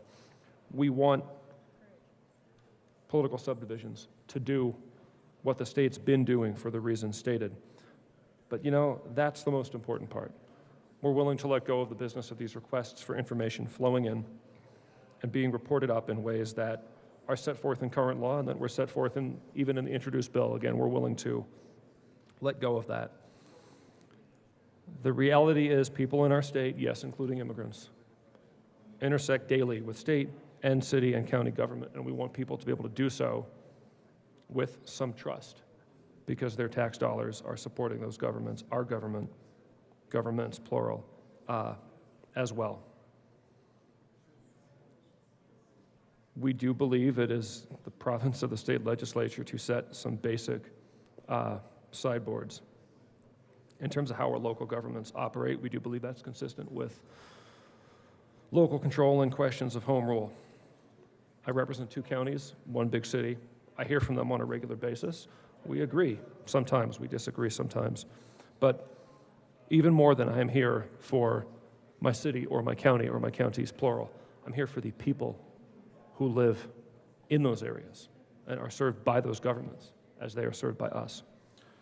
So that's the lens that I put on any policy question, particularly this one.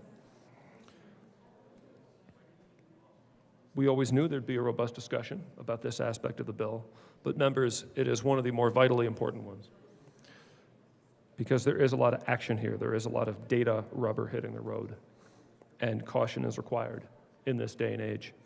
As to the cost of compliance, and you know, to the senator from Cheyenne County, appreciate it. You serve small, rural, frontier communities. Depending on what local governments are doing in the first instance, I mean, hopefully, there's not that much to have to conform to. why would certain local governments be gathering some of what we're talking about here in the first instance? So, fundamental question, important part of the bill. We believe it should stay in the bill. For that reason, we're asking for a no vote on L11. Senator Carson. Thank you, Madam Chair.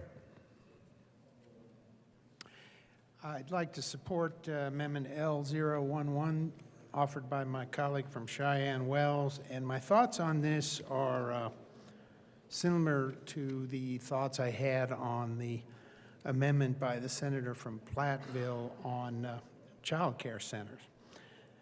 I mean, here we again have the state government coming in and really distracting with rules and regulation these entities, whether it's a small business, whether it's a local government or a county government, and saying, now you got to play by our rules. You know, these local government officials have a lot of work on their hands, particularly in smaller communities. They don't have the resources that we might have in some of the larger areas, some of the metropolitan areas. And they've got to focus on the hard work that they got to do for their citizens. So like with the child care centers, I mean, let's let these folks focus on providing good child care. Let's let the local governments focus on providing good services to their citizens. This amendment would simply remove the language that expands personal identifying information restrictions that are being placed on local governments in this piece of legislation. It would ensure that municipalities and counties are not burdened with unnecessary compliance mandates originally designed for state agencies. And again, you got this whole issue of compliance coming up. I mean, this stuff is expensive. Studying all these new rules coming down from the legislature every year, we're going to have to hire more attorneys. Maybe the local government has an attorney, maybe they don't.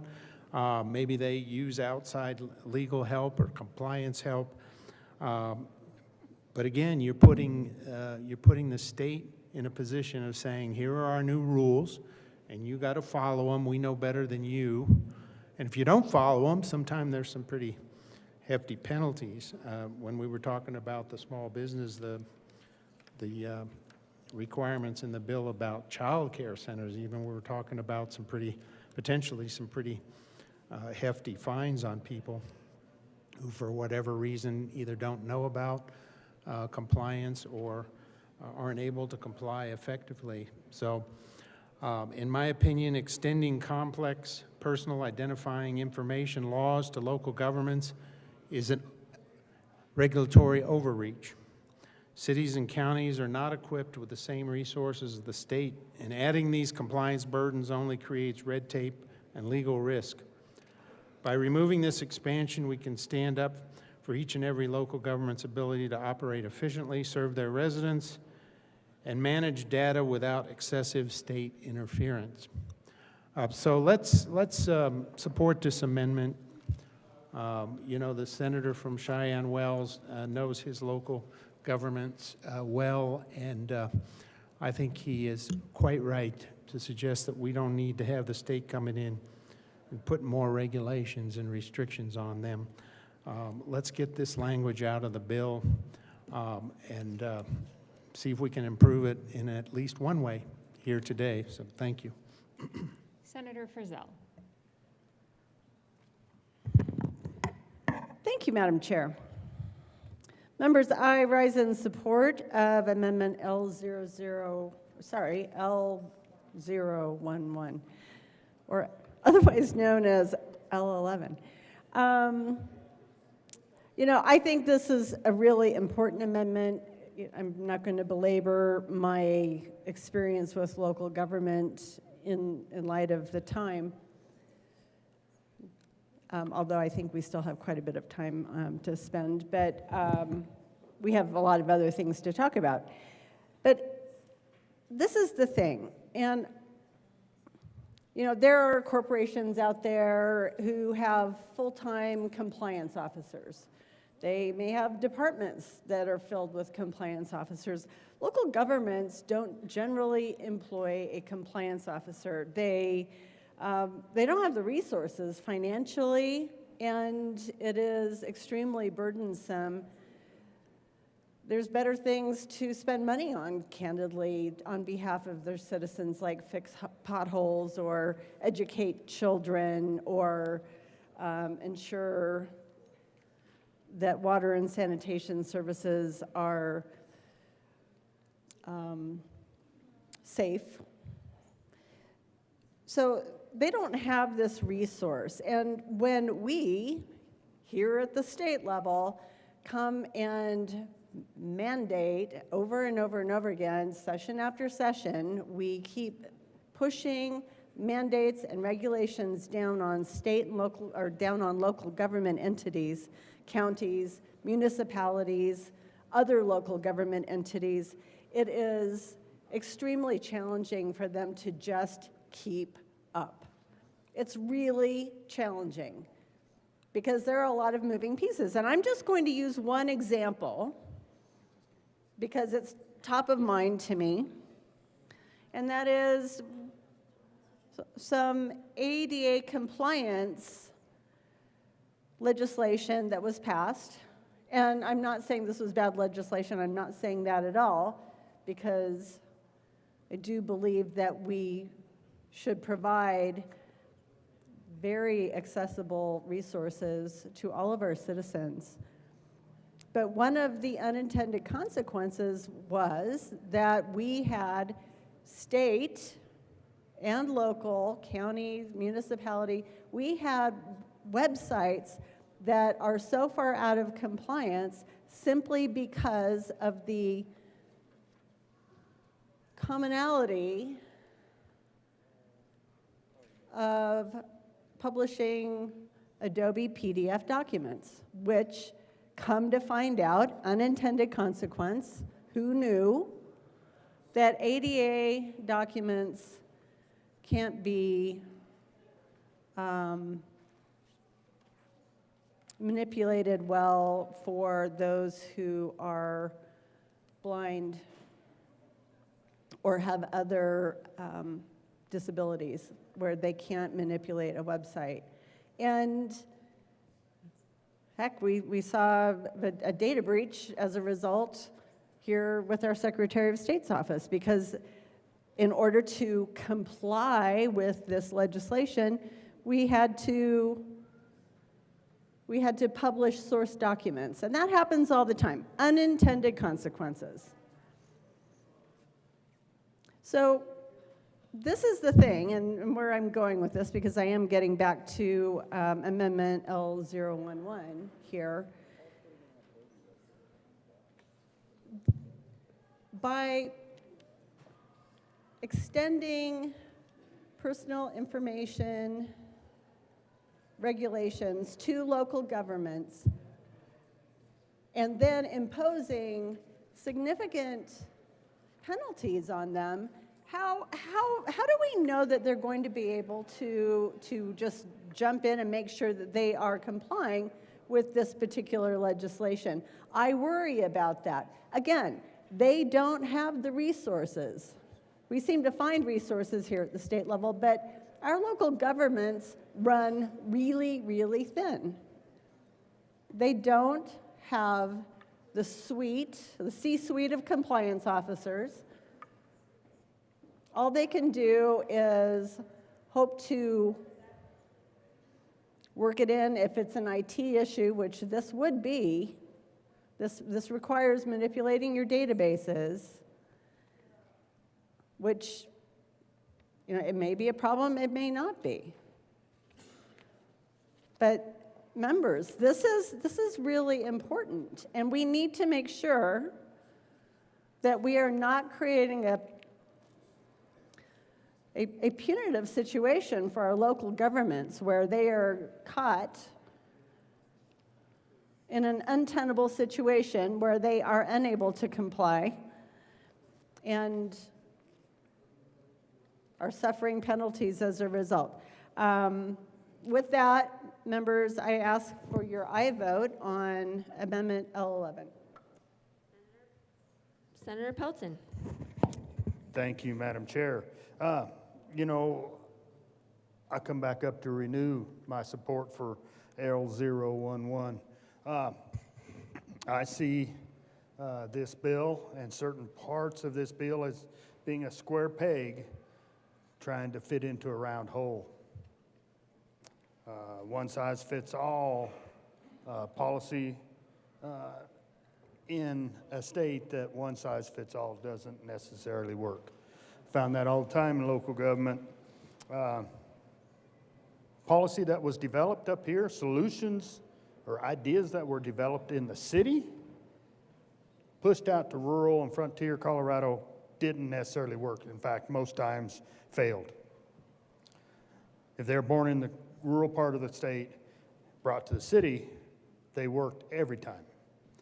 I see this bill and this part of the bill, this section, as another one of those policies born in the city for these type of problems that's going to cause us real problem out in rural Colorado. And so for that, I urge your support of 011. Is there any further discussion on Amendment L011? Oh, a division has been called.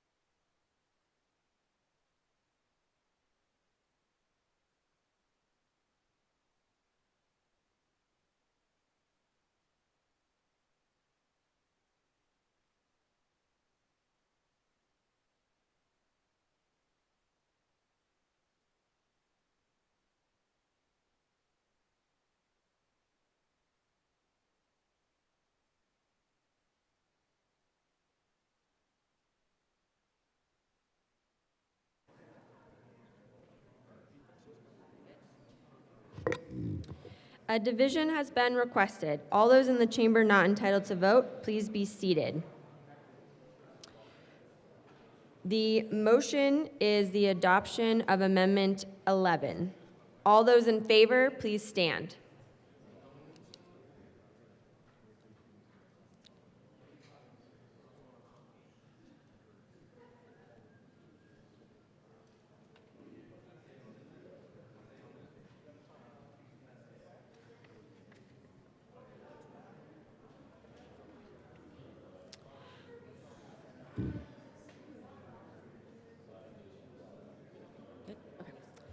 Please be seated. All those opposed, please stand.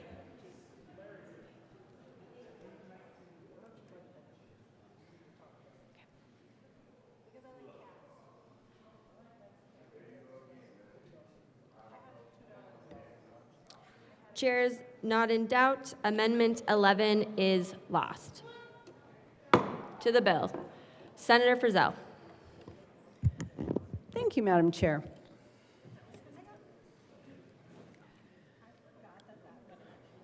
Members, you all had at your desk a letter from Stan Hilke, the Executive Director of the Colorado Department of Public Safety. It is like 2-point type, so font, so I have to have my glasses on. But I really wanted to share this with you because I thought it was a really important communication from Colorado's Department of Public Safety about this bill. And with your indulgence, I would really like to make sure that everybody understands what this letter says. And it says, I wanted to provide the committee, I'm guessing this was provided to the State Affairs Committee, my written testimony of our agency's amend position on Senate Bill 25-276. And I won't read the whole thing because I know that it's pretty riveting, but I want to keep you engaged. So one of the things that I thought was really important about this letter is the statement that we share the sponsor's goal of protecting all Coloradans and appreciate the sponsor's continued dialogue with us and other stakeholders, and the adoption of stakeholder feedback in the introduced version of the bill. And I think we heard a lot about that from the bill sponsors, they had a lot of conversations with a lot of different folks, and I really appreciate that. Mr. Hilke goes on to say we're working with our staff, the governor's office, local partners, and the bill sponsors to determine what specific changes are necessary to address our outstanding items. And so then after that, there are 5 bullet points of their concerns. We are most concerned with the following sections: delay of defendant release, Section 4, improperly entered guilty pleas, Section 5, extension of state PII laws to local governments. Oh, we just talked about that, didn't we? We did. And unfortunately, that information is still in the bill.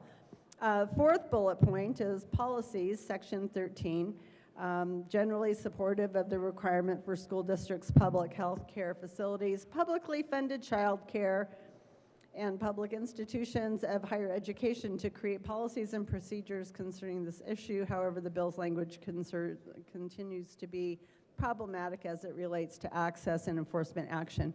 Well, and that's 4. The 5th bullet point is limitation on access in detention facilities and civil detainers. And they're specifying sections 14, 15, and 17. And Mr. Hilke goes on to say, we have concerns. These sections in the bill could interrupt current practices at the local level.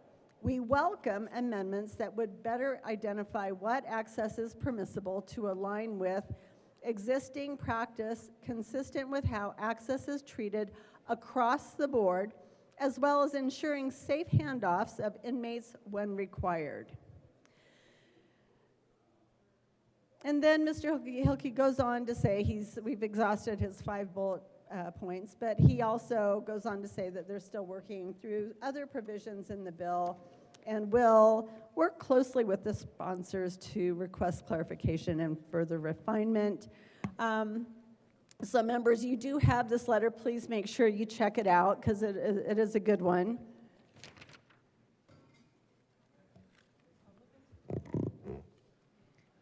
There is an amendment at the desk. Will the clerk please read L19? Amendment L19, amend printed bill, page 22, line Senator 19. Frizzell. Thank you, Madam Chair. I move Amendment L19 to Senate Bill 276. To the amendment. Thank you. So as requested by Executive Director Hilke from the Colorado Department of Public Safety, I would like to bring you an amendment that does just what they're asking. We are adding language that allows local jurisdictions to dictate whether federal immigration officers are allowed into all areas of a public detention facility. This is the way it is today. This is important for current operating procedure. But here's the thing, and we're going to go back to that local control thing again. And by the end of the day, you might get tired of me talking about local control, but guess what? Tomorrow's another day after that. If you all in Denver at your detention facility don't want ICE coming in, fine. But at least let it be determined by every local government entity, whether it's a sheriff's office operating the county jail or a municipal jail or a multi-jurisdictional jail, which is what's called for in this amendment. Y'all didn't come running up, but there's a few copies left up here, so come check it out. But this amendment says, notwithstanding subsection 1 of this section, a custodian of a local jail, multi-jurisdictional jail, or municipal jail may adopt and implement a policy that allows federal immigration authorities access to all parts of the jail. So, again, it's really important for each community to make decisions about these matters themselves, not the state, not us. I'm not a law enforcement officer. I'm not a county sheriff. I know my county sheriff. I've known a lot of county sheriffs, and I find them to be incredibly amazing and upstanding individuals. My chief of police in my hometown of Castle Rock is cutting edge when it comes to law enforcement technology and techniques. We nab more folks stealing cars, which is still, I think, what are we now? So I think we're back up to 4th in the United States. Senator Frizzell, can I kindly ask you to move the amendment? Oh, I did, ma'am. I thought. What? That's what I... Oh, I'm sorry. Madam Chair, I move L19 to Senate Bill 276. That is a proper motion to the amendment. Okay. Anyway, I'm wrapping up for now, but I really do think that it's important for these decisions to be made locally, and I ask for your aye vote on L19.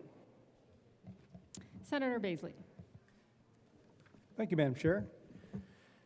Yeah, the section 17 of the bill is pretty straightforward, as it's one of those that makes you scratch your head, certainly. Say, why would we not allow federal immigration authorities access to a detention facility when, I mean, it's not talking about IRS agents, we're talking about INS agents or ICE. And why the state of Colorado would not permit federal federal officers to come and do their job, and do the job, by the way, that they're required to do by the U.S. Constitution, that they are to guarantee to the states a Republican form of government and to protect against invasions.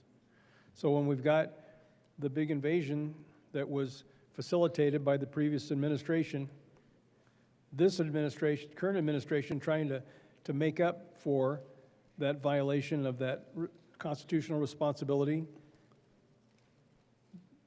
here we are trying to prevent them from exercising that responsibility. So the language in the law, in the bill right now, says that a law enforcement officer, people on our side, right, or any employee or agent of a detention facility shall not allow federal immigration authorities, people on our side, people trying to do their job for the sake of the states, shall not allow them access to a part of the detention facility that is not accessible to the public unless ordered by a judge or magistrate. Okay. So this addition in this amendment applies to just those local jails that are not run by the state, but the local jails, custodian of a local jail, or a multi-jurisdictional jail, so multiple cities or counties that share in a jail, or a municipal jail. They themselves may adopt and implement a policy that does allow federal immigration authorities access to all parts of the jail. So this would be an exception. So if we, as the legislative body of the state of Colorado, decide to make this mandate to not allow federal authorities to come in and fulfill their responsibility to us by restricting their access to state-run facilities, then at least we would allow for the local jurisdictions and not impose the state's will on those local jurisdictions that run their local jails. So it seems like to me a very reasonable amendment, very reasonable adjustment to the language of the bill. So I urge and I vote. Senator Rich. Thank you, Madam Chair, and I certainly rise in support of L019. You know that I'm a fan when it comes to local control, and I know that my districts would really appreciate having the ability to do this without the help of our state government. And I hope that you'll consider supporting L019 because I think it's what's best and it shows some respect for our local governments. I urge a yes on L019. Senator Carson. Thank you, Madam Chair. Yes, I too support Amendment L019 offered by my colleague from Douglas County, the senator from Castle Rock. This is an important amendment for our county, and I think probably for a lot of folks in the state. And, you know, I think this is an amendment that should be accepted by the sponsors of this bill. It's completely reasonable. You know, it simply honors the right of a local jurisdiction, the local law enforcement, to run things the way they want to. I mean, the amendment says, notwithstanding subsection 1 of this section, a custodian of a local jail, multi-jurisdictional jail, or municipal jail may adopt and implement a policy that allows federal immigration authorities access to all parts of the jail. So, you know, why would this not be acceptable to allow, for example, in our county, our sheriff believes very strongly in complying with federal immigration laws, cooperating. So, you know, in his view, and I agree with him, we want to have that reputation as a law-abiding, safe community, welcoming to immigrants, but let's follow the laws here and do what's best for our communities and our citizens. So the way the bill is written now, amazingly, you know, this section 17 in the bill right now prohibits a law enforcement officer or any employee or agent of a detention facility from allowing a federal immigration authority to access parts of a detention facility that is not accessible to the public. Well, our amendment here removes that provision. And again, you know, as my colleague from Castle Rock said, we have to keep repeating. Why are we wanting the state to micromanage small businesses in this area of immigration law? Why do we want the state to micromanage the business of local governments, as my colleague from Cheyenne Wells offered in his amendment, that we would be more reasonable in that area? And here we have local law enforcement, our sheriff in Douglas County, law enforcement in Douglas County are going to be told what parts of the detention facility they can allow immigration officials into and which parts they can't. I mean, talk about micromanagement by the state government. I think this would be a shining example for this year's legislative session if we keep this restriction and provision in the bill. I mean, let's at least say the very local communities that we represent ought to have the right to run their operations as they choose. I mean, if they want to cooperate with federal law enforcement, they ought to be entitled to do that. And we're even going to tell them what parts of their jail and their detention facilities you can let officials from the federal government into and which parts you can't. So I would hope that the sponsors of this legislation would either they would accept this amendment or we would approve this amendment, because I think this is just a test of reasonableness here. If we're going to pass this all-encompassing, sweeping legislation, let's at least have some reasonable provisions in here for our local governments that want to operate in a way that their communities would prefer, as reflected in the election of their local sheriffs and their local law enforcement officials. Senator Weissman. Thank you, Madam Chair. Members, we're at the point in the afternoon where maybe I'll offer a little bit of a briefer answer here. We are asking for a no vote for two reasons. One, and it was hours ago, but in response to commentary from one large county that's being really thoughtful on this subject, we did make an amendment narrowing the scope of the bill and allowing, without interruption, basically transfer of custody between different jurisdictions of an inmate. Again, that's a context where things are happening lawfully, things are happening pursuant to criminal legal process. We've been trying to center the conversation in the bill about the reality that we're not fundamentally talking about criminal processes. I know that there's a tendency to lapse into conflating criminal status and immigration status. Again, the data actually points the other way. Immigration is predominantly a civil matter. Jails are criminal places. They are sensitive places. You don't get in there casually. The judgment of this part of the bill that we're talking about is that you shouldn't. Where ICE or any other law enforcement agency, state or federal, believes that somebody has committed an offense, by all means, get a warrant. I'm not going to restate all of that. Get a warrant from a judicial officer. Go take custody of somebody where you have probable cause. That warrant will let you get to where you need to get to, talk to who you need to talk to take custody of somebody consistently with the Fourth Amendment. Again, we're not about stepping in the middle of the criminal legal process.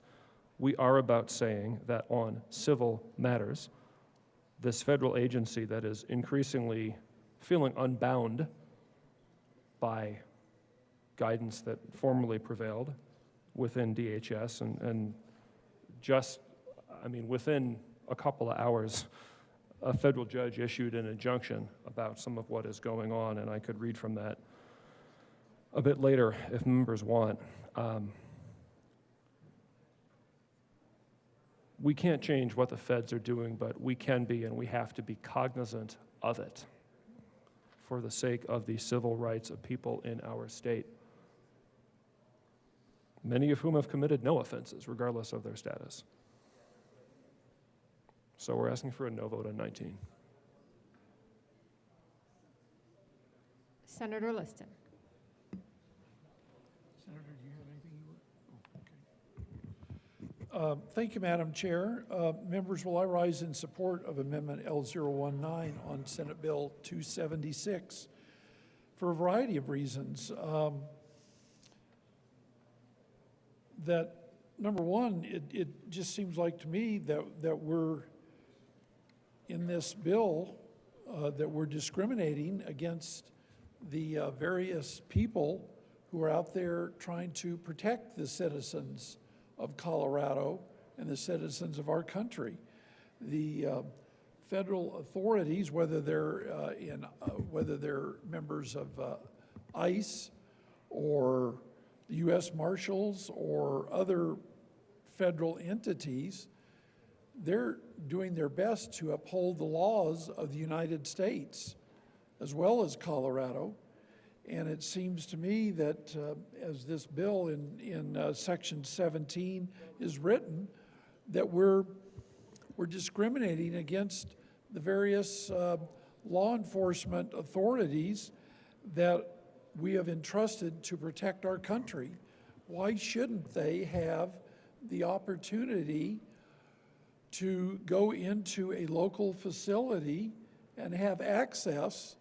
I think that's a good key word, and have access. I mean, they too are citizens. Just because you might work for a federal law enforcement agency, you're a citizen. I don't see why you should lose your rights to have access to a jail facility. It's not like they're going to go in there and beat up the inmates. I don't think that happens. So under the current version, we're discriminating against citizens and sworn law enforcement officers. To me, that doesn't make sense. That's not right. So that's one reason why this amendment is good, is that it will allow the federal immigration authorities, all they're asking for, we're asking for, is they have jurisdiction over our borders and other federal facilities.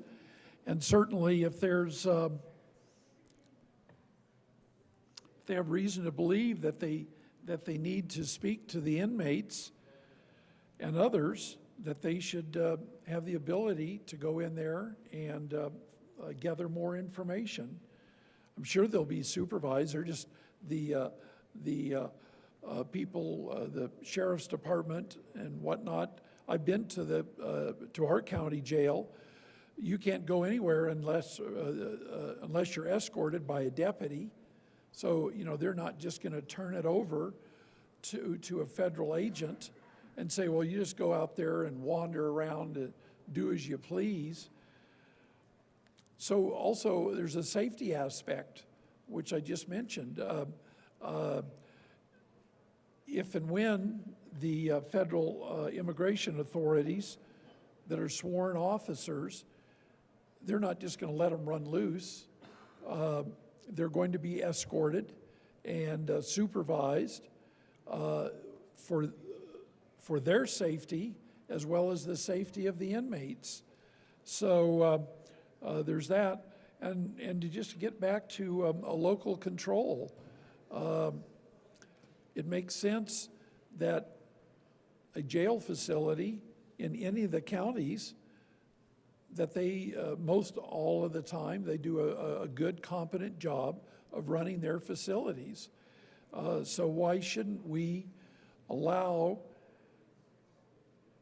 the local officers to control the facilities that they've run successfully for year after year. It also would save money so that we don't have the litigation costs. Can I go see a prisoner, whomever? Do I have to go back to the court time and time again? You know, this litigation, that costs money.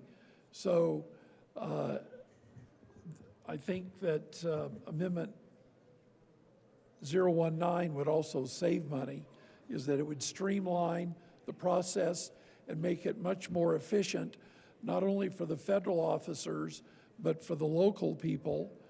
And it'd probably be less of a hardship psychologically on the prisoners and who's ever in there, the immigration people.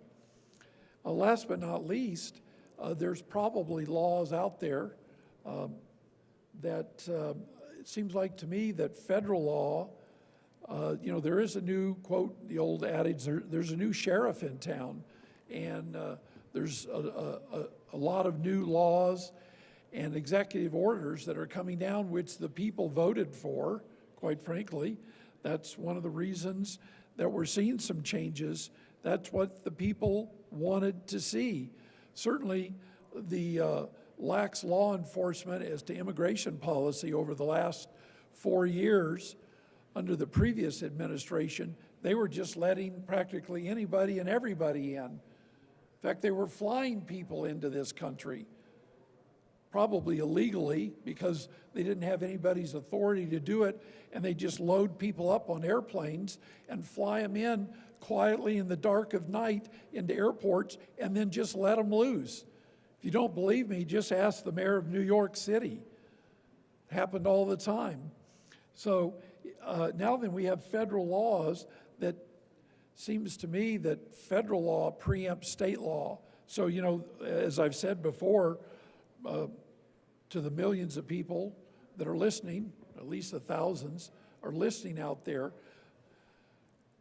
we're presenting amendment after amendment that are fair and reasonable.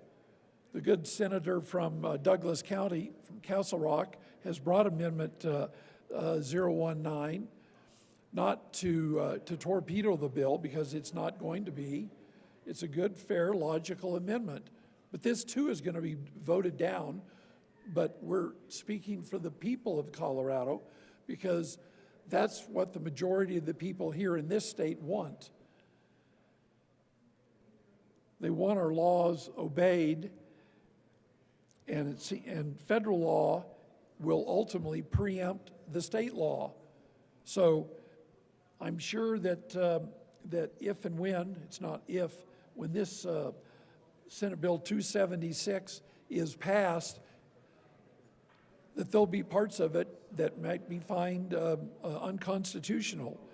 And certainly the people, I know the citizens in my district, I can't speak for all of the 34 other Senate districts, but the citizens, voters in my district, they were loud and clear to me that they wanted immigration policy to change, and this is not the type of change that they wanted. But when they do find out that the Senate has passed this, they're not going to be happy campers, because that will be my job to go out and inform the citizens of my district of how bad Senate Bill 276 is, and that they wouldn't even accept hardly any of our amendments, no matter how well-intentioned they might be. So, members, I do rise in support of Amendment L019. All they're asking for is access to the facilities. They're not going to drag people out. They're not going to club them over the heads. They just want to speak to them. You know, I don't think having access is a real problem. After all, the law enforcement people, they are taxpayers, they are citizens, and they shouldn't be discriminated against. So I urge an aye vote on Amendment L019. Thank you. Madam Chair. Senator Gonzalez. I request a senatorial 5. Senatorial 5.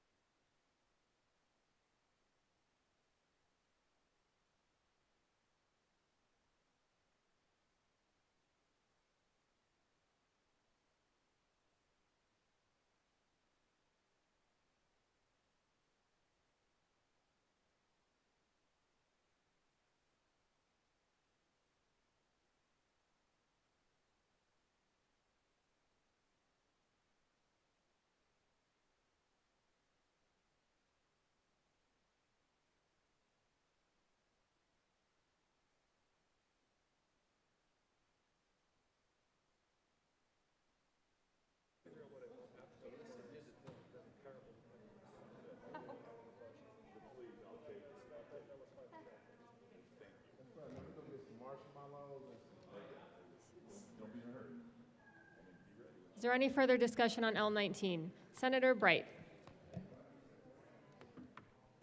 Thank you, Madam Chair. I rise in support of Amendment L19. This amendment grants local jurisdictions discretion over the access that allows sheriffs and county officials to balance community trust with safety needs based on local conditions. I feel like we should normalize local control. Local jurisdictions like Colorado's 64 counties vary widely in demographics and crime patterns. Denver's different from Cheyenne Wells. Aspen's different than Montrose or Sterling.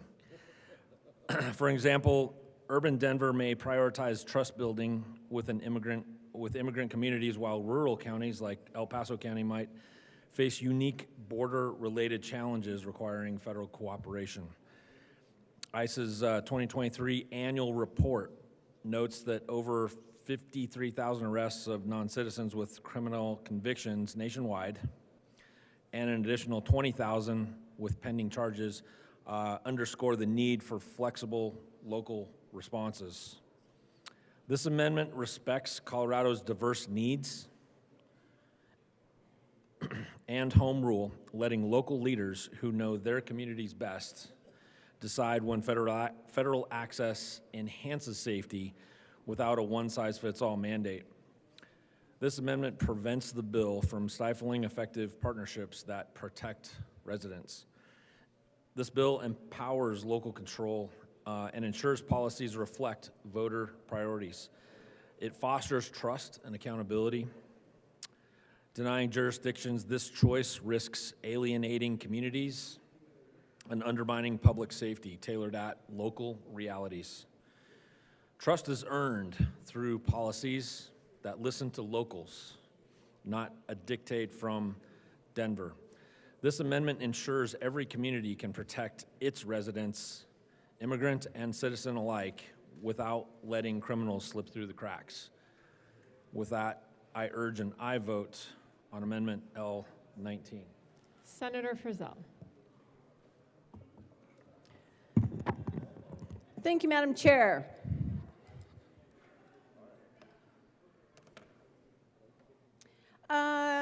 Members, I just had a couple of final comments that I wanted to make. The bill sponsor from Aurora mentioned earlier correctly that there was an amendment to the bill. It was Amendment L026 that was presented by the sponsors at just a couple of hours ago. It's been a couple of hours, but and I did try to parse this a little bit to make sure that I understood exactly what this amendment did. And really, what this amendment is saying is it's referring back to existing law 2476.6-102, subparen 4. And what that says is, and this is affirmed by the amendment, nothing in this section precludes any law enforcement officer or employee from cooperating or assisting federal immigration enforcement authorities in the execution of a warrant issued by a federal judge or magistrate, or honoring any writ issued by any state or federal judge concerning, and this is the important part, so please listen up, concerning the transfer of a prisoner to or from federal custody. So the bill sponsor is absolutely correct. That was part of this amendment that they ran successfully back when we started this fantastic conversation. This amendment, L019, though, is different. It's significantly different, and I think that that is the important thing that I want you to take away before we vote on this. Because this amendment specifies that a custodian of a local jail, multi-jurisdictional jail, or municipal jail may adopt and implement at their choosing, for what's right for their community, a policy that allows federal immigration authorities access to all parts of the jail. That is not the same as transferring a prisoner to or from federal custody. That's different. As my good colleague from Platteville just alluded to, jurisdictions are different, municipalities are different, counties are different. And that's a good thing. We should be celebrating that diversity and appreciating the diversity and appreciating the needs of every local government involved in this process. Some communities have the resources that they don't need the federal assistance when it comes to these matters. Some have the resources or the determination that they don't want federal assistance with these matters. But I would submit to you that the majority do. They do want assistance. They do need the resources. They need the backup. Last time I checked, I don't think that we have too many law enforcement officers in the state of Colorado. What I hear over and over and over again is we don't have enough. We lack the resources. We lack the human resources to get our job done.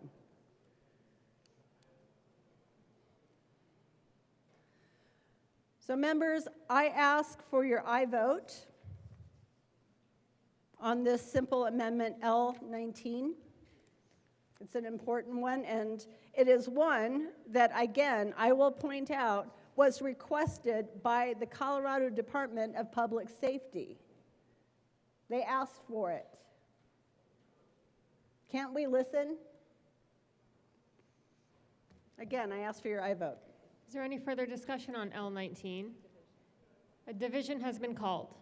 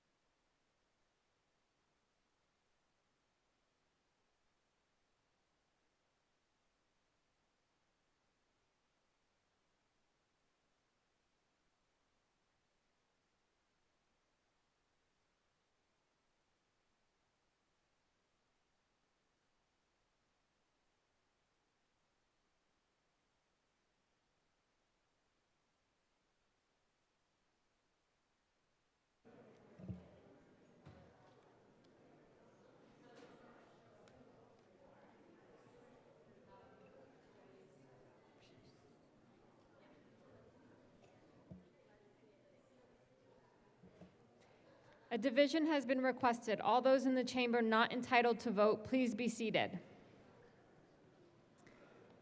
The motion is the adoption of L19. All those in favor, please stand.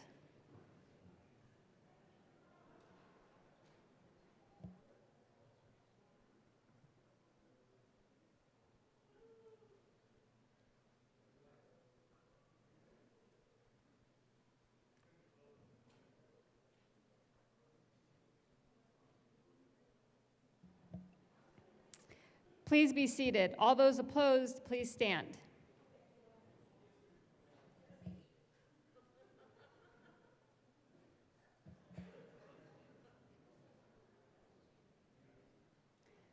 The chair is not in doubt. The amendment fails. Senator Carson.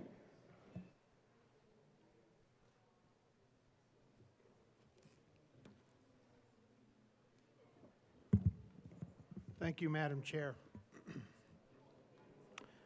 I'd like to talk a little about this bill and why I oppose it, and then I will, in a few moments, I'm going to offer an amendment. But right now, I'd just like to talk about the substance of the bill, if that's permissible. Thank you. Thank you. The minority leader earlier spoke about the Statue of Liberty.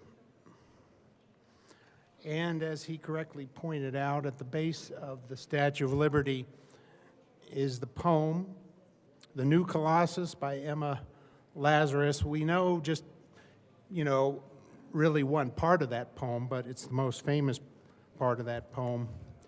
Give me your tired, your poor, your huddled masses yearning to be breathed free. And the Statue of Liberty symbolizes so much about the history of this country and our welcoming of immigrants. I would like to quote similarly from actually the president I admire the most, inspired me to get into politics, Ronald Reagan. And I always remember at the end of his farewell address, before he was leaving the White House, he spoke about immigration toward the end of the speech. And it really summarizes my views on immigration. He said, I've spoken of the shining city all my political life, but I don't know if I ever quite communicated what I saw when I said it.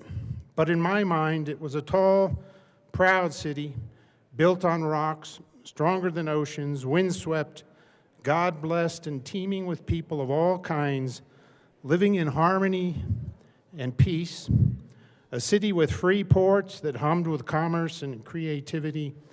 And if there had to be city walls, the walls had doors, and the doors were open to anyone with the will and the heart to get here. That's how I saw it, and I see it still. And that's my view of immigration. And as I said, it's so much a part of the history of this country, and I think it's unfortunately we've gotten into this division around this issue of immigration, because I think most Coloradans, most Americans have a consensus view on immigration, that we are a nation of immigrants, that we welcome people from all over the world to come here, but that we do have procedures, legal rules that need to be followed. It's interesting that, with all the debate about immigration going on today, a lot of people might think that we're not welcoming to immigrants.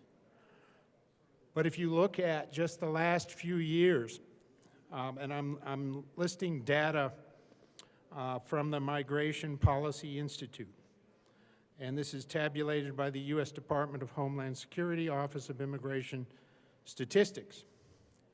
And this data refers to persons granted U.S. legal permanent resident status during a given fiscal year that come into this country.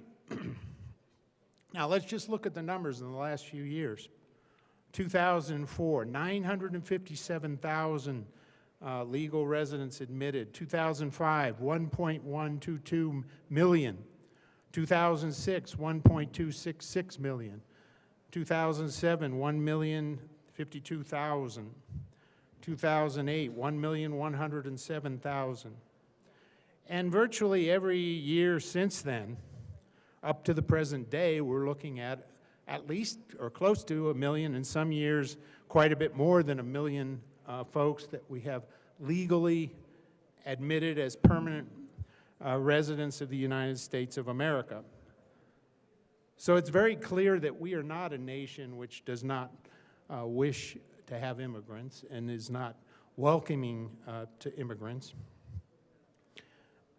Immigration is the very fabric of the United States. We, as I mentioned earlier, with the exception of the native peoples that were here for thousands of years before largely Europeans arrived, everybody's descended from immigrants. And in present day, many immigrant families continuing to come in here. My own heritage, Irish people, estimated from 1820 to present day, 6 million Irish people immigrated to the United States. That includes Scots-Irish, which actually I'm more on the Scottish side, Northern Ireland, but the Irish and the Scots-Irish, you're looking at 6 million. A lot of them came over during the Great Famine of 1845 to 1852, the potato famine, largely as a result of discrimination by the British, who treated the Irish horribly. They came here both for starvation, because of starvation, and to get a better way of life. Millions of Irish immigrants. Italians, 5.5 million Italians have immigrated to the United States over the decades. 3.5 million Jewish people have immigrated to the United States. In fact, that's an interesting chapter during the Second World War. From 1933 to 1945, they had a German quota of immigrants to help largely Jewish people get out. There was a lot of criticism of that because it was never really filled. I mean, unfortunately, there was plenty of anti-Semitic discrimination in the U.S. At that time as well, but we did admit 125,000 Germans of Jewish ancestry immigrating to the United States. More recently, 3.2 million Indians have immigrated to the United States, 2.4 million from Africa, 2 million from Russia. Recently, with the Russian invasion of the Ukraine, we have admitted 271,000 Ukrainian immigrants, largely in refugee status. So again, that's another program where we say if there's legitimate persecution and you fall into the refugee category, we're going to welcome you as immigrants to the United States. Mexico is actually the largest. 10.6 million Mexicans have immigrated to the United States legally and become either permanent residents or citizens of the United States. And so I think those of us who believe so much in immigration and want to continue it, I mean, personally, I would have no objection to increasing that number well beyond 1 million, as long as it follows a procedure, it's safe, it's secure, it's legal. I want to have the opportunity of America, the freedom, what we offer to the world. I want more people to be able to experience that. And so let's keep this immigration going and do it in a legal way. So my objection to this bill is, again, it places all these restrictions on all different parts of Colorado, whether they're business or their local government. And it's all kind of designed around this view that we shouldn't be cooperating with the federal government, which is simply saying at the behest of the citizens of this country, let's follow the laws. Let's make sure our country's safe. Let's welcome people that want to come here for good reasons, but let's also be realistic about the world that we live in. We know that there's a lot of drug trafficking, terrorism, sex trafficking, all of this going on out there, and we have a responsibility to do our part to make sure that the immigration process is orderly and it protects people. And so, with that in mind, I have an amendment. I'm going to call up Amendment 009.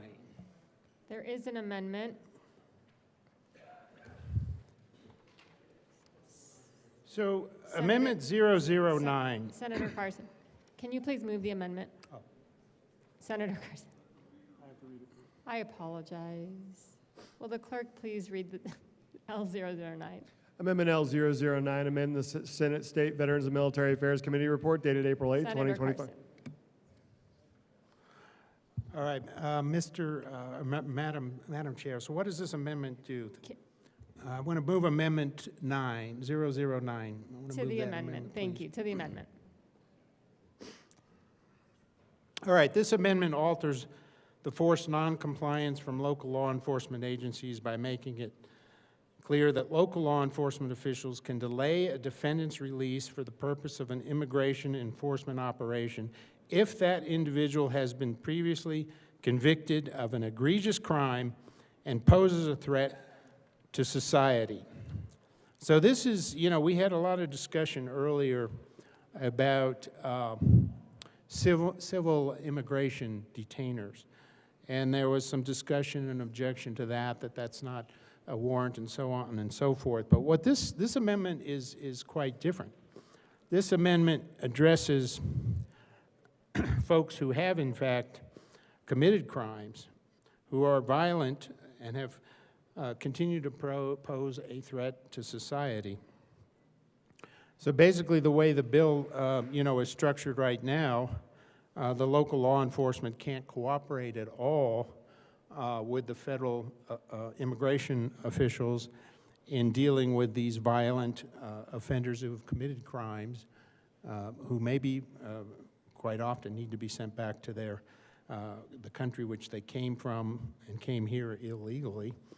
And so, as the amendment says, the custodian of a jail may delay a defendant's release from custody for the purpose of an immigration enforcement operation if the person is in custody or is the subject of an outstanding arrest warrant for a felony or misdemeanor involving moral turpitude, an aggravated felony, or a crime under state law that would constitute such a state offense. So what we're talking about here is simply allowing the local law enforcement officials who have someone who poses a threat to society to delay the release for sufficient time that they can cooperate with the federal law enforcement, immigration enforcement officials.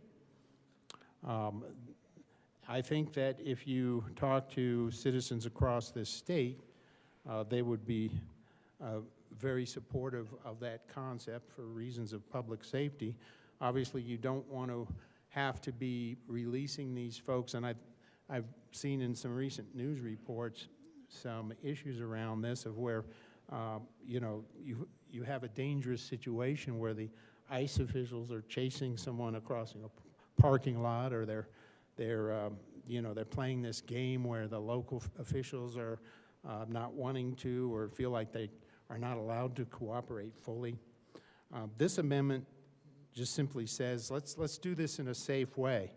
You know, when we have violent offenders, let's set up a process, coordinate with federal immigration, ICE officials, and say, we have a reasonable period of time here. We can delay the release up to 48 hours, and we can cooperate with the federal immigration system. So I think this is a very reasonable amendment, and certainly one that would be welcomed by my constituents. And we'll see how we progress on the debate here. Senator Gonzalez.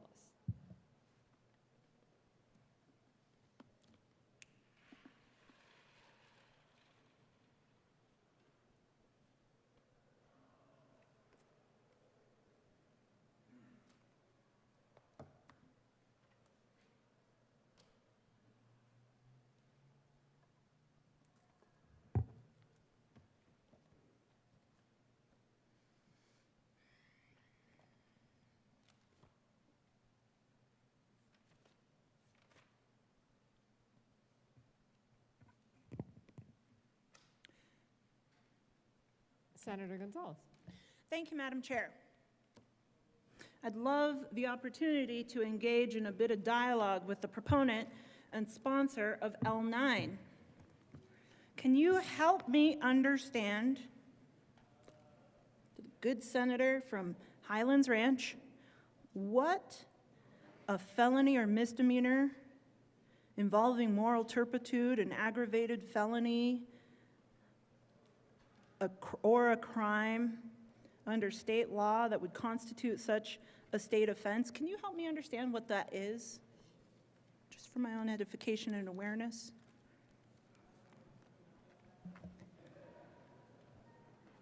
This amendment Senator Carson. addresses violent criminals, threats to society. There are definitions in the amendment, but I think, it's pretty clear what we're talking about. Earlier we had a big debate about civil detainers and how that was a big concern about how you couldn't have enforcement around that. I don't think there should be any question when a sheriff, for example, in Douglas County, has someone in custody that's violent, that's committed a felony, or a misdemeanor involving moral turpitude. An aggravated felony is defined in 8 U.S.C. Section 1101, or a crime under state law that would constitute such a state offense. I'm sure if there's interest in the bill sponsors in accepting this type of thing, we could come up with a pretty good list of the type of people that we don't want to just be letting out onto the street and failing to cooperate with federal law enforcement officials on. I mean, it's clear that we need to, when it comes to violent offenders, people that have, committed any host of things, murder or violence or drug dealing or gang activity, we're not going to want to be releasing them out onto the street. We want to make sure that they're turned over properly to law enforcement and immigration officials. Senator Gonzalez. Thank you, Madam Chair. Just one other quick question for the good senator from Highlands Ranch, having put forward this amendment. Just a quick question. I seem to remember this constitutional protection that one is innocent until proven guilty. Do you believe that that principle also applies to non-citizens? Senator Carson. Thank you, Madam Chair. I certainly do agree with that, and these are folks who have been convicted. These are not, this is not the civil detainer issue that we were talking about previously. These are folks that are in our Douglas County Jail, for example, or wherever they might be, but they've been convicted of a violent crime. They're not just being detained there just for the fun of it by law enforcement. They're violent criminals that have been convicted of crimes, and we want to make sure that when the immigration authorities come to investigate, we hand them over in a way that's safe for the community and for the citizens. And that's the purpose of this amendment, is to simply follow the law, follow it in a safe way for that group of folks that have been convicted of violent crimes and other similar crimes as is outlined in the amendment. Senator Gonzalez. Oh, thank you, Madam Chair. Well, to the good senator from Highlands Ranch, I am reading from L9. Notwithstanding the subsection 2, the custodian of a jail may delay a defendant's release from custody. Now, let me pause there, because a release from custody does not only happen upon conviction or completion of a sentence. Release from custody can also happen if the individual is found to be innocent and charges are dismissed.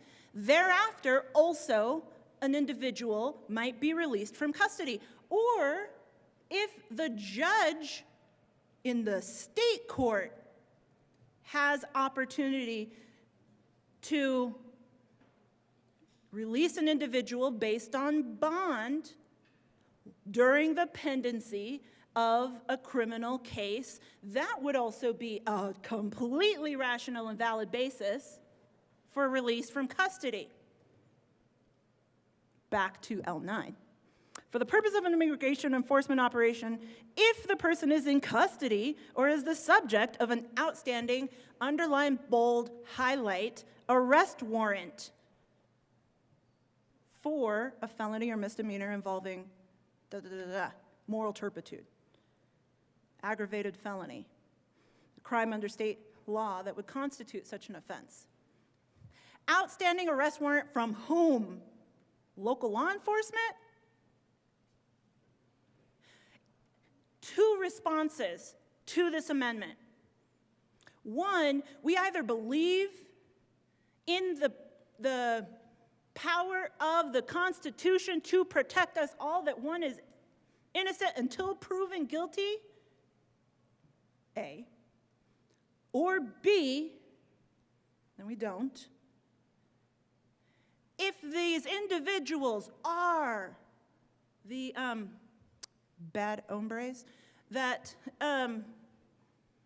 some would have you believe, why wouldn't federal enforcement agencies, ICE, in other words, why wouldn't they go get an actual warrant signed by a judge? Because your amendment, if I am reading it correctly, the subject of an outstanding arrest warrant, that is already permitted under Senate Bill 276. Let me refer to the relevant pages. Amend printed bills, strike lines 12 through 14. The custodian of a jail shall not delay a defendant's release from custody for the purpose of an immigration enforcement operation.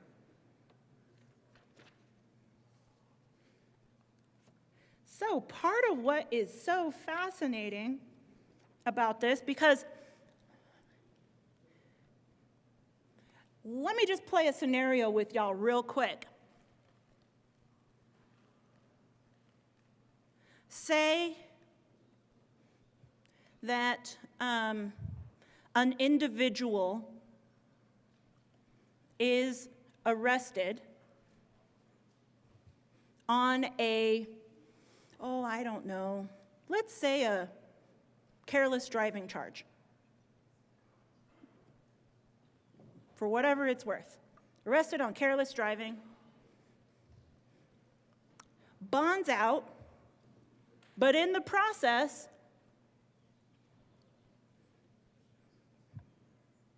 of the fingerprinting and the intake that happens within said local county jail, fingerprints pop back that individual who has been the defendant in the custody of said local jail is actually an axe murderer in Arkansas.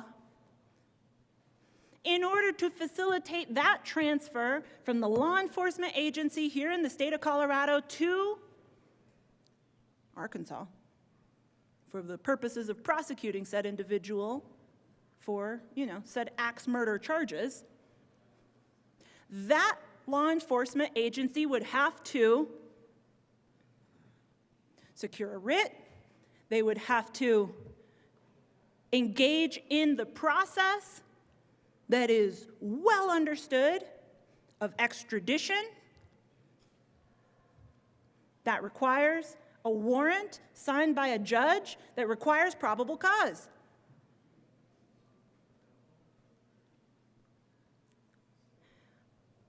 While we're here, and while we have been debating this bill right here, right now, a federal judge right here in Colorado last night temporarily blocked the federal administration from using the 18th Century Alien Enemies Act to deport Venezuelan immigrants in Colorado. This is from the Denver Post, updated at 3:05 p.m. Mountain Time. It is now 3:56. Y'all, this is 50 minutes old. Why does this matter? Scroll down the well-reported Denver Post article.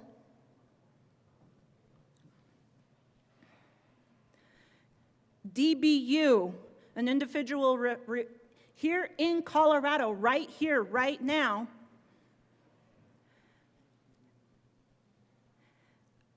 an individual referred to only by his initials. This is an instance that took place right here in Colorado, right here in Adams County. DBU, a 31-year-old man who fled Venezuela after he was imprisoned for his political activity and protesting against the Venezuelan government. I thought that we were against communism, for freedom, but, you know, fled, sought asylum here in the United States, was arrested in January during a raid of what law enforcement and immigration officials have repeatedly called a Tren de Aragua party in Adams County. The Drug Enforcement Administration said 41 people arrested that night were living in Colorado illegally and claimed dozens were connected to the TDA gang. However, the federal government decided against pursuing charges in February. According to the ACLU of Colorado, DBU was identified as a gang member based on a tattoo of his niece's name, his only tattoo. After his arrest, he vehemently denied being a TDA gang member. The second man named in the lawsuit, 25-year-old RMM, fled Venezuela after 2 members of his family were killed by the TDA gang. ACLU officials said in the lawsuit that he was afraid the gang would also kill him, his wife, and his children. RMM was detained by immigration officials in March after a federal agent saw him standing with other Hispanic men.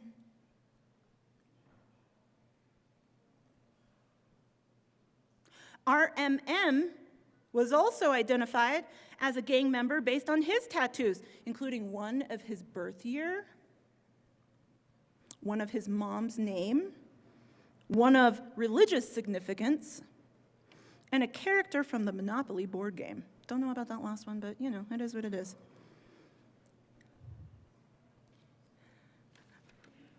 Now,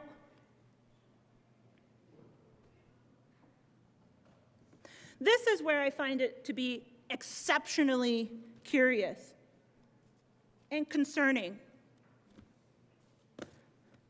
Because, y'all, we can't have it both ways. You can't say that these individuals are such a threat to public safety that we just don't need a warrant. But you also can't say that we believe in due process and then allow for amendments like this, which would fundamentally thwart and undermine due process and the rule of law. This type of litigation is not only happening right here in Colorado, but is playing out in multiple jurisdictions across the country, so much so that it is the subject of international headlines and debates every day this week,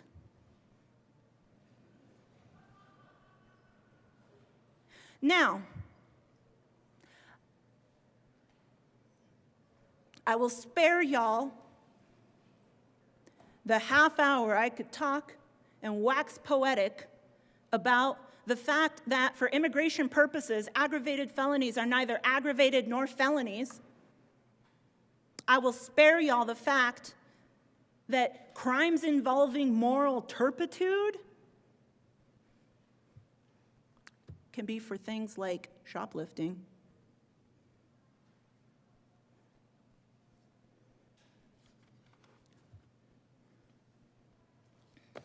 I ask for a no vote on this amendment for a whole host of reasons. Mr. Minority Leader.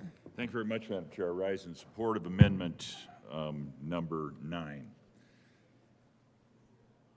Colleagues, visualize this circumstance.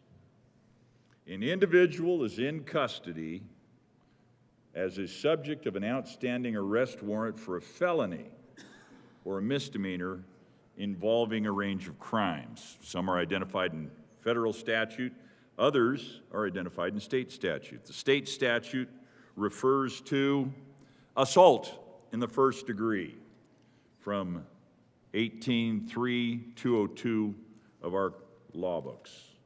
Assault in the second degree, 18.3.203 from our law book. Assault in the third degree from our code book, 18.3.204. Criminal extortion and aggravated extortion, 18.3.207. Reckless endangerment, 18.3.208. Assault on the elderly or persons with disabilities, 18.3.209. That person is sitting in custody. Sounds like they ought to stay there until we adjudicate the circumstance, unless that individual isn't Tom Smith, it's somebody who is also embroiled in a question of immigration status. And that individual who is embroiled in a question of immigration status, they get the get out of jail free card, because that's what Senate Bill 276 brings them. Section 4, 16.4.102, the new law that this bill would put in place. Right to bail before conviction, the definition. 2, E.5, Roman 1. The custodian of a jail shall not delay a defendant's release from custody for the purpose of an immigration enforcement operation. This amendment simply says, unless we would hold them otherwise, unless there is reasonable cause to believe that the individual is a threat to society. And I read through a list of some of the crimes that they would be being held for. This one's simple. I mean, my first comments hours ago on this bill were, let's dial the emotion down and bring the precision in. If it is criminal in nature, the concerns that we have before us, and that is the reason someone is in custody, whether they have questionable documentary status or not, let's adjudicate the situation. And let's not give the upper hand to someone who has the benefit of questionable legal status. That's what gets them the ability to walk, whereas somebody else for the same set of concerns, same set of questions, gets held until the circumstance can be adjudicated. That is a perfect example of the fundamental challenge and problem with Senate Bill 276. I urge your support of Amendment 9 to 276. Thank you, Madam Chair. Senator Gonzalez. Thank you, Madam Chair, and thank you to the good minority leader. But this is where the actual nuance deeply matters. Because if this individual is such a threat to public safety,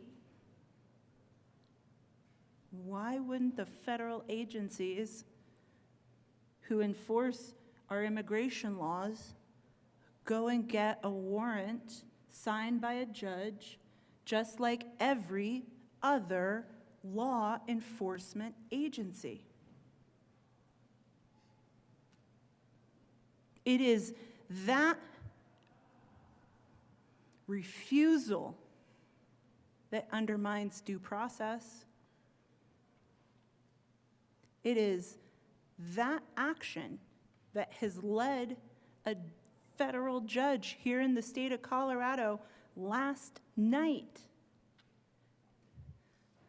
to issue a temporary restraining order to prevent the deportation of these individuals out to a country, a third country actually, a country to whom these two Venezuelans have no nexus to, thereby rendering them stateless. Why wouldn't they go and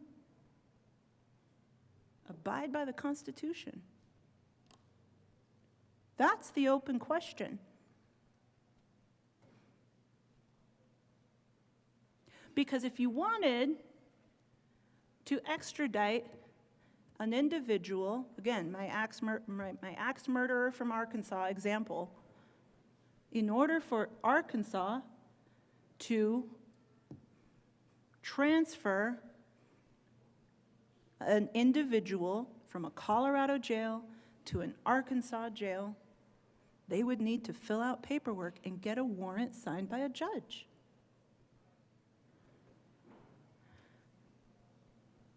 I have asked law enforcement agencies, how often do you deal with this? I've asked DAs, how often do you navigate this? They're like, yeah, duh, we do this all the time. This is a normal course of business. The challenge here is that, and I said this at the top, and I will say it again, it's easier to talk about the scary, big, scary crimes. But you know what? Far more often than not happens when we talk about immigrants and crime. More often than not, immigrants are actually the victims. Immigrants are actually the witnesses to crime.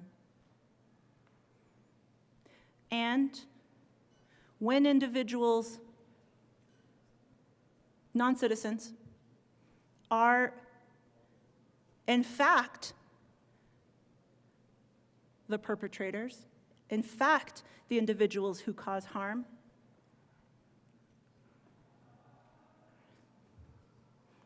there's a CPR article that talked, the district attorney from Arapahoe County last week said that ICE had removed a defendant before the individual had been able to be prosecuted and brought to justice. Now that victim will never have their day in court.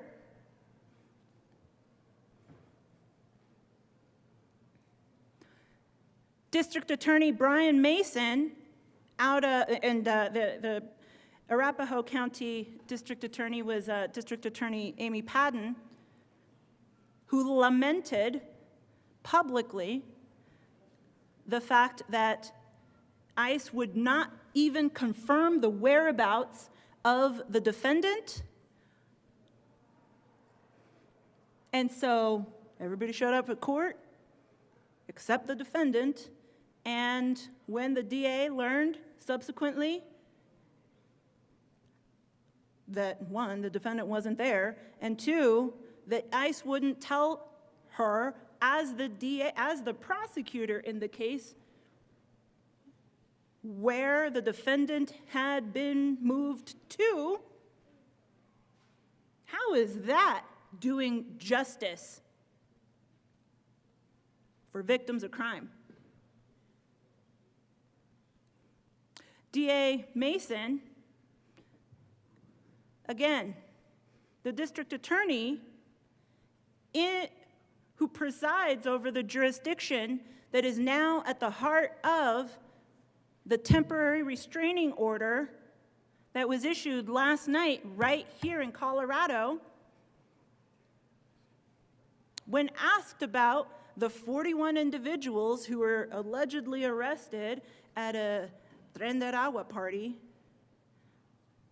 under the auspices of a combined DEA and ICE enforcement operation where randomly some Douglas County sheriffs showed up. It was a weird thing.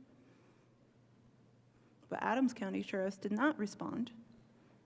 A detail that I won't get into further than that. But 0 referrals to prosecution on drug charges, 41 referrals to Immigration and Customs Enforcement. One of those individuals has already been removed and is in CCOT, the Salvadoran gulag.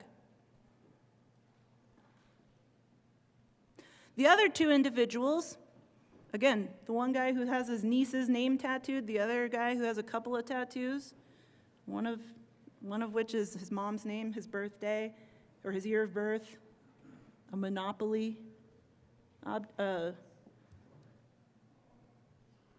tattoo. 0 of those instances refer at all to actual gang activities. All of that, colleagues, undermines due process, undermines ability for prosecutors to seek justice, for victims to trust in the system, for courts to effectively adjudicate crimes when they occur. Fundamentally cuts us off at the knees when police chief after police chief after police chief after sheriff across this state goes on Facebook, posts all these social media posts saying, we don't do federal immigration enforcement. This amendment says, JK. Just kidding. Go right on ahead. Paperwork? Nah. I ask for a no vote on this amendment. Mr. Minority Leader. So, thank you very much, Madam Chair. A couple of redirect comments or re-engagement comments. The individuals, the referred to individuals who end up in a third country and therefore are stateless, they're stateless because they don't have documents for that state, which means they were essentially stateless before if they're of questionable documentary status at the beginning of that. So I just want to tease out one of the nuances of what we're talking about. It's not as if we're miraculously solving challenges for individuals by virtue of this. Then there's the counterfactual discussion or argument around the fact that certain individuals are dispensed with regard to some other form of legal action. That's not what this amendment speaks to. This amendment speaks to a second qualifier, a qualifier of evidence that the person is in custody for crimes that we would all consider unacceptable, violent crimes that we do not want. The challenge is, if you in fact want to process the warrants, want to go through the work of getting those individuals, yes, that absolutely work through the due process. But if there is no one there upon which to process the paperwork, which is exactly what 276 creates this circumstance, where the custodian of a jail shall not delay a defendant's release from custody for the purpose of an immigration enforcement operation. If that's the reason they're there, and there is an acknowledgement of other elements, that Amendment 9, then, Amendment 9, then in fact, this amendment says, hold them. That is the argument. That is a logical and appropriate policy outcome that I think all of us would want. I mean, we speak about defending immigrants who are also victims of crime. These are the individuals who we're all saying, yeah, run the litany of what are the violent crimes that we find unacceptable. This amendment identifies a number of them. Those individuals, in fact, have a second qualifier that, in fact, would cause us, and this amendment would allow for those individuals to be held so that, in fact, the other elements of law enforcement, the other crimes, the other warrants and paperwork necessary to process through could, in fact, be provided to them. And I'm going to vamp for a second because I think the bill sponsor wanted to respond. Thank you, Madam Chair. Is there any further discussion on L9? Seeing none, the motion is to adopt L9. All those in, I apologize, Senator Frizzell. Thank you, Madam Chair. I rise in support of Amendment L009. And I'm going to go back to, so I have to tell you, again, I'm not an attorney. I had to kind of do the Google thing. It's like, what is this moral turpitude thing? And it doesn't have a specific definition. It can mean a lot of different things, as the bill sponsor appropriately said. But it's defined as an act or behavior that gravely violates the sentiment or accepted standard of the community, or it's a quality of dishonesty or other immorality that's determined by a court to be present in the commission of a criminal offense. So that doesn't say anything super specific because it sounds like it might be kind of fluid. It sounds like it might be subjective. So yes, moral turpitude could be, it absolutely could be shoplifting. But it could also be sexually abusing a child.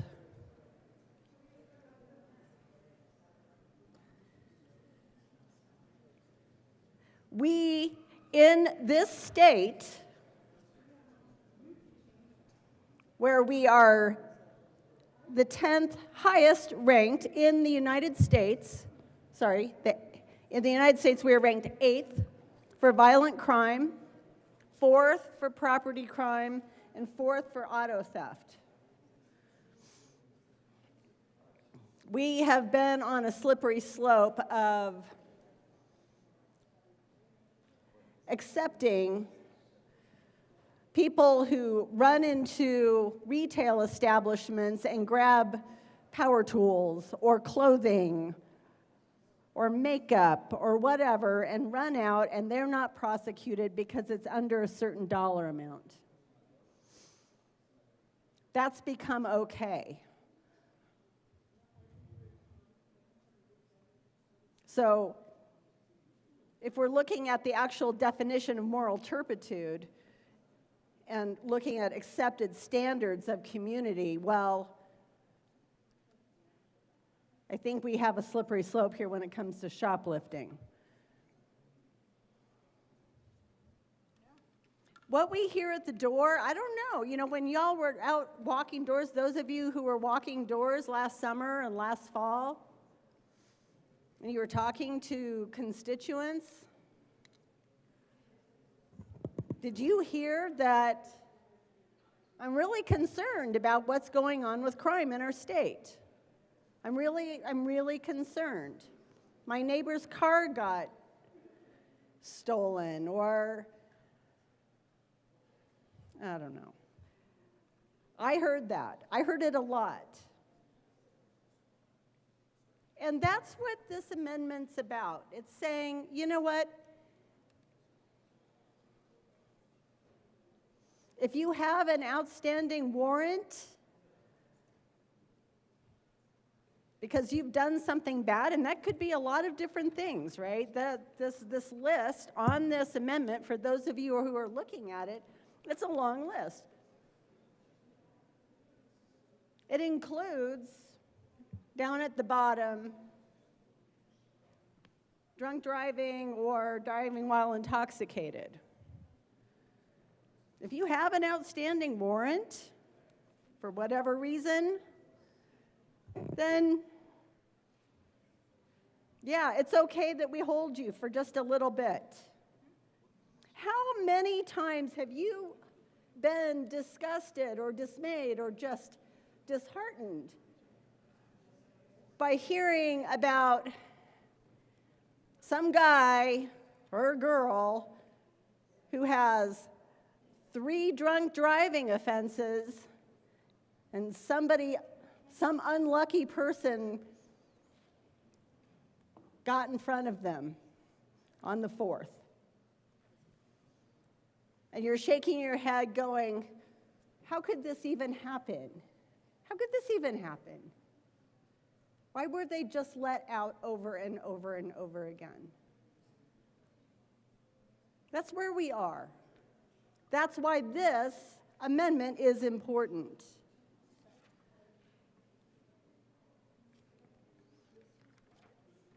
We've talked about Douglas County really challenging some of the immigration policies that have been enacted by the General Assembly over the last several years. They filed a lawsuit. And I agree with that. Because what we are doing here in the state of Colorado is we are normalizing sanctuary policy year after year after year. We're normalizing it.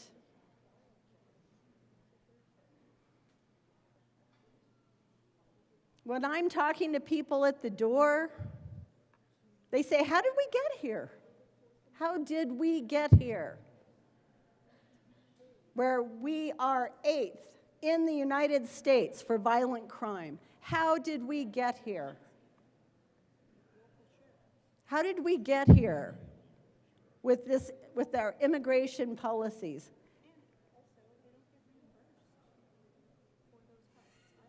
I hear, where's the Colorado I knew?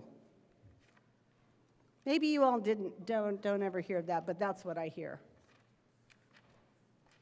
We've talked a lot today about immigration. I have my own immigration stories, but I won't bore you with those. Immigration is a good thing when it is legal.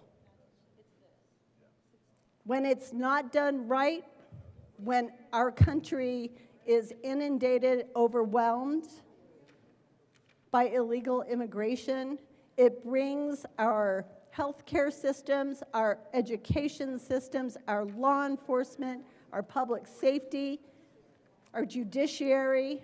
It brings our society to its knees. Look outside. I ask you to vote yes on L009.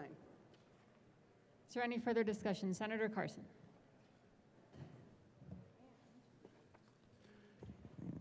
Yes, as, again, I ask for support on this amendment 009. I think it's a reasonable approach to the issue. I mean, it simply says if you're in custody, if the person is in custody for the purpose, you know, an arrest warrant has been issued, if they've been arrested. You know, in Douglas County, I don't know, you know, what it's like in other parts of the state, but I don't think it's the case where the police are just driving around randomly arresting people.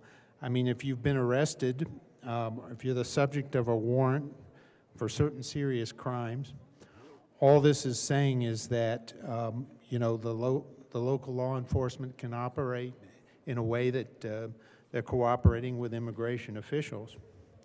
And the real need to address this is the language of the bill. The bill is really the issue here, is the custodian of a jail shall not delay a defendant's release from custody for the purpose of an immigration enforcement operation. And this is just saying that if someone's been arrested, if they've got a warrant, and it's a violent offense, and it becomes apparent that they may not be here legally, you can cooperate with federal immigration officials.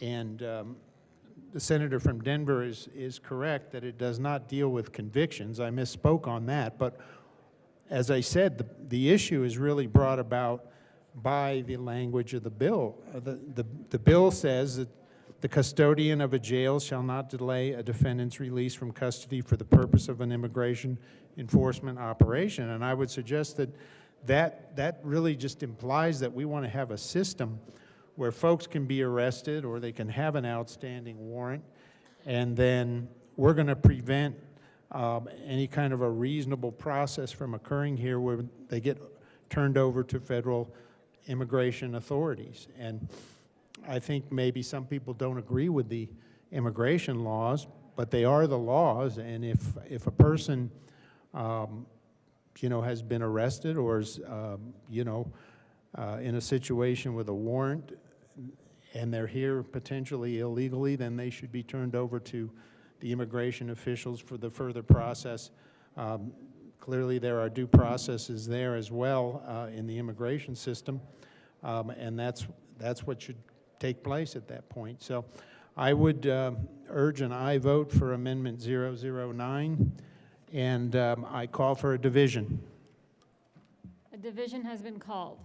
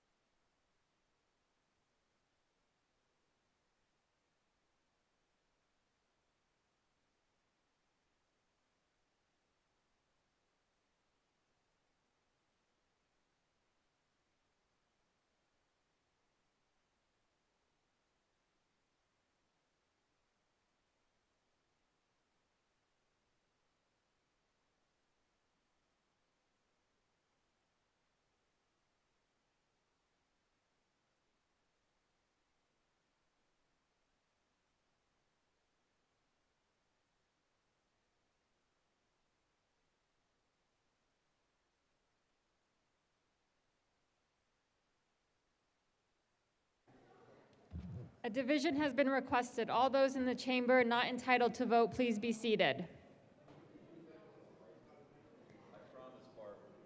The motion is the adoption of L9. All those in favor, please stand.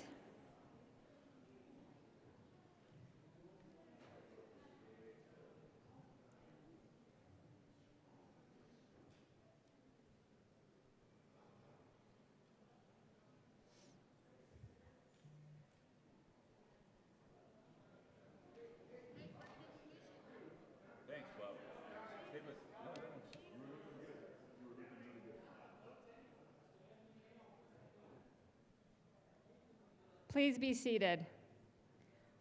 All those in favor, please stand. Opposed? It's been a long day already. All those opposed, please stand. The chair is not in doubt. The motion of the adoption of L9 is lost. To the bill. Is there any further discussion? Seeing none, Mr. Minority Leader. Thank you very much, Madam Chair. Big, complicated bill. Deals with all sorts of issues that go far beyond immigration. One of the areas that this bill deals with, and we've bounced up against it earlier today, was personally identifiable information. It deals with privacy. It deals with the Colorado Privacy Act that the Majority Leader and I worked so diligently together to craft a couple years ago.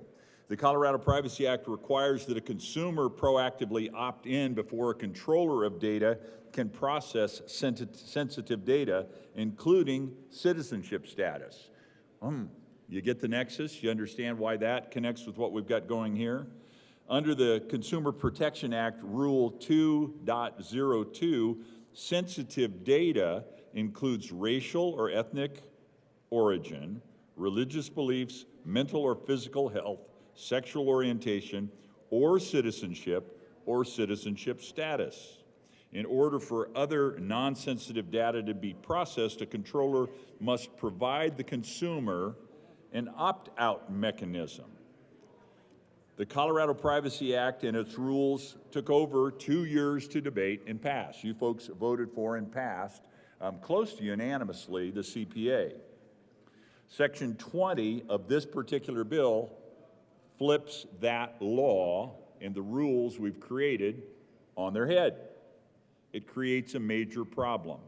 As currently drafted, Section 20 of this bill, Senate Bill 276, prohibits the processing and transfer of any personal data unless it is, quote, reasonably necessary and proportionate to provide or maintain a specific product or service requested by the consumer to whom the data pertains.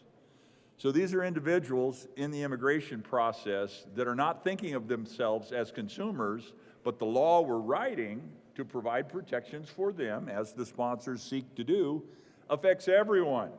And it tumbles our ability to interact with the data and the data management processes we all count on to be both personal, private, protected, and productive for us, so that our iPhones work, so that the apps we need and rely on function. This appears, the section of the law, Section 20, or the section of the bill, appears to ban processing data for purposes that cannot be reasonably viewed as services requested by a consumer, and would likely force companies to go to extreme lengths to ask consumers to opt in to many different processing activities in order to fit within the scope of the provision. So all of your interactions with the apps and services that you need and use will be changed dramatically beyond the way we provided protection for and productive use of under the Colorado Privacy Act. While we understand the intent here, it's concerning that this will have significant unintended impacts on businesses, especially small businesses that are operating in Colorado, nonprofit organizations, and also political campaigns. Your user experience online will change in meaningful ways that were not, I think, intended, but will in fact happen should we not resolve the issue. Enter a solution. Amendment 27. There is L27. There is an amendment. Will the clerk please read L27? Amendment L27, amend printed bill, page 23, line 21. Mr. Minority Leader. Thank you very much.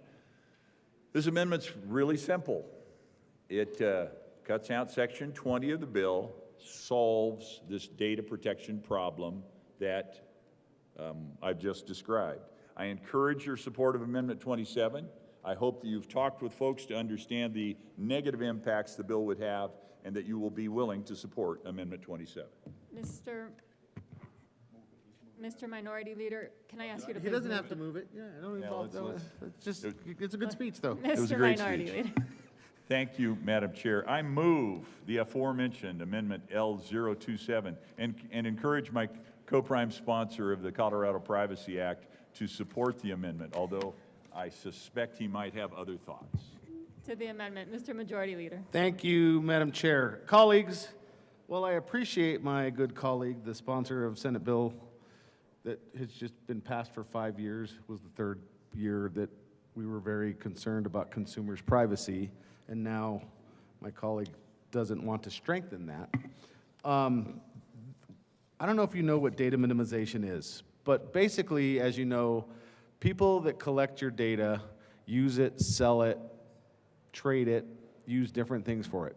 What data minimization is, and what this language strengthens, is that they can only use the data that they collect on you for the purpose that it's intended, whether it's buying, purchasing, using your name, collecting it, saving it. That's it.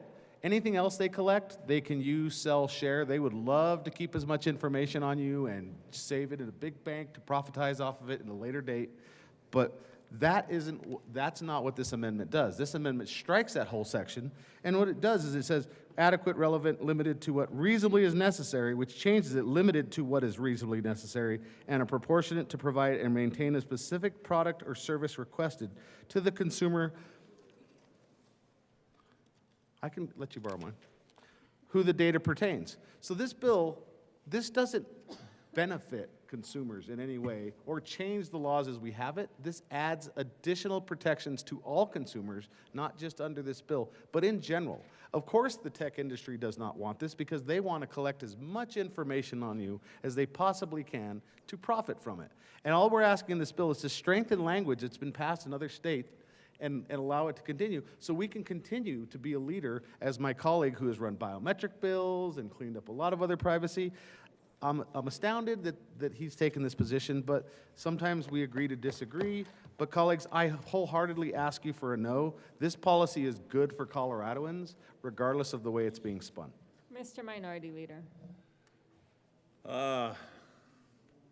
We are veered off into a conversation about data management, privacy, and the productivity of the data world in which we live. The protections provided, in fact, are not properly developed as a policy. Is this worthy of a policy conversation? Should we engage further in data minimization conversations? Perhaps we should. But colleagues, know that what you are unintentionally doing, should you not excise Section 20 from Senate Bill 276, you are unintentionally creating a whole new strain of data privacy law without thinking about or acting with or interacting with what it will mean to you and what it will mean to all of the apps that you have come to live on, need, and depend on. It would be a first, not first in the nation, but first on the planet kind of change. Oh, we have an objection. All right, it's certainly bleeding edge. If it's not the very first, it's nearly the very first. My argument is this. This is a really, really big conversation to have in the around the context of data privacy and data productivity, and it should be not be an Easter egg that is hidden inside a big controversial immigration bill. If we want to work through this process, let's work through this process, but let's take it out of this bill, separate it, and have a conversation about how this will work and how this will not work, how this may potentially break so many of the things we depend on with regard to our technology currently. Mr. Majority Leader. Thank you, Mr. Majority, or Madam Chair. Thank you to my colleague, as always. Look, we can look at the wording that's being chested to be requested to be taken out, and we can have this conversation. The only difference that this is asking is that they have to ask your permission to use this data. I don't know that that's a bad thing for any consumer, that they have to say they're limited to provide necessary or requested by the consumer. I'm sorry, maybe we shouldn't let them ask us if they want to collect and keep additional information we don't want. This is a simple decision of privacy, whether the permission should be granted, which was the basis of our bill. Okay, we're one of the first in the nation. As my colleague remembers, we were the third in the nation to pass this policy when it was going to end the world as we know it.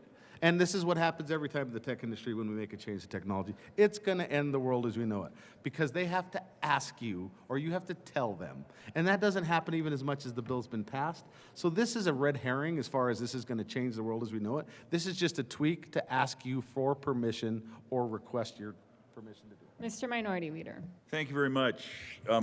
I'm now going to take you behind the giant curtain of the Colorado Privacy Act discussions as we crafted and developed that law. It was a concept offered by, who offered the concept? Representative Carver and Senator Lundeen offered the idea that we should make the whole doggone bill an opt-in bill. That was where I was when we started the conversation for the Colorado Privacy Act. Now, the reality is we discovered over the course of conversation, bridge too far, dadgummit. Go figure, Lundeen asking for too much and being restrained back to something that will actually work. I would argue, friends and colleagues, that Amendment 27 says if we're going to do this, like Lundeen wanted to do it 5 years ago, we probably ought to do a teeny tiny bit of stakeholding to figure out how much of our life is going to be upended, how much of the 2 years of laborious rulemaking around the Colorado Privacy Act that has been put in place will be stripped away. Colleagues, in fact, I think it's premature. I think it's potentially a great idea. It was my idea originally, but I don't think burying it inside a controversial immigration bill is the right way to get at this. I urge your support of Amendment 27. Mr. Majority Leader. Not to filibuster, I disagree. Please ask for no vote on the bill.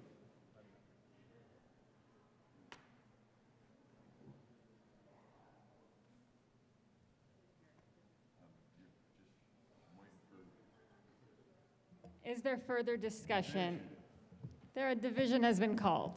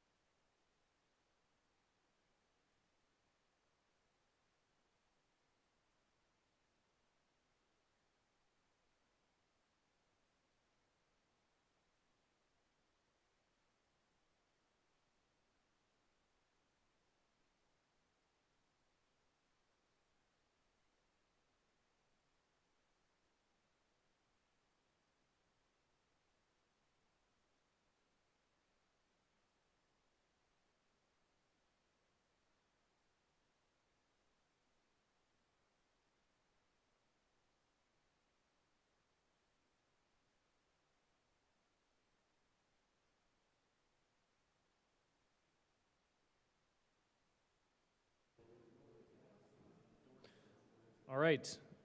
A division has been requested. All those in the chamber not entitled to vote, please be seated. The motion is for the adoption of Amendment L027. All those in favor, please stand.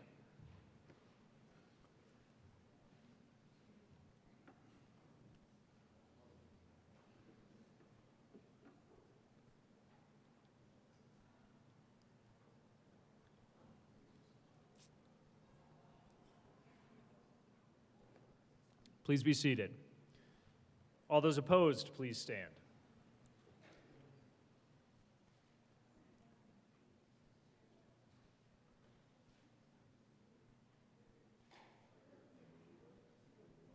The chair is not in doubt. L027 is lost. Further discussion. Senator Kirkmeyer. Thank you, Mr. Chair.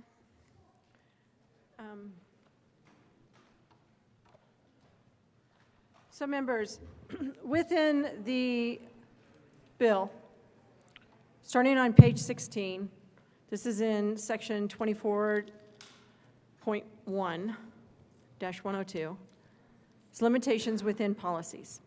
And if you notice here, there is a group of organizations, public child care, public schools, local education providers, public institutions of higher education, public health care facility, or the employee thereof of any of those. And it goes on to state, shall not provide for federal immigration enforcement except as specifically required by state or federal law. And then it says, shall not provide any person identity, information about a child, and it goes on, who's enrolled in a child care center, a public school, local education provider, et cetera, or is receiving services from the public health care facility, except, so there's an exception. So earlier today, we had an amendment where we were trying to get to maybe more local authority, more local control. And I understand that the bill sponsors did not appreciate the way we were going about it. So I was looking at this, trying to figure out how do we get to this in a positive way.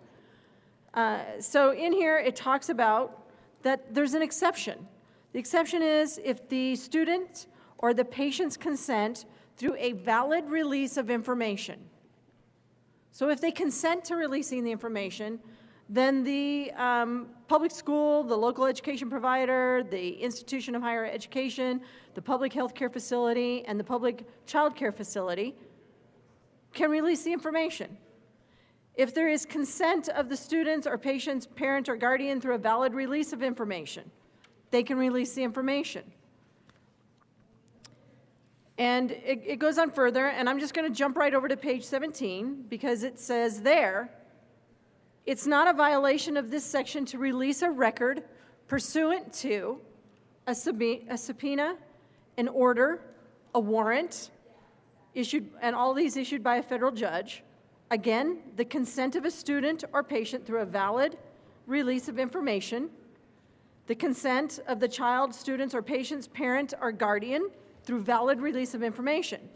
And then if you look at the bottom of page 17, it says that no later than September of this year, each public entity that I've mentioned, I won't keep repeating them all, but each public entity shall adopt and implement a policy for employees and a policy for children, students, patients, parents, guardians, relatives, and the general public, or amend an existing policy that aligns with the requirements of this Article 74.1. And the policy must at a minimum, and then there's a whole list of things here in the bill that the bill sponsors have put in that says here the policy has to have these things at a minimum in it. Procedures to maintain the protection of the information, procedures to properly release information in compliance with federal law. So it says it's protected. It talks about that there needs to be the subpoena or the order or the warrant issued by a federal judge or a federal magistrate. The designation of a responsible employee to be notified if information or access is requested for federal immigration enforcement. Information that must be requested of and document it regarding the federal immigration enforcement, and then it lists some more things. It has further procedures to communicate information as appropriate about the federal immigration authority's request, and it has all of these things within it. So in this section of the current statute, it allows for public schools, institutions of higher education, public health care facilities, and public child care facilities to release information if these guardrails are met. If this information, all this stuff, including procedures, are put in place, they can release information. That's extremely important. So I'm bringing an amendment forward. I'll just put it up there. There is an amendment at the desk. Will the clerk please read L029?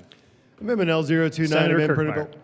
Thank you, Mr. Chair. I move L029. To the amendment. Thank you, Mr. Chair. So members, what this amendment does is this. Everything that I just read, everything that allows a public school, a local education provider, public health facility, an institution of higher education to be able to release information, this amendment pulls that information out of this section of statute, out of this section of the bill, and puts it over in section 74. This is essentially section 74.1.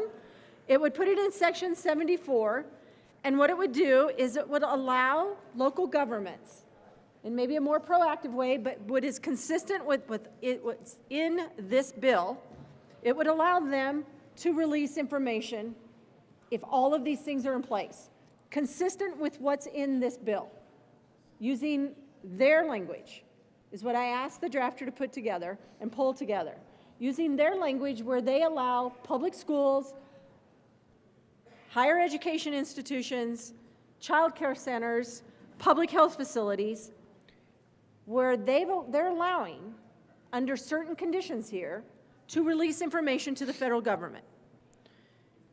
And it would allow political subdivisions, which are cities and counties, to release this information as well, as long as they meet these same guidelines that's in this portion of this bill that the good sponsors brought forward. Here's the reason I'm asking for it and why I think it's extremely important. I understand, I think we all kind of understand what's going on and why the sponsors brought this bill forward. My concern is this. If local governments aren't allowed to coordinate in this way and release this type of information and work with the federal government, it could possibly jeopardize their ability to receive federal funding. And yes, local governments, cities and counties, receive federal funds directly. Not all federal funds that go to counties and cities are passed through from the state. There are a bunch of those that they could be in jeopardy of losing. But in this case, there are federal funds that go directly to local governments. And let me just list off a few of those. That, you know what, if local governments, because of a state law, don't comply or don't coordinate with the feds, they may be seen as being obstructionists, and the feds could say, we're going to cut off your federal funding, or you're not going to get a federal grant because you won't work with us or you won't coordinate with us. But under these certain provisions that are already in this bill for higher education institutions, for schools, there's a way, I think, that would not jeopardize and would not infringe upon a local government's ability to receive federal funding through grants, like community development block grants. While there are community development block grants that are funneled through the Department of Local Affairs to certain local governments, we have places like the city and county of Denver, Weld County, the city of Greeley, our large municipalities, so like Fort Collins, Larimer County, who have the ability, and other entities, think large municipalities, large urbanized areas, large counties, urbanized counties, who have the ability and do receive community development block grants and community service block grants directly. Local governments receive, through their health department, receive Medicaid dollars. Local governments apply for and receive directly transit grants and transit dollars and transportation grants. They receive money for like Meals on Wheels directly to the local government. They receive money directly for water and sewer infrastructure. Think about wastewater drinking facilities, or wastewater treatment plants, water quality, drinking facilities, treatment facilities that receive huge grants from the feds directly. Don't have to go through the state to receive these grants or loans. I want you to also think about during COVID. It wasn't just hundreds of thousands, it was in the billions of dollars that local governments received directly. And those were our 5 or 6 most populated counties, like Arapahoe County, Adams County, Jefferson County, El Paso County, City and County of Denver. I think, so that might be 5. All received money directly from the federal government. Emergency disaster grants, emergency disaster reimbursements and funding after disaster, where they receive these federal dollars directly. And then, of course, there are law enforcement grants that local agencies apply for and receive. They don't have to go through the Department of Public Safety. They can receive these grants directly. Sometimes it's to build infrastructures, like a crime lab. Other times it's to promote certain programs and be able to receive funding for training for law enforcement agencies. There are a lot of federal funds that get passed through or granted to or loaned to local governments directly. And so what I'm asking for in this amendment is that pulling the same language where institutes of higher education, where public schools and public health agencies have the ability to release information under these conditions, under these criteria that are listed in this bill, that using those same criteria, allowing local governments and affording them the same ability to work with federal agencies, to work with the federal government, so that they don't lose or so that we don't jeopardize, and I'm not saying it's an absolute, but I think we all know it could be, so that we don't jeopardize federal funds that will go to our local governments to provide critical core services to the citizens of Colorado. That, in a nutshell, is what this amendment is. It would simply allow local governments, political subdivisions, the same ability as a school district, as Colorado State University, as Mesa University, the same opportunity that, one, if they meet these criteria and they develop these policies or amend their existing policies to ensure that proper procedures are in place, that they could work and coordinate with the federal government and hopefully still receive and not be deterred from receiving grants from the federal government.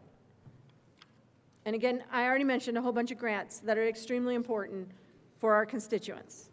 So I'm not going to try and filibuster or go on forever and ever. I think it's pretty straightforward. Again, just trying to find a more positive way to give local governments the ability to save and to go after federal funding that provides critical services to all of our constituents throughout the state of Colorado. And I would ask for a yes vote on L029. Thank you. Further discussion? Senator Weissman. Thank you, Mr. Chair. Appreciate the thorough exposition from the senator from Weld County and the opportunity we had to talk a little bit earlier this afternoon in advance of the formal moving of these amendments in terms of what the intent was. I'm going to ask for a no vote for a few reasons.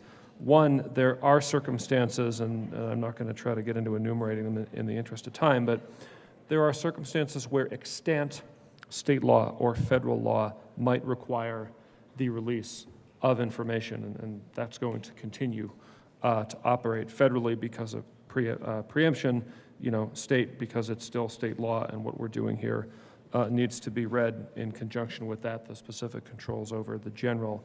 So that's one. Two, it is the case in Section 13 of the bill, proposed new Article 74.1, we do set forth some narrower, tailored examples of consent in the context of education, in the context of student visa sponsorship, for example. Those came to us from specific stakeholders that we've talked to over the weeks and months on this bill, and we put those in because, again, we have to kind of track the requirements that they have, and those are tailored.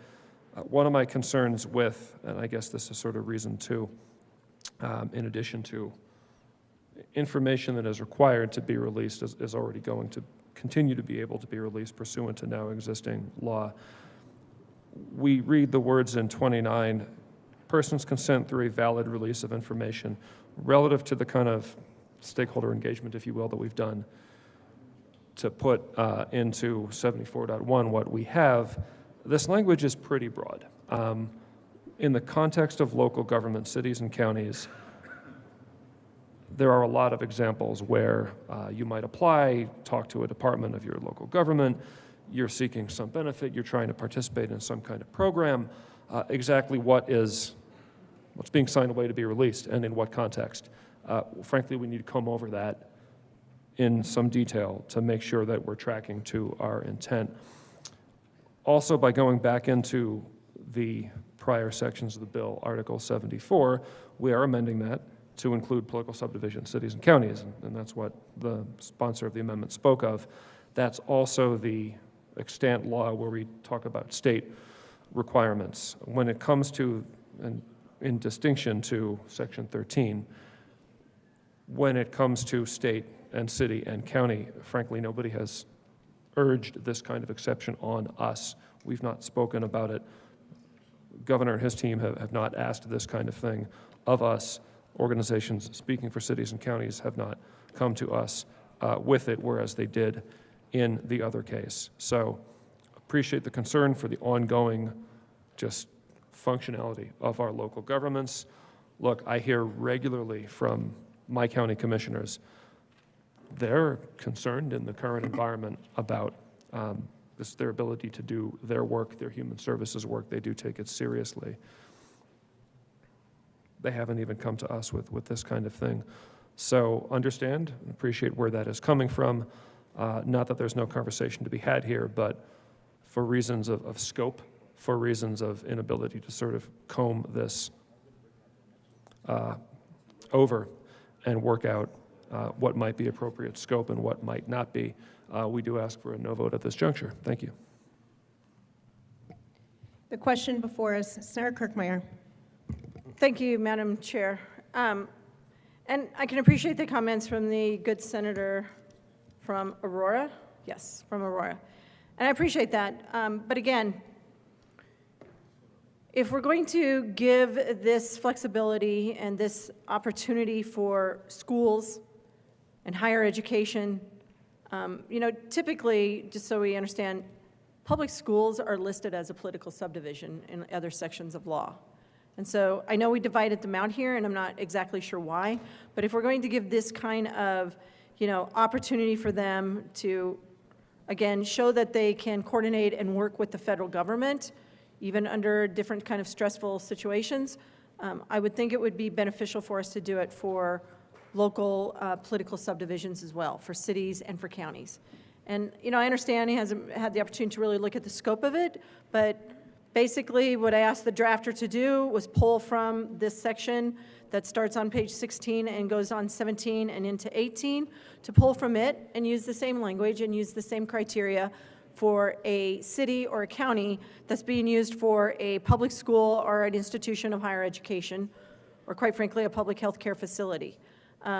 So I'm not sure how much needs to be combed over, but I appreciate that he wants to look over it more. But I'm just going to say, just trying to find a more positive way. I think we all have an understanding of what is trying to be accomplished with this statute. I think there's been a lot of discussion, at least I know at the Joint Budget Committee and other places, where there are concerns that things are going to happen at the federal level that aren't necessarily agreed with by people who legislate here in the state of Colorado. I think we also have all been watching and trying to see what's going to happen, for example, with the state of Maine, who is openly trying to defy what's happening at the federal level. You know, we've had discussions about how there's concern that, you know, this administration at the national level is cutting Medicaid, when in fact, in our own governor's budget request, he cut Medicaid. There's been concerns about how this administration at the national level is cutting the Department of Education. And in the governor's budget request, he cut education. And he cut higher education. So I think, you know, when we're worried about what's going on at the national level, we also truly have to worry about what's going on at our state level as well. And I think to put our local governments at a disadvantage, I mean, we're not putting our school district or our higher education institutions at a disadvantage. I just don't think that's wise.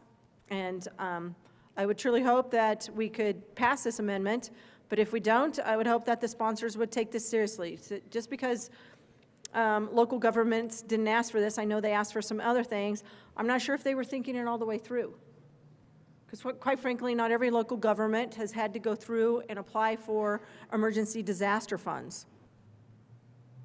Not every local government has the availability to get community development block grants directly. Not every local government, unless you have the staff and the ability to do it, can go apply for those transit grants directly or go apply for transportation grants directly and ask for dollars and funding to come into their system. And we already know, and even though I don't think they're included in here, but municipalities are, we already know that funding has already been jeopardized or somewhat cut off with regard to funding for wastewater treatment facilities or water quality water treatment facilities also. And so, again, I just don't want to put them at a disadvantage or jeopardize their ability to get federal funding. And I'm not saying by any means that I believe that that's the intent of the bill sponsors, because I don't believe that it is. I just think maybe this is something that was overlooked for municipalities and for counties, and I would hope that, one, we could pass this amendment, and two, if we don't, I would hope that the bill sponsors would take it very seriously under consideration and see what we could do. Thank you, and I ask for an aye vote on L029. Is there any further discussion on L029? Seeing none, all those in favor say aye. Aye. All those opposed, no. L029 fails. Senator Kirkmeyer. Thank you, Madam Chair. I'm going to get right to this amendment.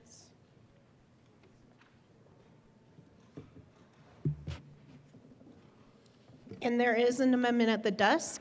Will the clerk please read Amendment L030? Amendment L030. Senator Kirkmeyer. Thank you, Madam Chair. I move L030. To the amendment.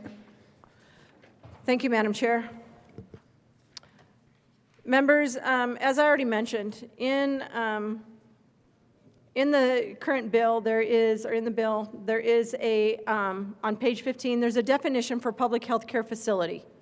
And when I first read that, I thought, oh, good, they've covered public health departments, county health departments, local district health departments, but that they're covered and that they can, if they meet these requirements that are limitations within the policies that start on page 16 and go through 17 and on to 18, that they too would then be able to release information and hopefully not put into jeopardy any federal dollars that might come their way.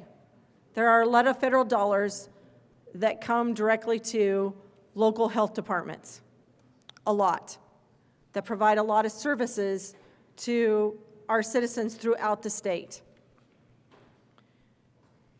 I don't believe that even, and maybe I should have thought to include them, well, I think maybe actually I did. No, actually it doesn't. But anyways, what I'm going to say is, here's what the definition of a public health facility is in statute. Because this relates back to Title 25 or, Title 25 or Title 25.5. So here's what the definition is for a health facility. It talks about things like general hospitals, hospital units, freestanding emergency departments, critical access hospitals, community clinics, home care agencies, and there's other things in here, and other facilities of like nature, except those wholly owned and operated by a governmental unit or agency. So local county health departments, whether it's in a health district or a county health department, are not included in this portion of the bill. They fall under apparently a political subdivision, and they're not included in this portion of the bill. So while all these other public health facilities get to have the opportunity to, one, not be in violation of this section and release records, our local public health agencies are not. And again, I want you to think about all of the federal dollars that do come down in emergencies. I want you to think about the millions and billions of dollars that came directly to local governments through their public health department or their public health district from when COVID. And I mean, again, it's back to if information can't be released, if it looks like we're not coordinating, if it looks like local public health departments are not coordinating with the federal government, they may just withhold funds. I'm not saying that's right. I'm just saying that's what could happen. And that would put in jeopardy some of the Medicaid provisions, the clinics that are ran through our local public health departments. All of the things that local public health departments do and where they get federal funding could be put at risk and could be put in jeopardy. So all this amendment is saying is that a public health facility definition, as used in section 74.1, would not only include those that are included in Title 25 and Title 25.5, but it would also include healthcare facilities operated by a city or a city and county, that they are essential and that they should be included and be able to receive the same provisions that are allowed for a public health care facility otherwise. And I would ask for an aye vote. Senator Weissman. Thanks, Madam Chair. Again, appreciate what the sponsors of the amendment is trying to do. Do need to ask for a no vote for a few reasons. We're trying to keep the same entity, for the most part, out of being in two different sections of the bill because we define cities and counties into Article 74, their political subdivisions, where there is a public health care facility operated by a city or city and county. They're covered by Article 74 and subject to the couple of operative provisions there, limitations on release of data, limitations on collecting it, and you know, need to have certain attestations where it is going to be released. I want to draw members' attention to language on page 10. We talked about this previously, where there's already a federal or state law requirement for information to be released in the case of a political subdivision, including a healthcare facility, that may be released under the bill. I also want to note, when we're talking in the healthcare context, you know, HIPAA is still in force here, and I think that any healthcare facility is going to need to be careful about that, especially now. So we believe that we've correctly located the kinds of entities that are talked about in L30. In other parts of the bill, we are asking for a no vote on this amendment to avoid sort of sending duplicative, possibly conflicting signals to the entities that we're talking about here. Any further discussion? Senator Kirkmeyer. Thank you, Madam Chair. Appreciate the conversation about trying to make sure that there isn't being duplicative in the bill. But I would say that you include higher education in both section 74.1 and in 74. And I guess I did not see anywhere in section 74 where it allows for the release of information if these criteria are met, and if there is a policy with procedures that is put in place by September 1st of 2025. So again, just trying to treat school districts, higher education institutions, cities, and counties all in the same manner and give them all the opportunity to ensure that they can coordinate and work with the federal government and that we don't jeopardize funds from the feds to our local political subdivisions. And I would ask for an aye vote. Is there any further discussion on Amendment L030? All those in favor say aye. All those opposed, no. The noes have it, and L030 fails. Mr. Minority Leader. Thank you very much, Madam Chair. Colleagues, claiming the center, or at least trying to claim the center. Two amendments here on what I think are among the most egregious elements of the bill, elements that have been widely challenged, not in a partisan fashion, but in a broad fashion. One is the idea of expunging records, saying, well, you've got challenged status, and so we're going to provide to you a bunch of relief that nobody else gets. Congratulations. Addressing that is done simply. It's done by attaching a section of the bill that you have all read. I know everybody's read deeply into this bill, Section 5. Section 5 seeks to expunge what are described as relief from improperly entered guilty pleas for certain misdemeanor and municipal offenses. It includes Class 3 misdemeanors, Class 2 misdemeanors, traffic offenses, what are described as petty offenses, traffic misdemeanors, petty offenses, et cetera, et cetera. We all know that you can pile these up, and they seem to be petty. I mean, that's the word that's attached to it, but by the time you put 5 or 10 petties on top of something, it becomes something kind of gross, negligent, major. And there is an amendment at the desk. Will the clerk please read L032? Amendment L032. Mr. Minority Leader. Thank you, Madam Chair. I move Amendment L032 and say to you, colleagues, as I seek to claim the center, this would strike that provision that says, you know what? The person who's actually got documentary status, who has these piles of petty offenses, they're going to carry them the rest of their life. But you have undocumented status, therefore we're going to wipe them for you. I withdraw Amendment 32 because we don't seem to be claiming the center in our conversation today. Is there objection to withdrawing L032? Colleagues, another effort that could be offered and will be offered in an amendment to claim the center, excessive fines. If you're part of a municipal operation and you screw up and somebody can claim you screwed up in a challenging, meaningful way, you owe 50 grand, or the taxpayers for whom you work owe 50 grand. There is an amendment at the desk. Will the clerk please read L031? Amendment L031. Mr. Minority Leader. Colleagues, I move Amendment L031, which would extract that. It would wipe away that $50,000 fine, which I think is excessive. But no, I withdraw Amendment 31 because we don't seem to be claiming the center. We are, in fact, pushing forward policy that is extreme in its nature. Amendment 31 is withdrawn. Thank you very much, Madam Chair.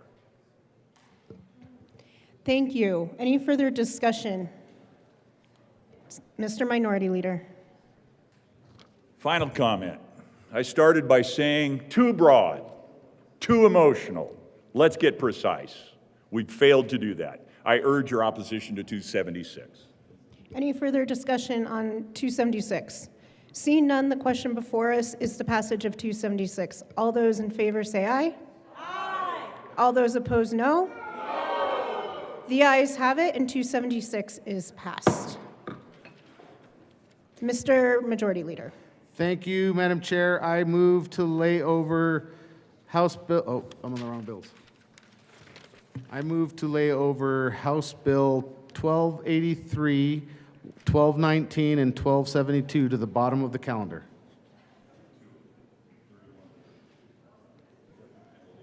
The motion is to lay 1283, 1219, and 1217. 1272 over to the bottom of the calendar. So you're going to pull up 27. What? And is there any objection? Seeing none, those will be laid over to the bottom of the calendar. And that brings us to Senate Bill 27. Senator Marchman. Thank you, Madam Chair. I move Senate Bill 27 and the Education and Appropriations reports. To the Appropriations and Education reports. Great. In the education, we, sorry, 2 seconds. Oh, you haven't read the definition. I knew we were missing something. I apologize, I'm rusty. Can you please read the title of Senate Bill 27? Senate Bill 27 by Senator Marchman, Representative Joseph, concerning the use of trauma-informed practices to address school safety. Senator Marchman. Thank you, Madam Chair. I move the education report to SB 27. To the education report. And the bill and the appropriations report. To So to the education report, we actually struck a number of folks. We went from 25 to 14 members on the committee and opened it up to gifts, grants, and donations. Is there any further discussion on the Education Committee report? Seeing none, the question is the adoption of the Education Committee report. All those in favor say aye. All those opposed, no. The ayes have it, and the committee report is adopted.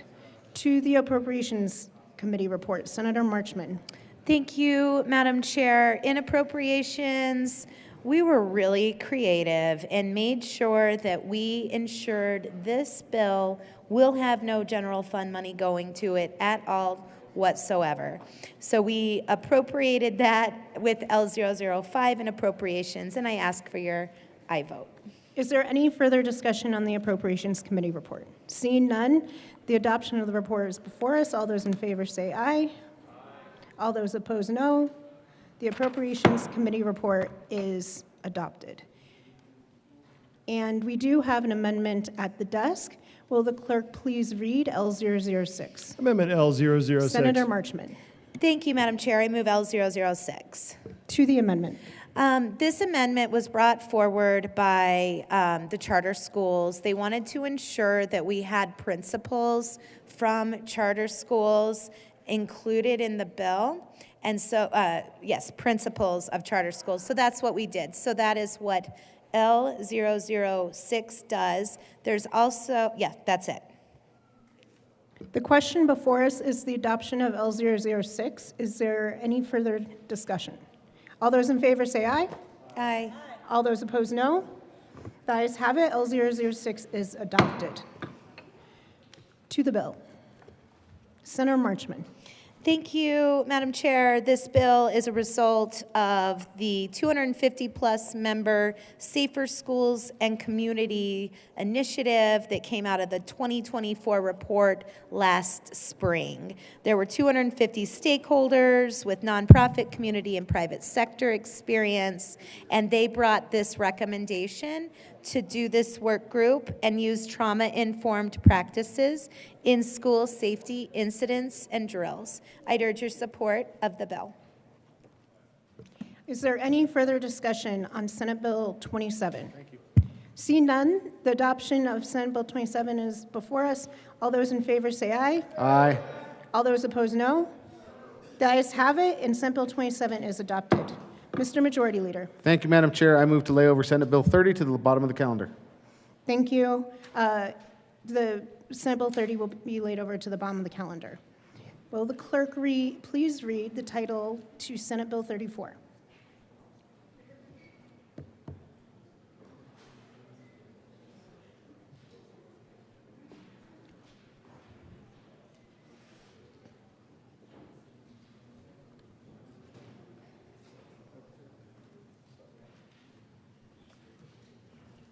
Senate Bill 34 by Senator Kipp and Representative Basnicker concerning voluntary waiving the right to purchase a firearm. Senator Kipp. Thank you. I move SB 25034 and the State Affairs Committee report. Thank you. To the State Affairs Committee report. Senator So Kipp. what we did in here is we got the fiscal note down to a reasonable level so that we could pass the bill. The question before us is the adoption of the State Veterans and Military Affairs Committee report. All those in favor say aye. Aye. All those opposed, no. The ayes have it, and the committee report is adopted. Senator Kipp. Thank you. Colleagues, this is actually my first bill of session, and it's one of my very favorite bills this session, because what this bill does is it essentially allows people to remove themselves from the firearm or put themselves onto the firearm do not sell list. They can also remove themselves from the firearm do not sell list if they wish. But there's a 30-day cooling off period. The reason for doing that is that we know when people have mental health issues that sometimes they feel better and sometimes they feel worse. And we know that when people feel better, they might know that when they feel worse, they do not want to be able to go purchase a firearm. So this is a very simple, purely voluntary bill that we think is going to make a big difference, and I would ask for an aye vote. Is there any further discussion? Senator Liston. Thank you, Madam Chair. The good senator from Fort Collins, I'm just curious, do any other states do this? I've never heard of this. Senator Kipp. Thank you for asking that question. Yes, we have red states and blue states that do this. Delaware, Utah, Virginia, Washington have all enacted voluntary do not sell reporting systems for individuals to protect themselves and their families. So I think this is a great policy adopted in a variety of states, and yes. Senator Liston. Thank you. Repeat those states again. I will do better than that. I will give you Senator a fact sheet. Kipp. Delaware, Utah, Virginia, and Washington State. Okay, thank you. Yeah, even Utah. Is there Utah. any further discussion on Senate Bill 34? Seeing none, the adoption of Senate Bill 34 is before us. All those in favor say aye. Aye. All those opposed, no. Senate Bill 34 is adopted. Will the clerk please read the title to Senate Bill 53? Senate Bill 53 by Senator Danielson, Representative Joseph, concerning the classification of bison as wildlife unless classified as livestock. Senator Danielson. Thank you, Madam Chair. I move Senate Bill 53 and the Ag Committee report and the Appropriations Committee report. Thank you. To the Ag and Natural Resources report. Oh, sorry. Actually, one second.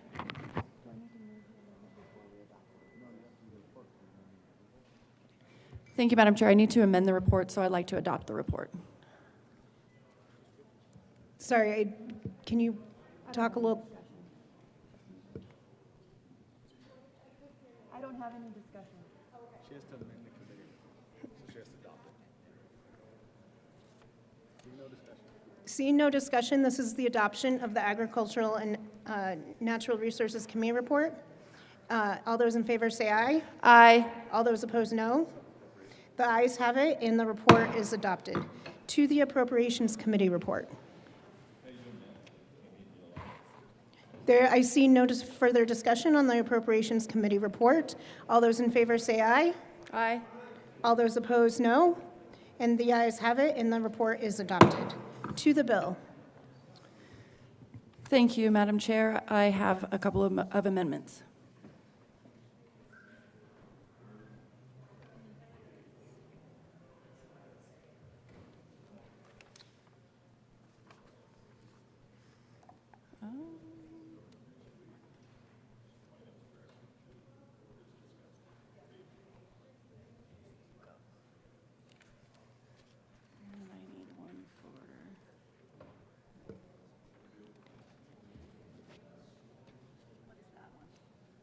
This one's 11.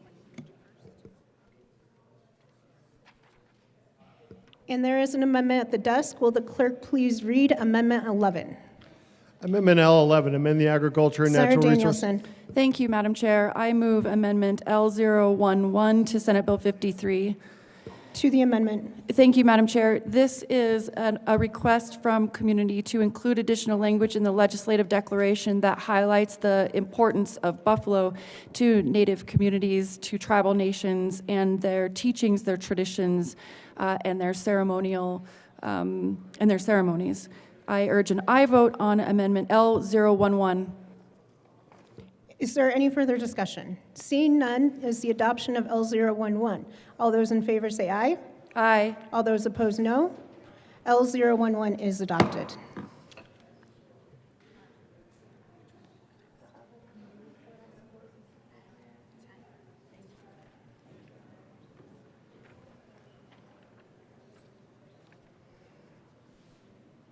And there is an amendment at the desk. Will the clerk please read L010? Amendment L010. Sarah amend- Danielson, Thank you, Madam Chair. I move Amendment L010 to Senate Bill 53. to the amendment. Thank you, Madam Chair. This is a slight change in the definition of wildlife. This is a request of the department. This was approved by the Native community, both tribal councils and the conservation folks that have been supporting this measure. I urge an aye vote on Amendment L010.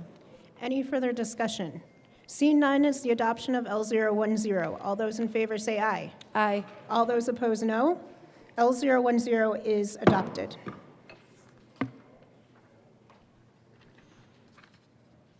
And there is an amendment at the desk. Will the clerk please read Amendment L009? Amendment L009. Sarah amend- Danielson, Thank you, Madam Chair. I move Amendment L009.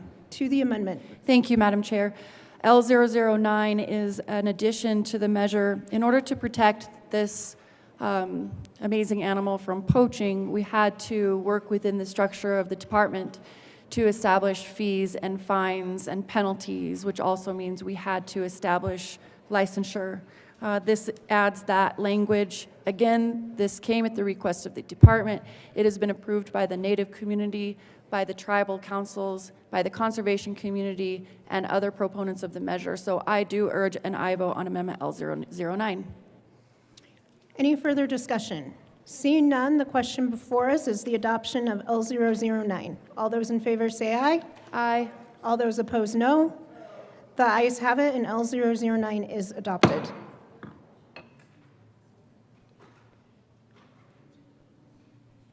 Sarah Danielson. Any further discussion on Senate Bill 53?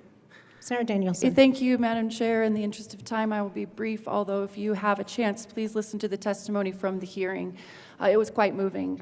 This is an incredible animal that is very important to a lot of people who reside in our state, all across the state. The Native community came to me with this measure during the interim committee on American Indian Affairs. I can't stress how important this measure is to these folks. I have a lot of pride standing here to represent that. We were taught about how critical this animal is to their culture and their ceremonies, how they are considered relatives, and to respect that, we should move forward with this measure. The bill also does highlight the effort the American government put into eradicating this animal in order to also eradicate Native peoples from this very land that we stand on today. This is an important thing to acknowledge so that folks know that we are aware of it. We wish to acknowledge these wrongs. This is a small step forward in not moving past it, but moving in a positive direction. And so for those and a number of other reasons, I urge an aye vote on Senate Bill 53. Thank you, colleagues. Thank you, Madam Chair. Senator Roberts. Thank you, Madam Chair. I just wanted to briefly come up and comment on the work that the good senator from Wheat Ridge has done on this bill. I sat on the American Indian Affairs Interim Study Committee where this bill came from. However, I was not a co-sponsor as the bill came out, and we had a very robust discussion in the Senate Agriculture and Natural Resources Committee a few weeks ago about this bill, and I want to commend the senator from Wheat Ridge for the amendments that were just offered.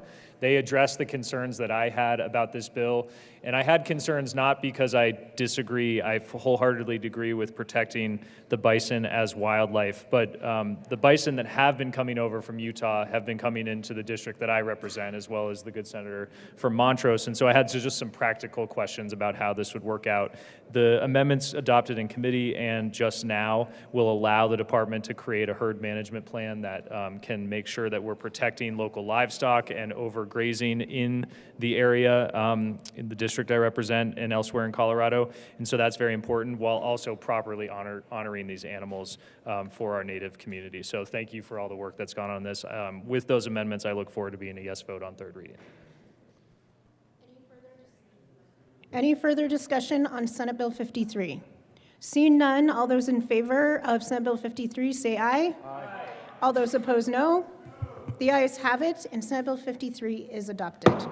Mr. Majority Leader. Thank you, Madam Chair. I move to lay over Senate Bill 155 and 158 to the bottom of the calendar.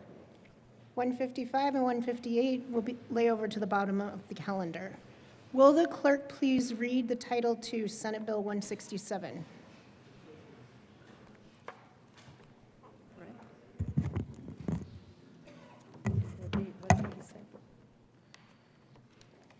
Senate Bill 167 by Senator Amabile, concerning the investment of state fund money to benefit Colorado communities.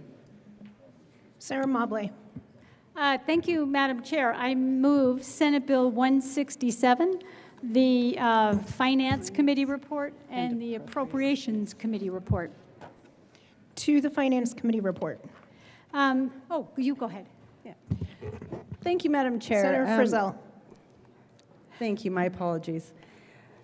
Thank you, Madam Chair. So, members, this bill was a very, very different piece of legislation going into the Finance Committee. We submitted 5 amendments modifying the bill and narrowing its scope considerably. 3 of those amendments were at the behest of the State Treasurer's Office and/or CHAFA.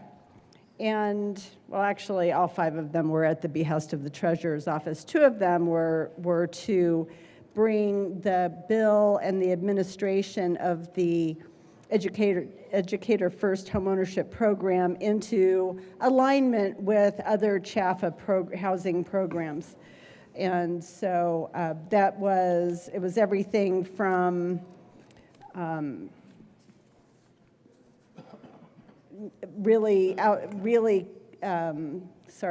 better defining the decisions of the Public School Fund Investment Board and their scope, and also other things like making the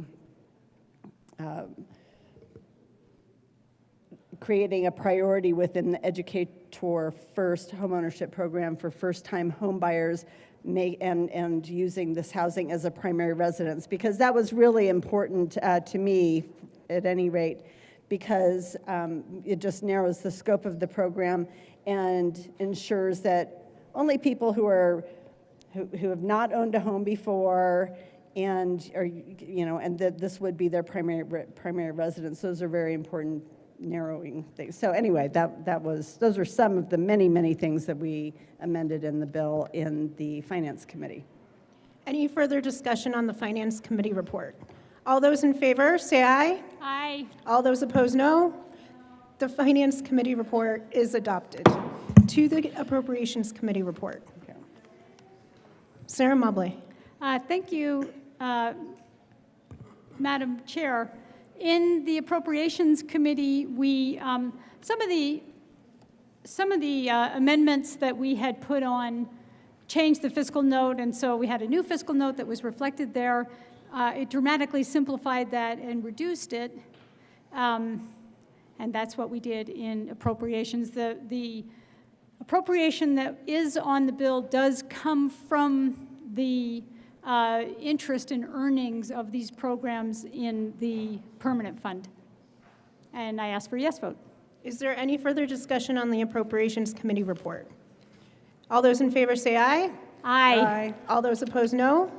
And the Appropriations Committee report is adopted. To the bill. Sarah Mobley. Thank you, Madam Chair. I move Amendment L10.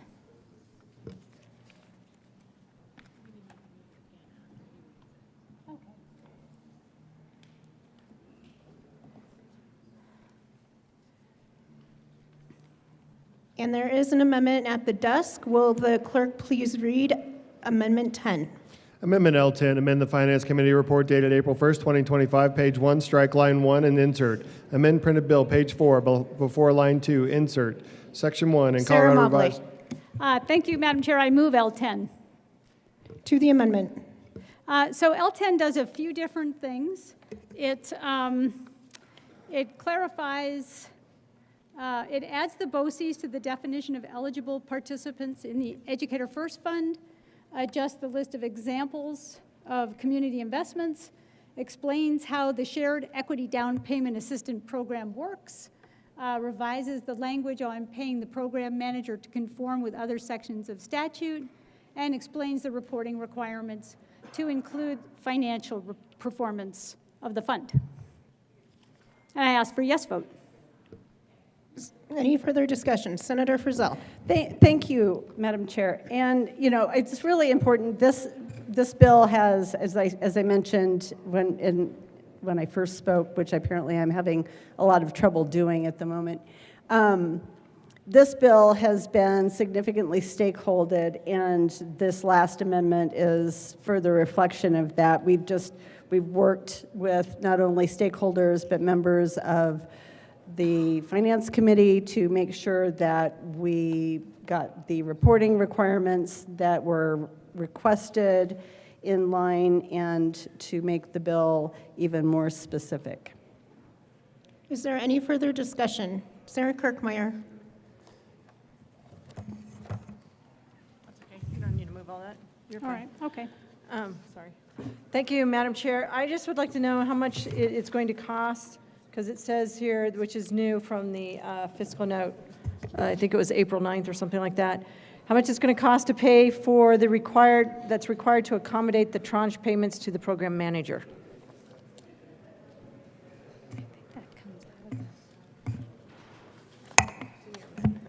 Sarah Mobley. Yeah, thank you, Madam Chair. So I don't know what is ordinary and typical, but it is normal on these kinds of investments that money comes out of the investment portfolio. And this will be consistent with charges that are currently charged on these types of programs. Sarah Kirkmeyer. Thank you, Madam Chair. So in the fiscal note dated from April 9th, the Treasury is getting 2 FTE, and basically there is $442,000 in total expenditures. So I'm wondering if these costs are covered under that somehow, or if this is in addition to the $442,000. Senator Mobley. Yes, so the $442,000 is to hire professionals who know how to make these particular kinds of investments. And let me just say there was a lot of back and forth with the Treasury Department on the fiscal note. They started at about 750, and we were able to get that down to 400, and we do plan to continue to work on that because there was some discussion about whether they really needed 2 FTE, especially in the beginning while they're getting the thing going and before they're starting to make substantial investments. Is there any further discussion on L010? Senator Mobley. No, I don't have any more. And Sarah Frizzell. Thank you, ma'am. And I would further add to that statement of my good co-prime sponsor that that doesn't reflect the cost of program management itself that would be held by CHAFA. So we very much question the validity of the information that was provided to the fiscal analyst, and will continue to seek to reduce the scope of that. Is there any further discussion on L010? All those in favor say aye. Aye. All those opposed, no. The ayes have it, and L010 is adopted. Senator Mobley. Thank you, Madam Chair. So I just want the opportunity, I know everybody's tired and they want to leave and they would like us to sit down, but I would like to just say what the bill does. Thank you, Senator Danielson. So here's what the bill does. It creates a new community investment portfolio. It requires a share of the permanent school fund to be invested in projects and programs that benefit Colorado communities and public school children.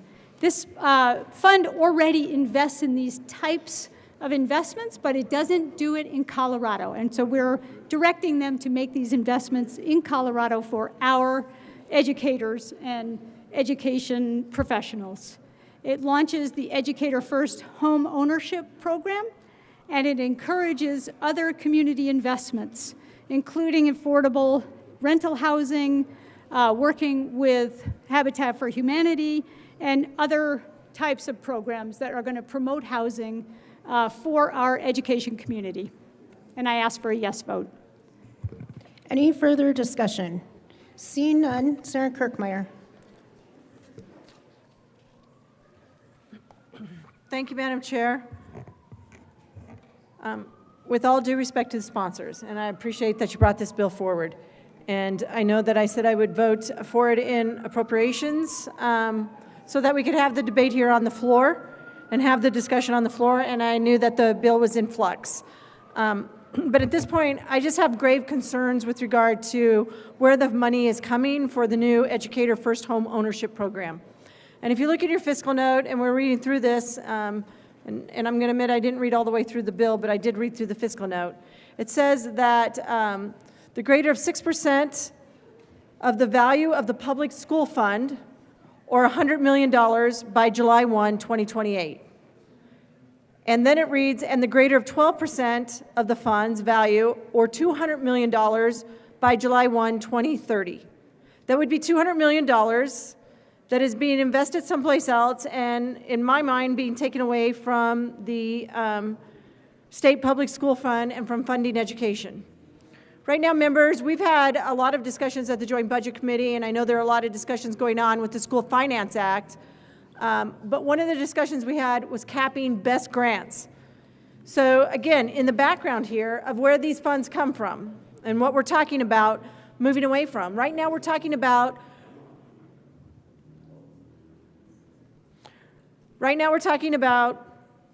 capping best grants. Best grants are used for public school construction. And we're talking about capping them pretty substantially. We talked about it, doing it in the Joint Budget Committee. We are not carrying that bill because that is actually going to be in the new School Finance Act to cap dollars going to public school construction facilities. Those are schools that are being built all throughout our state. The amount of funds that are needed to fund these public school facilities, I couldn't find it real quickly on my phone, but by tomorrow I will have it. The amount of grants that are being requested way outnumber the amount of dollars that we are investing. It just way outdoes that. And here we are going to, instead of putting more money into the best grants and funding capital, or more money into the public school fund, which eventually gets into paying for total program and other things in our state, paying for our education program, it's going to be put into, invested in community investments, and we're talking like a lot of money, $100 million by 2028 and $200 million by 2030. That's a lot. That is not going to education. I will remind you that the monies that come to the public or to the permanent trust fund, which is where these funds are coming from, comes from revenue that's derived off of state lands, public lands, that require in the Constitution that revenue derived off of there, and a lot of it is coming from, and I'm not saying all of it, but quite a bit of it comes from oil and gas and royalties that are coming off of state lands. A lot of those happen to be in Weld County. At one point, I don't know what it is now, but at one point, there was about $100 million coming off of those state lands related to oil and gas. It was coming off of those lands that was going into the permanent fund. Now, that was a few years ago. So again, I don't know what it is now, but I'm thinking it's still quite a bit of money. So it's not the severance taxes. It's royalties. It's minerals that the state owns on our public lands that constitutionally are required to go to the public school fund.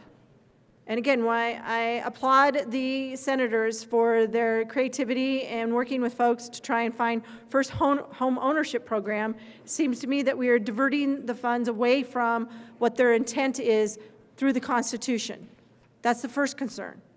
The second concern is this year, because of current law and because of just looking at how do we continue to ensure that we don't get back to a budget stabilization factor, we meaning the Joint Budget Committee, put into, and essentially it becomes a set-aside or a placeholder, I guess, not a set-aside, but a placeholder, until the School Finance Act gets through. But we took $150 million from general fund because we're gravely concerned about the state education fund becoming essentially insolvent within the next couple of years because of 1448 and the provisions that were passed last year in the School Finance Act, which is 1448, which increased funding into the total program. And then we still have to increase by inflation year over year. So if you increase the program by at least $120 million, and it could be more, depending on what comes in this School Finance Act this year, if that gets passed, it could be more, it keeps growing. In the first year, it was an 18% increase, and then add on inflation. In the next year, it was growing, and I know currently in the School Finance Act that's being proposed, it goes from like 15% in the first year to 30%. Every increase, the next year requires us to fund by inflation, to keep adding on inflation. That's why the state education fund is becoming insolvent within the next couple of state fiscal years. We literally will be down to, in the state education fund, like below zero. I think it was like minus $18 million or something of that nature. Currently, we receive about $1.1 to $1.2 billion in the state education fund. And don't get confused, these are not like new dollars. Essentially, this is all general fund money. But what has happened through Amendment 23 back in 2005 is 0.3 of 1% of income tax revenues that come into the state. So 0.3 of 1% goes into the state education fund versus just directly into the general fund. Typically, you would think that that would help us so that we don't have to keep increasing our general fund obligation, our state obligation to pay for education.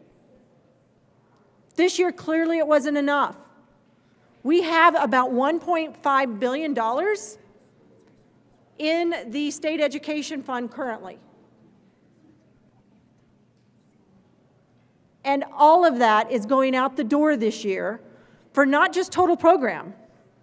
It's less than $1 billion that is going towards the total program. So alleviating the need for general fund, additional general fund dollars. That's what the state education fund was meant to be.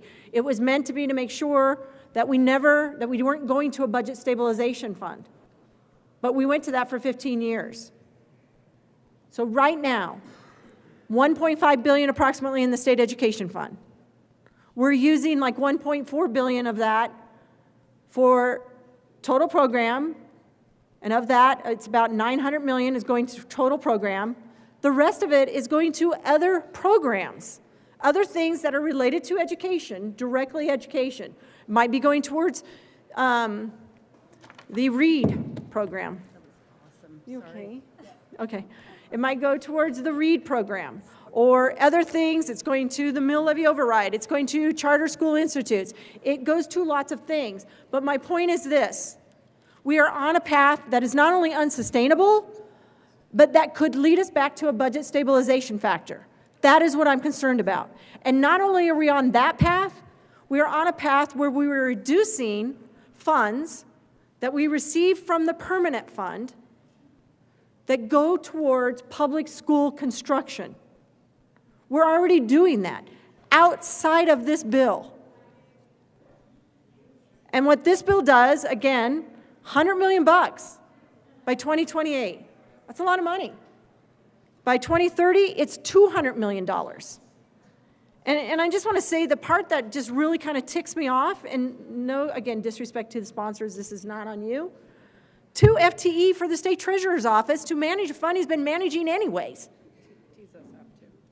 I know, they're ticked too. That to me is just ridiculous. I mean, I wish I would have been thinking more in appropriations and had amendments to just get that off of there, because that is ridiculous. He's already supposed to be managing these funds. So I am just gravely concerned because I'm not exactly sure how this will impact the rest of not only the permanent fund, but the state public school fund, which partially we rely on to fund education in this state. And how it's really truly going to impact the Public School Capital Construction Assistance Fund. I want you to think BEST program. I just want you to think this is how schools are funding their capital construction. And it's not just rural schools. And it's not to build whole schools. It's things like replacing roofs on schools, like in Loveland, or adding a new boiler someplace, or maybe improving an elementary school or a high school in rural Colorado because they can't afford it and their assessed values are so low, it doesn't matter what kind of mill levy they put out there, override, they aren't able to build a school. Or they aren't able to improve their 30-year-old school. And that's what we're talking about impacting, and impacting it more. We already know. The governor came in with a proposal in his budget to cap the BEST grant program. At the Joint Budget Committee, we said no. Well, at least one of us said no, so no bill. So you know what happens? Now it's in the School Finance Act to cap the BEST program. Where's the funding going to come from? Where does it come from? So in the fiscal note, there's information here that, you know, just so we understand, that in 24-25 up to 11 million went to the state public school fund, and then up to 30 million went to the public school capital construction fund. In 25-26, 5 million went to the state public school fund. 36 million went to the public school capital construction fund. In 26-27, up to $41 million is supposed to be going into the public school capital construction fund. And any remaining money stays in the permanent fund. Members, there is a whole flow chart, and I'm just not really sure, and I'm hoping maybe the bill sponsors can explain it, how it impacts this flow chart. How it impacts the money that goes to public education or to the charter school facilities assistance count. I mean, this flow chart, and this is what we received at the Joint Budget Committee with regard to how these funds are being used now. And I get it. We have money in a permanent fund that we are investing, and we use those monies and we flow it into public school capital construction, and we flow it into charter school facility assistance money, and money goes into the public school fund, school finance. So I don't know how much this is actually going to impact this flow chart, how much it will impact above and beyond already capping the BEST grants, which are funded out of these funds. But 1448 had a pretty complicated scheme. It's hard to follow, but we know there's an impact from 1448. Sorry to the good senator from El Paso. I supported that bill, but we had an idea of how it was going to impact and where the backfill was coming from. And in this case, we don't. We just don't know what the impact is. But I am gravely concerned our state education fund within the next couple of years becomes insolvent. I mean, what do we do in 2 years from now when there will be less than $400 million in what was a $1.5 billion fund? What do we do? How do we continue to fund education and ensure that we don't go back to a budget stabilization factor? We can't keep picking away at the funds. I'm telling you, at the Joint Budget Committee, we budgeted, we put a placeholder aside of $150 million of general fund so that we could try and stabilize the state education fund. And even still, we're just capping school construction. It will impact education. Again, I'm not faulting the good senators from Highlands Ranch, from Castle Rock, and from Boulder. I know this is probably a great idea, but at the same time, I'm gravely concerned about the impacts to funding education in our state. We just got rid of the budget stabilization factor last year after 15 years of balancing the budget on the backs of education and students. No one, I know no one, wants to go back to there.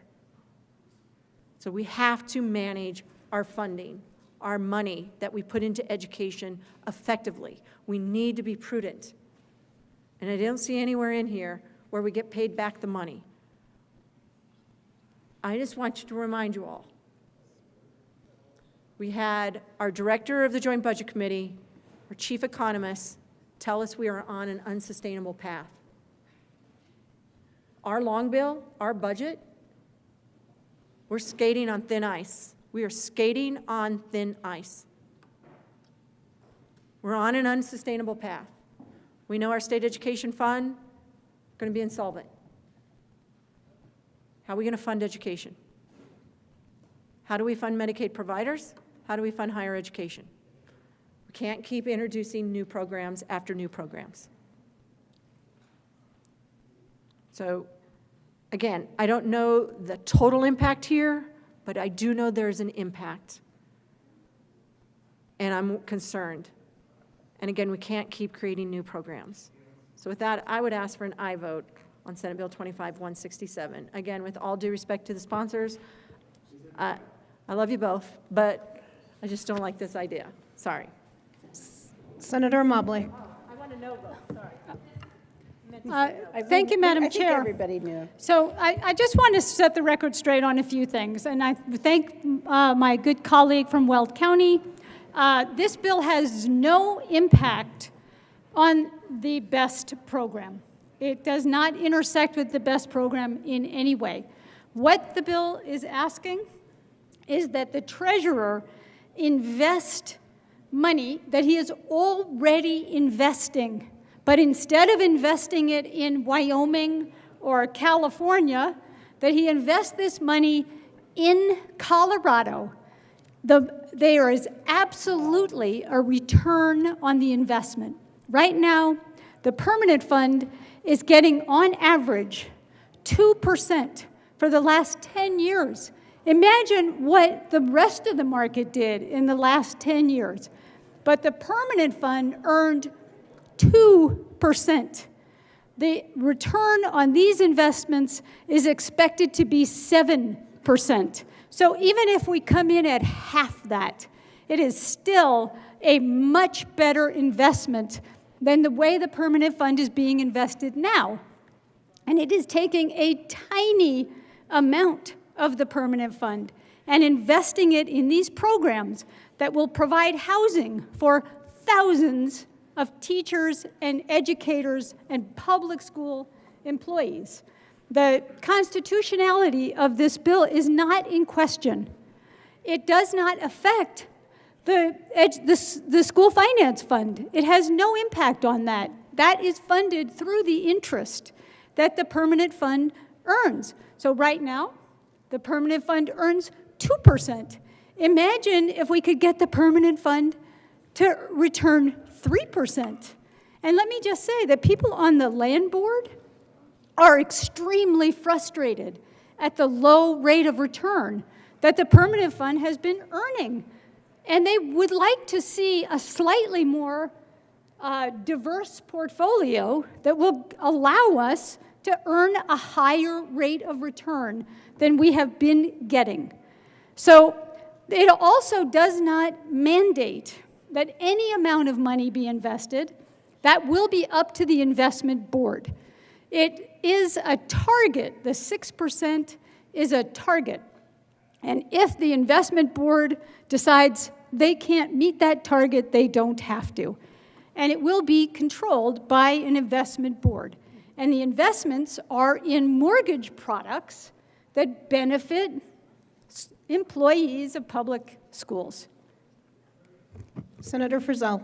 Thank you, Madam Chair. You know, I'd like to back up a little bit because let's talk about the public school permanent fund and, you know, what is it? So this is created in the Colorado Constitution. It's governed by the Colorado Constitution and state statute. It is Its use is extremely restricted to protect the principal and ensure that we have that rate of return. Like any fund, any investment fund, whether it's your personal retirement fund or whatever, you're diversified. And this fund is diversified. Apparently, the Public School Fund Investment Board, who oversees all the investments of the fund, they are content with their current rate of return. There are others who think that maybe they could do better than the 2%. This does not say that all of the funds should be invested in this program. All it says is that it can be invested up to a certain percentage in this program. Like any investment fund that is diverse, it's invested, the permanent fund is invested all over the place. Overseas, in the United States, in stocks, bonds, whatever.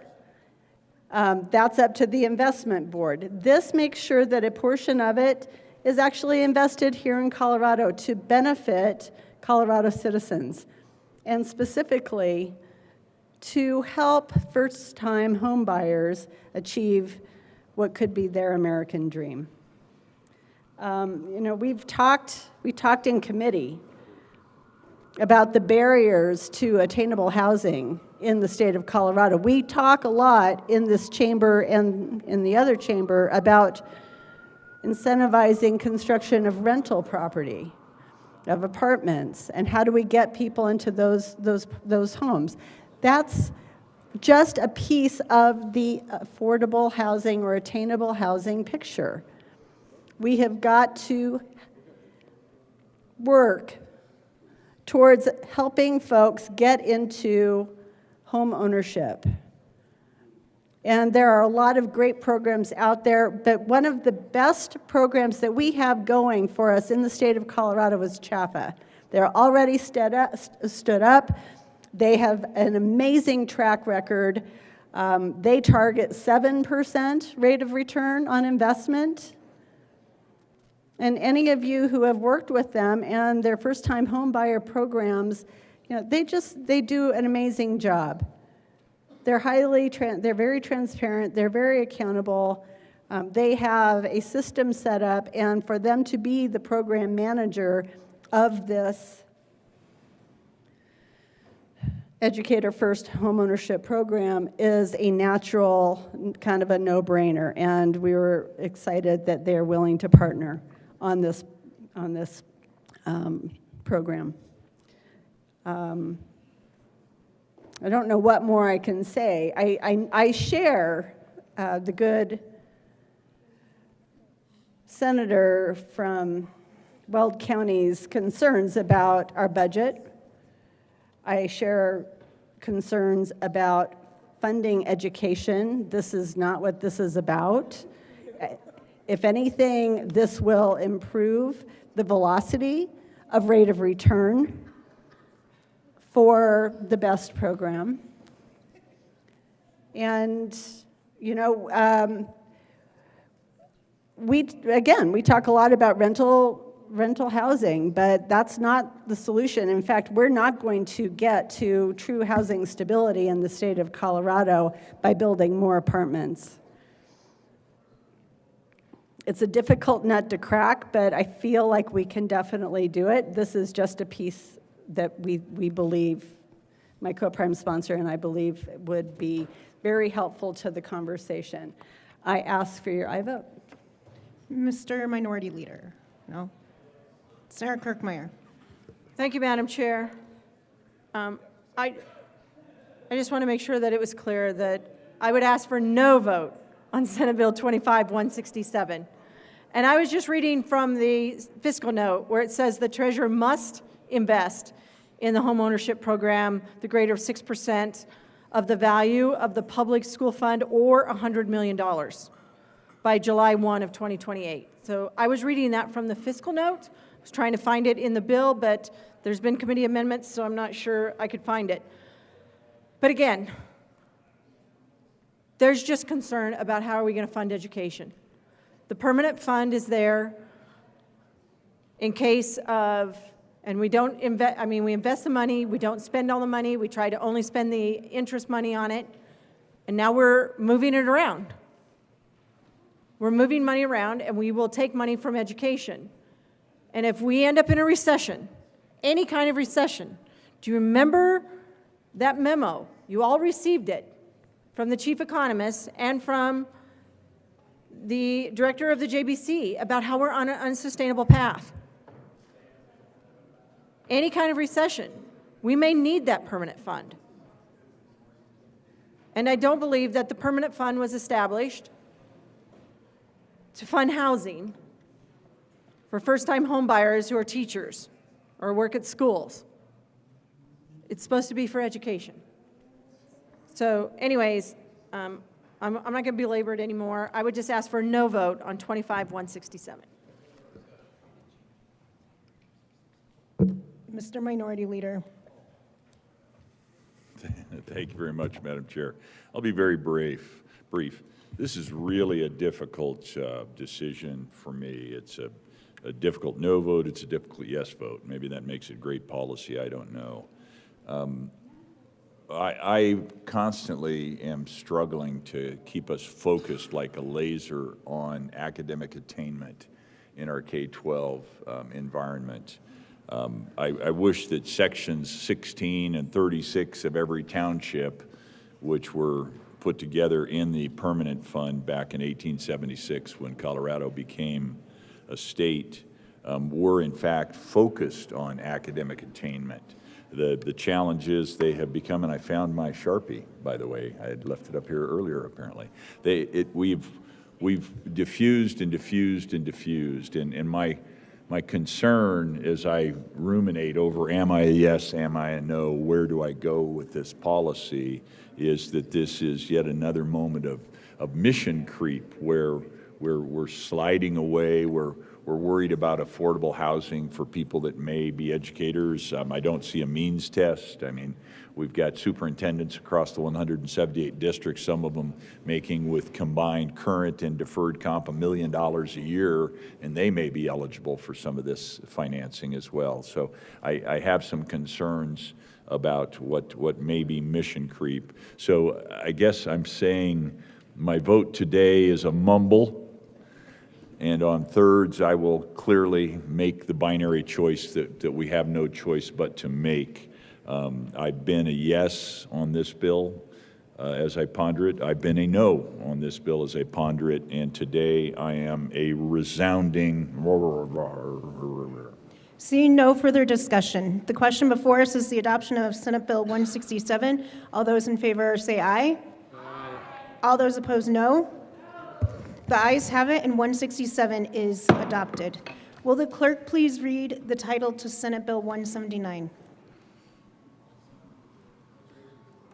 Senate Bill 179 by Senators Weissman and Snyder and Representatives Carter and Garcia, concerning the continuation of the Identity Theft and Financial Deterrence Act and in connection therewith implementing the recommendations contained in the 2024 Sunset Report by the Department of Regulatory Agencies.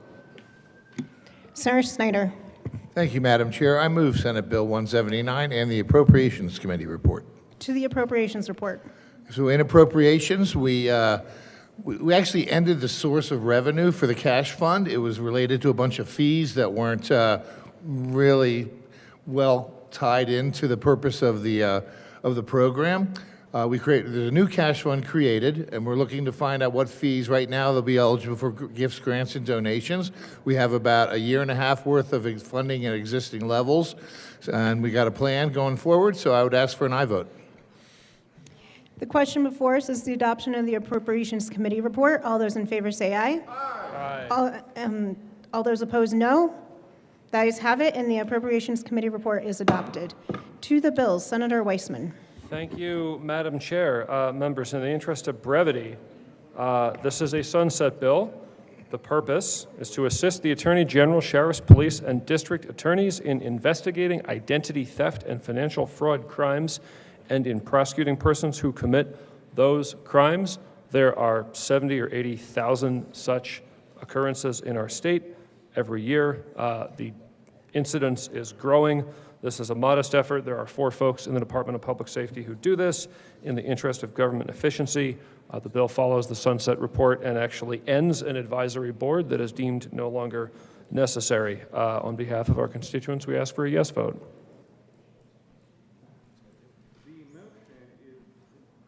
The motion is the adoption of Senate Bill 179. All those in favor say aye. Aye. All those opposed, no. The ayes have it. Senate Bill 179 is adopted. Mr. Shuffler, will you please read the title to Senate Bill 181? Senate Bill 181 by Senators Robertson, Winter, and Representative Leader and Lukens concerning the continuation of the Just Transition Advisory Committee and in connection therewith implementing the recommendations contained in the 2024 Sunset Report by the Department of Regulatory Agencies. Senator Roberts. Thank you, Mr. Chair. I move Senate Bill 181 and the Business, Labor, and Technology Committee report.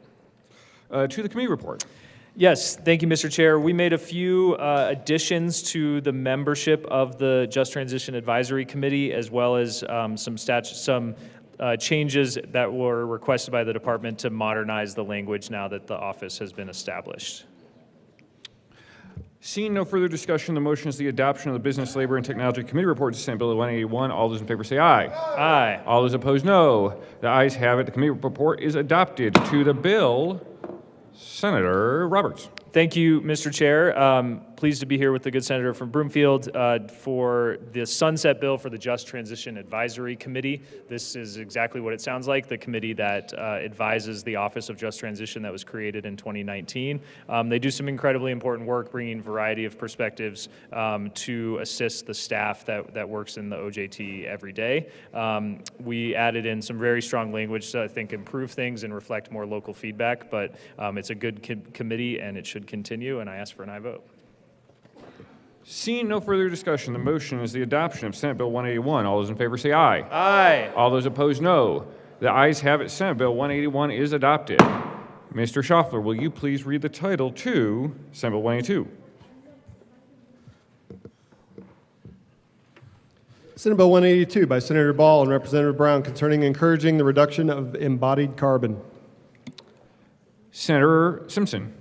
Thank you, Mr. Chair. I move Senate Bill 182 and T&E Committee report.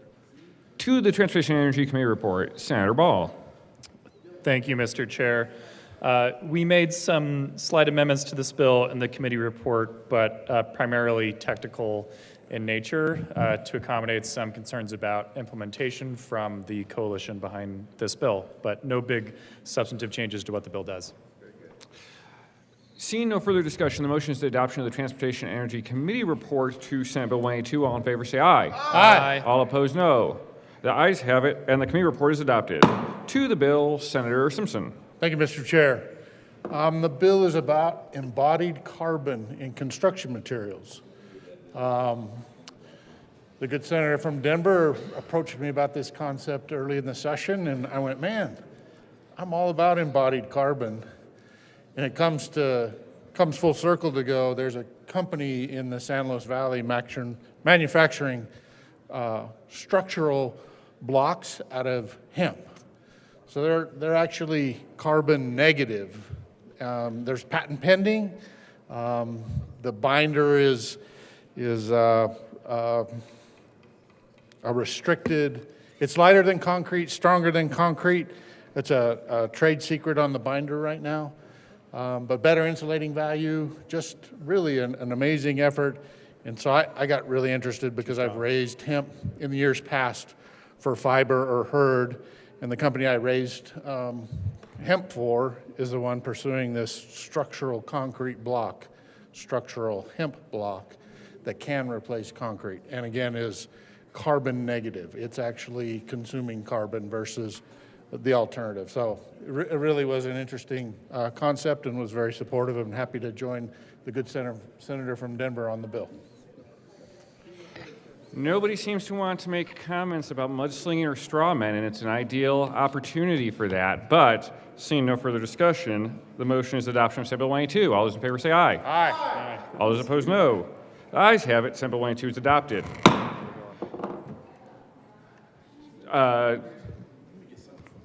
Mr. Shuffle, will you please read the title to Senate Bill 186? Senate Bill 186 by Senators Winter and Ball and Representatives Hamrick and Leader concerning the continuation of the Workers' Compensation Accreditation of Healthcare Providers Program and in connection therewith implementing the recommendations contained in the 2024 Sunset Report by the Department of Regulatory Agencies. Senator Winter. Thank you, Mr. President, and I move Senate Bill 86 and the Appropriations Committee report. To the Appropriations Committee report on Senate Bill 186. No conversation. Motion is the adoption of the Appropriations Committee report, Senate Bill 186. All those in favor say aye. Aye. Opposed, no. The ayes have it. The Appropriations Committee report is adopted. To the bill. Senator Winter.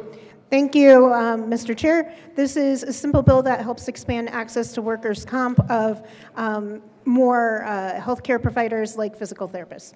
Excellent. Seeing no further discussion, the motion is the adoption of Senate Bill 186. All those in favor say aye. Aye. Opposed, no. The ayes have it. Senate Bill 186 is adopted. Mr. Schauffele, please read the title of Senate Bill 189.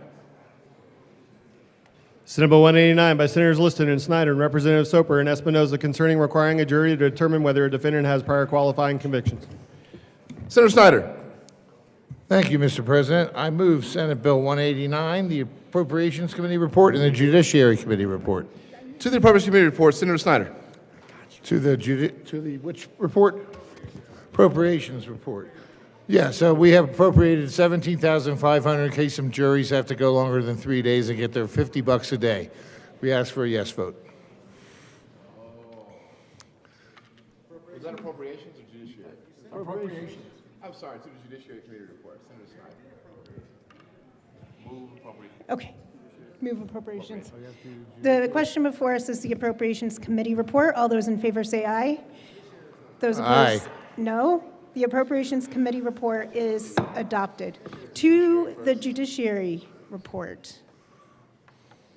Keep going. Senator Snyder. Thank you. In Judiciary Committee, we put on 2 amendments. One of them, we had really worked hard with all the stakeholders, and we had hearing in there, and we changed that to habitual proceeding. And we have actually a floor amendment coming up that further refines that.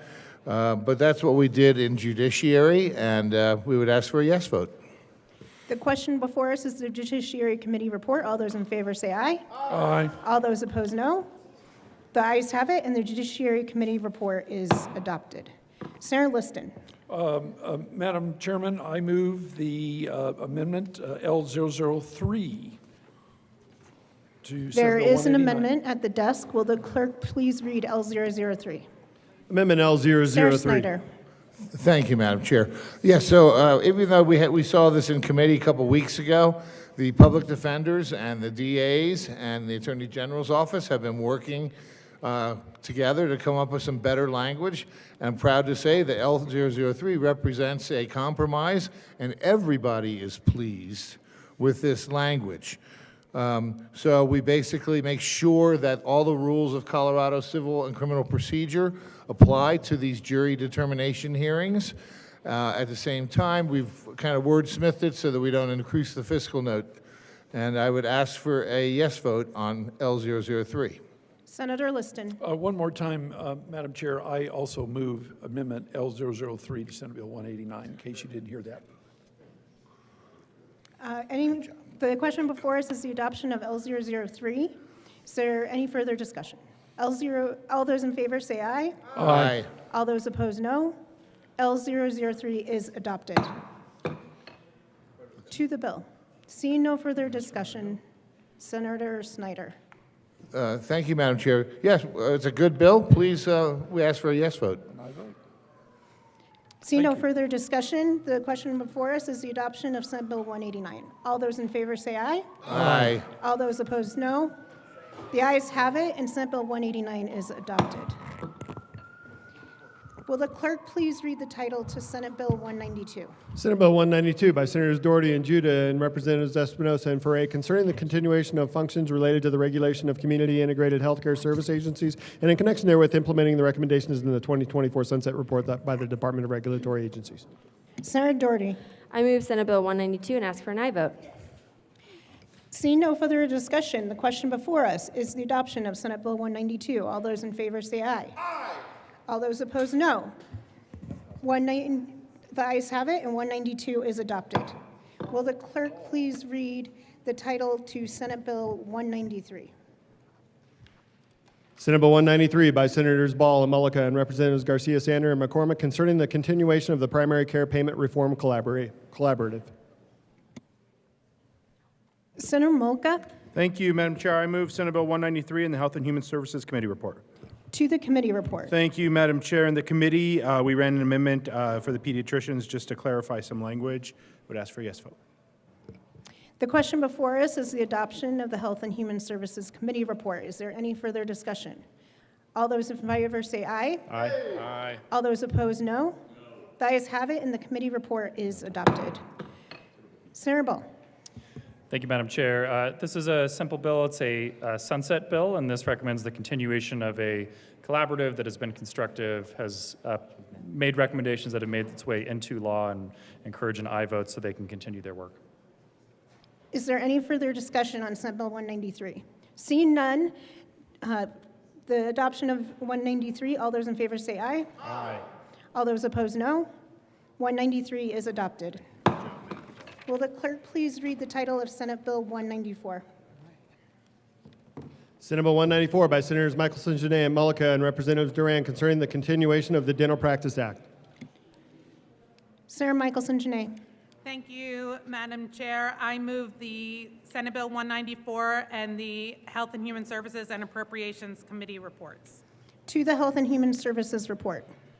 I have an amendment to the Health and Human Services report.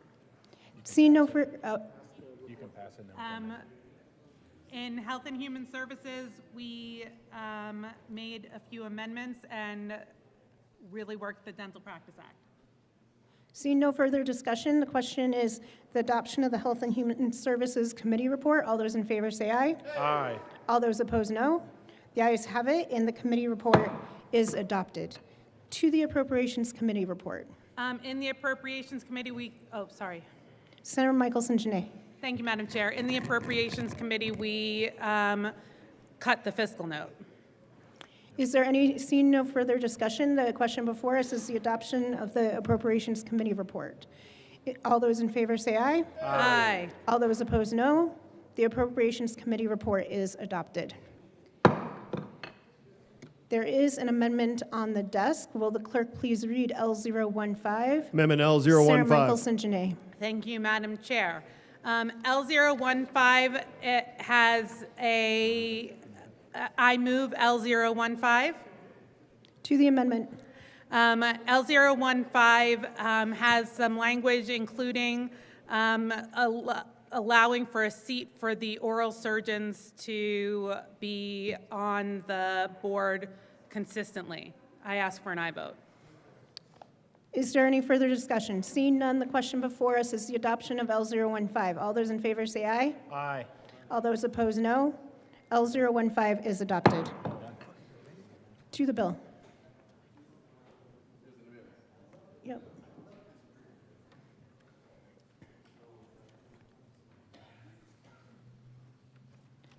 And there is an amendment at the desk. Will the clerk please read L016? Amendment L016. Senator Michelson, Janae. Thank you, Madam Chair. L016, I move L016. To the amendment. The amendment adds language regarding mental and physical health examinations and strikes stakeholder input for peer health vendor selection and adds processes for stakeholders to share comments on that vendor selection. I ask for an aye vote. Seeing no further discussion, the question before us is the adoption of L016. All those in favor say aye. Aye. All those opposed, no. The ayes have it, and L016 is adopted.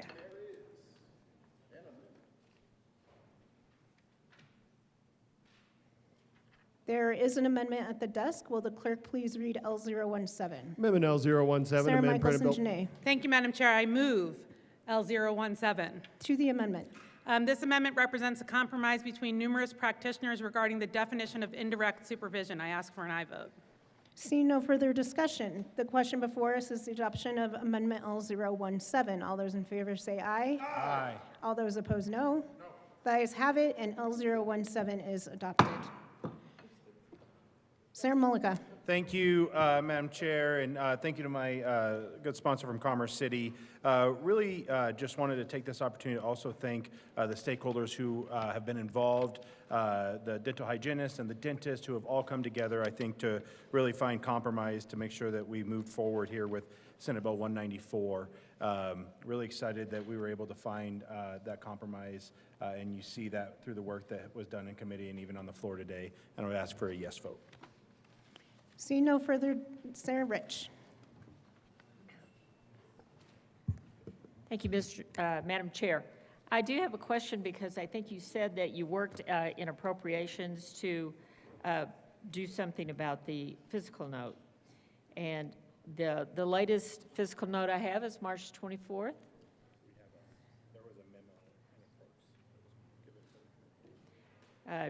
Can you tell me how that changed the appropriation? Senator Michelson Janae. Thank you, Madam Chair, and thank you to the senator from Grand Junction. In Appropriations Committee, we got rid of the jurisprudence exam, which is the bulk of the cost on the fiscal note. Thank you, Madam Chair. Could you be just a little bit more specific? Because, you know, in the out years, especially 27, 28, it has a really big effect on the taxpayer Bill of Rights of $3 million.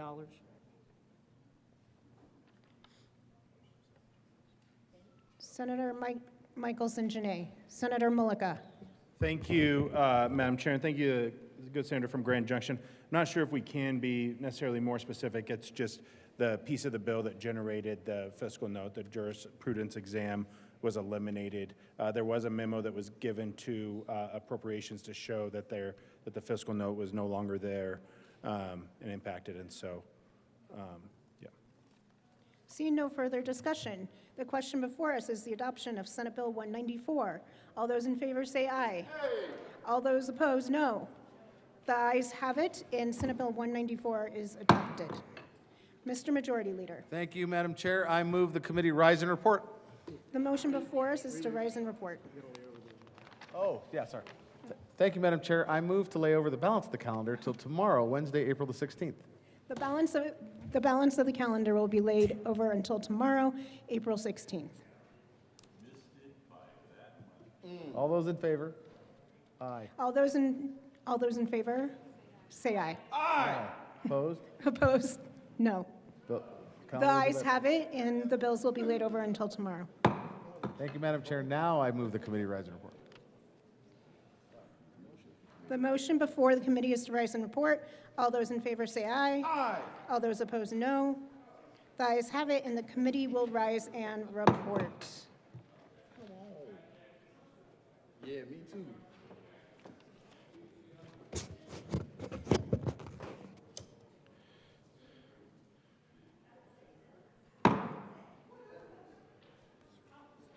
Senate will come to order. Senator Winter. Thank you, Mr. President. The committee has met and had a number of bills under consideration. Will the clerk please read the report? April 15, 2025. Mr. President, your committee of the whole begs leave to report has had under consideration the following attached bills, being the second reading thereof, and makes the following recommendations thereon. Senate Bill 276 as amended, Senate Bill 27 as amended, Senate Bill 34 as amended, Senate Bill 53 as amended, Senate Bill 167 as amended, Senate Bill 179 as amended, Senate Bill 181 as amended, Senate Bill 182 as amended, Senate Bill 186 as amended, Senate Bill 189 as amended, Senate Bill 192, Senate Bill 193 as amended, Senate Bill 194 as amended, passed on second reading and ordered engrossed and placed on the calendar for third reading and final passage. House Bill 1154, House Bill 1283, House Bill 1219, House Bill 1272, Senate Bill 30, Senate Bill 155, Senate Bill 158 laid over until April 16, 2025, retaining their place in the calendar. Mr. Schaffler, please excuse Senator Snyder.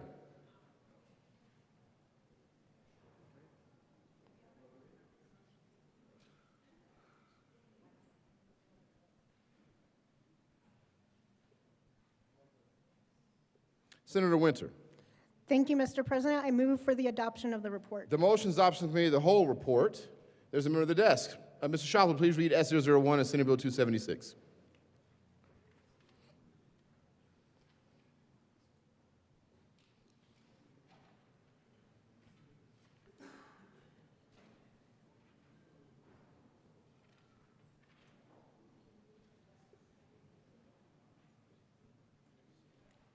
Amendment S001, the Senator Bright moved to amend the report of the Committee of the Senator Whole. Bright. Thank you, Mr. President. I move S001 to Senate Bill 276. To the amendment. Yeah, just wanted to make this amendment to the Committee of the Whole to check the vote on that. Further discussion? Seeing none. There is discussion. Seeing no further discussion, the motion is the adoption of S001 and Senate Bill 276. Are there any no votes?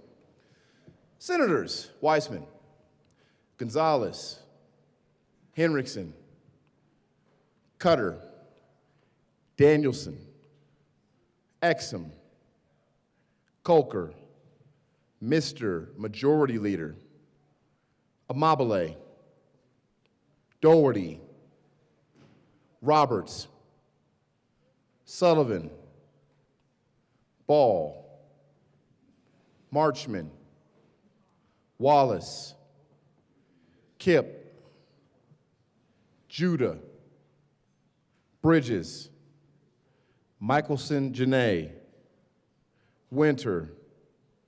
Please add the president. With a vote of 12 ayes, 21 no, 0 absent to excuse, S001 and Senate Bill 276 is lost. Any further discussion? Seeing none, the motion is the adoption of the Committee of the Whole report. Are there any no votes? Senators Frizzell, Rich, Liston, Baisley, Kirkmeyer, Pelton R., Carson, Bright,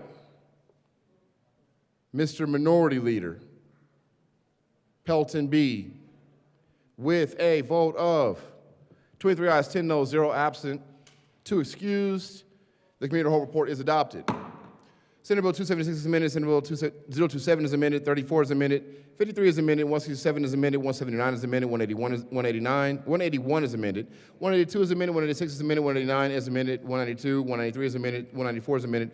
Pass and serve in order and gross and place the counter for third reading and final passage. House Bill 1154, 1283, 1219, 1272. Senate Bills 30, 155, and 158 laid over into 416, 2025, retaining their place on the calendar. Majority Leader Rodriguez.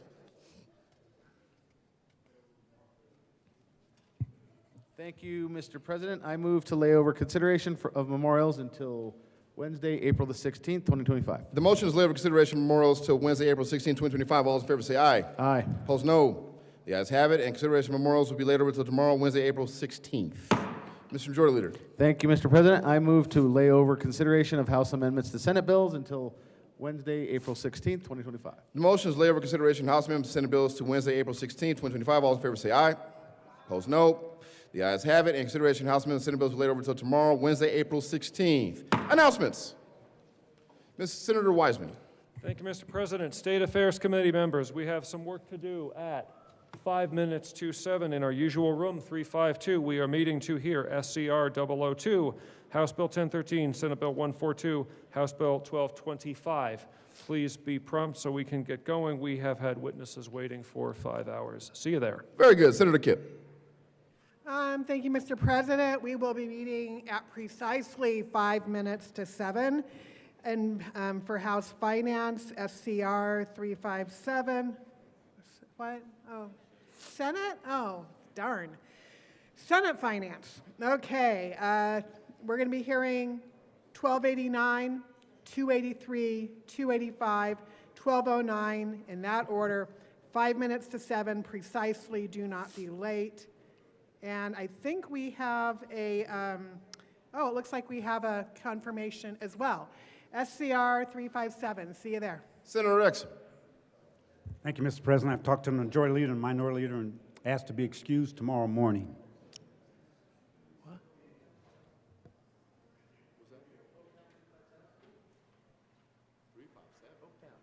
Yes, correct. You don't know the group? No. Anybody else? Seeing no further announcements from the... Senator Exum will be excused. Thank you, Senator Exum. Mr. Majority Leader. Thank you, colleagues, for a productive day.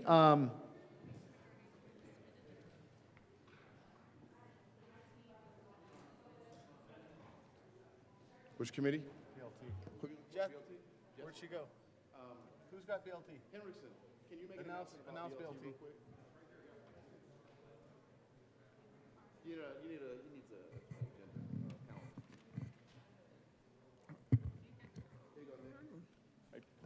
Senator Henriksen. Thank you, Mr. President. 15 minutes behind adjournment in Old Supreme Court, Business, Labor, and Technology Committee will be meeting to hear consideration of appointments to the Board of Mortgage Loan Originators, the members of the State Plumbing Board, the members of the State Internet Portal Authority, the member of the Uninsured Employer Board, and House Bill 1004. Very good. Now, Majority Leader Rodriguez. Thank you, Mr. President. Colleagues, we have to read some bills and committee reports across the desk later. Today? No. Judy. Jeff, are you doing conference committees today? JBC? Nope. Nope. Did we make an announcement? Do we have to announce?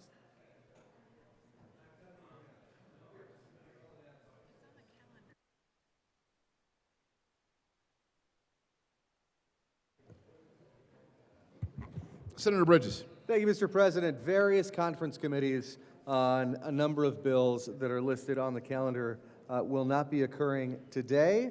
They may be occurring tomorrow.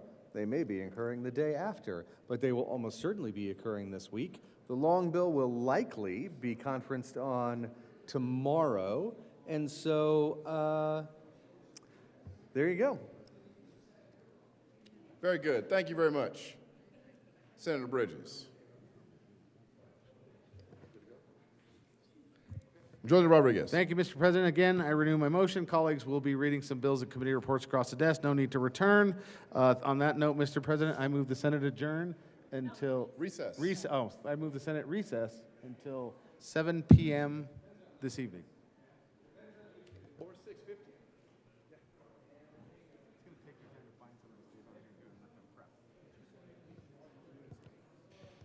The motion is to recess until 6:50. All in favor say aye. Opposed, no. The ayes have it. The Senate will recess until 6:50 p.m.